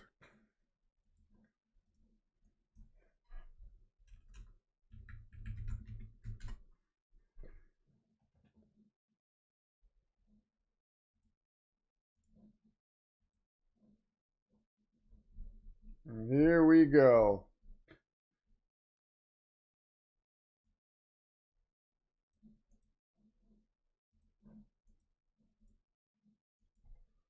First and goal from about the 8-yard line for Miami.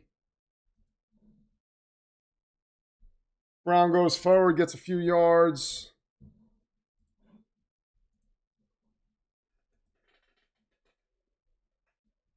And they're 23 3 seconds left, and Miami is down to 1 timeout. Ole Miss has a timeout also.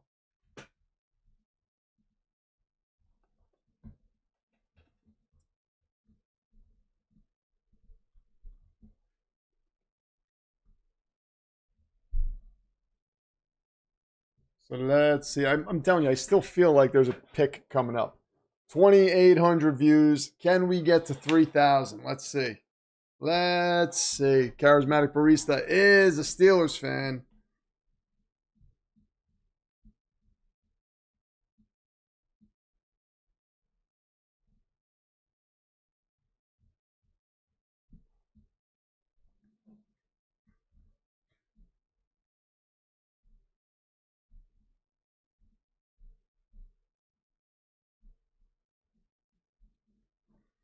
All right. 23 seconds of football to go.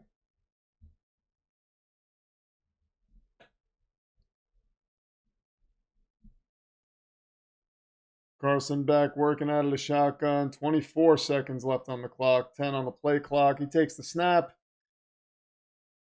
He's got some pressure. He steps up. He's going to run, and he's going to get in the end zone with 18 seconds left, and Miami takes the lead. Wow. Wow. That could be it for Ole Miss. Man.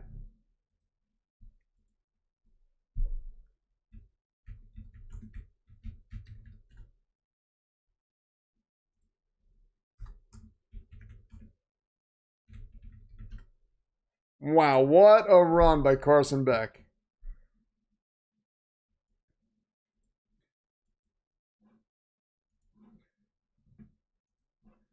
Wow, wow, wow, wow, wow.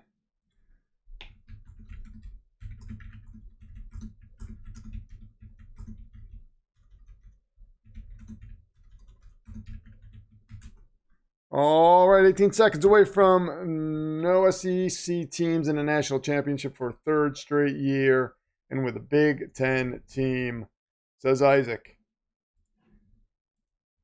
And we're getting the belts all squared away just in case. Miami's kicker misses this PAT. This game can still go into overtime. True. True.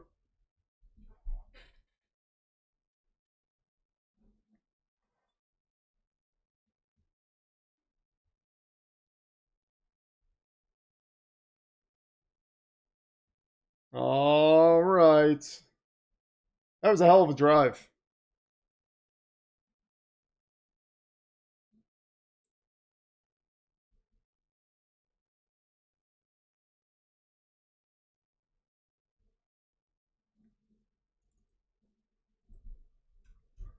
(31-27). So they need a touchdown.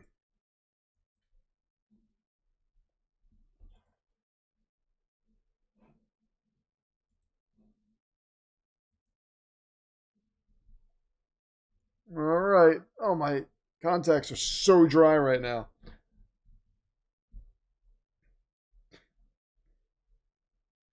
Fair catch. So Ole Miss has 18 seconds and 1 timeout to get in the end zone. Tim Daniel says, good game, refs. Way to help Miami win. Yeah, that was, the refs did involve themselves at the end of this game. Every salty sports bettor who was crapping on Carson Beck needs to apologize. I've been crapping on Carson Beck this game. I mean, all right, he had a nice drive. Got a little help from the refs. Ran it in the end zone, but he doesn't look like an NFL quarterback to me. Over the middle, down to the 50, 13 seconds left. Ole Miss is going to have to take a timeout.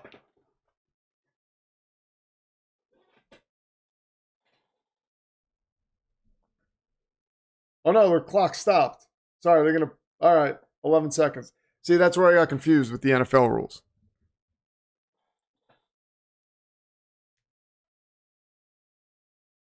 So still 1 timeout left. Ole Miss is at the 50. 11 seconds left. They are actually at their own 48, if we're being technical about it. Chambliss steps up, gets rid of the football, and that is caught. Down to the 34. 5 seconds left.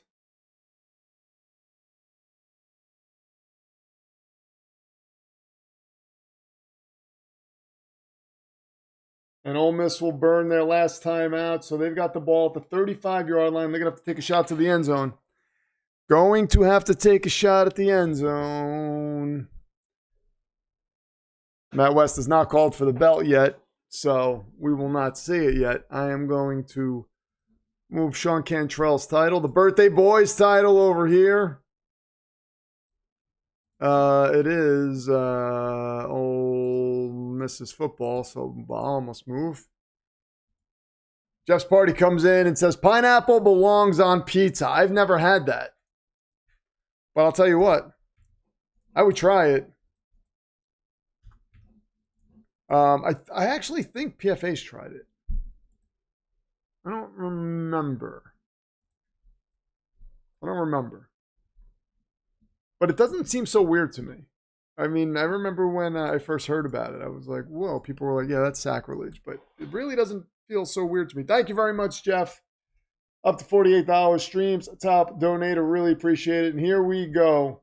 6 seconds left. They put an extra second on the clock. There is a whistle blown. Does anybody agree with the pineapple on pizza thing? I need a little insight here. Should I give it a try? I think I want to now.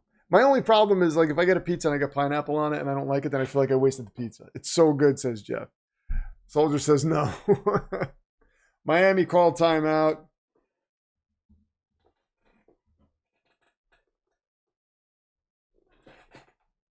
Just another reason to hate on Dallas fans. Pineapple on pizza is a classic sweet and savory combo. It's not my jam personally, but it's valid. You see, that's nice, Mike Causey. Sweet and savory, I kind of like that combo. Matt West says it's not approved. That's just another reason to hate on Dallas fans. I might have to give it a try. I might next time I get vegan pizza from Blaze sometimes. I might say, could you just put pineapple on like one slice? Just like one section.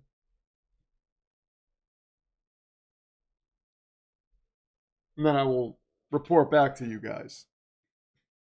Chambliss back to pass. He rolls out to his left. He shoots towards the end zone. And that is the game, ladies and gentlemen. Miami will win. Ole Miss is looking for a flag. They will not get one. And we've got Miami headed to the Natty to face Fernando Mendoza in Indiana. Oh, I think so. I think Fernando Mendoza in Indiana. Wow. Belt. Miami belt, says Tim Daniel. And we're going to get the belt up right now. Here it comes.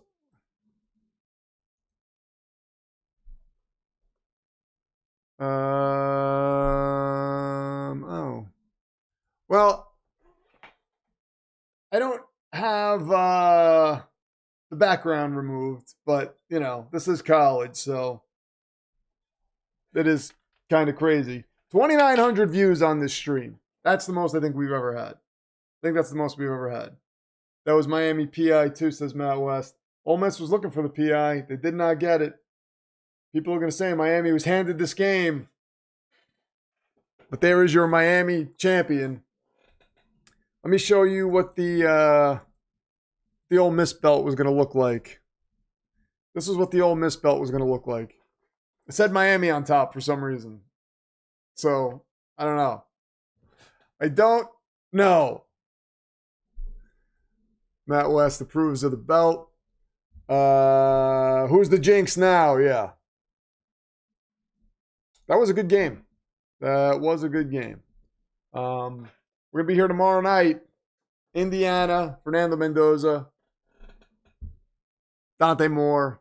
It's going to be very interesting. Can the Hellmouth open up and swallow Miami, please? We do not need them to be champs. F Miami, going those. Well, the Hellmouth is up in Cleveland.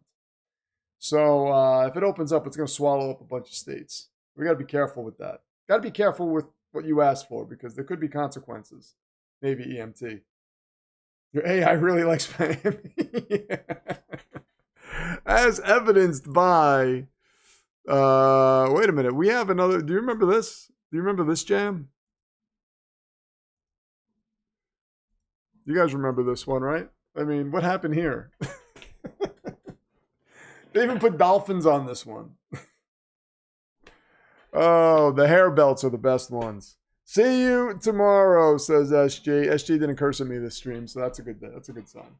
That's a good sign. 2,900 views. See you guys tomorrow night. I'll be here 7:20. The stream starts, and we're gonna have Fernando Mendoza. It's gonna be beautiful, a beautiful thing.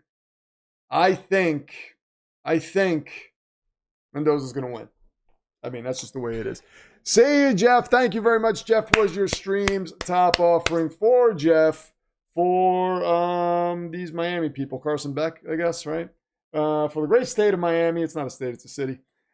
For PFA, who is working on a new Jets logo as we speak that we will submit to the team. For Aaron Glenn for forcing Miami to drop a bunch of interceptions and all the other horrible things that have happened in the world. The Dolgas is the best belt, yes. Carson Beck looks like what would happen if Eminem and Dolph Lundgren had a kid, I think. I don't know. For PFA, for Lucas and Astro, for Lorraine, who watches every single stream, I am Rich Jodice, the Pro Football Demon, and I will see you guys tomorrow night. Talk to you soon.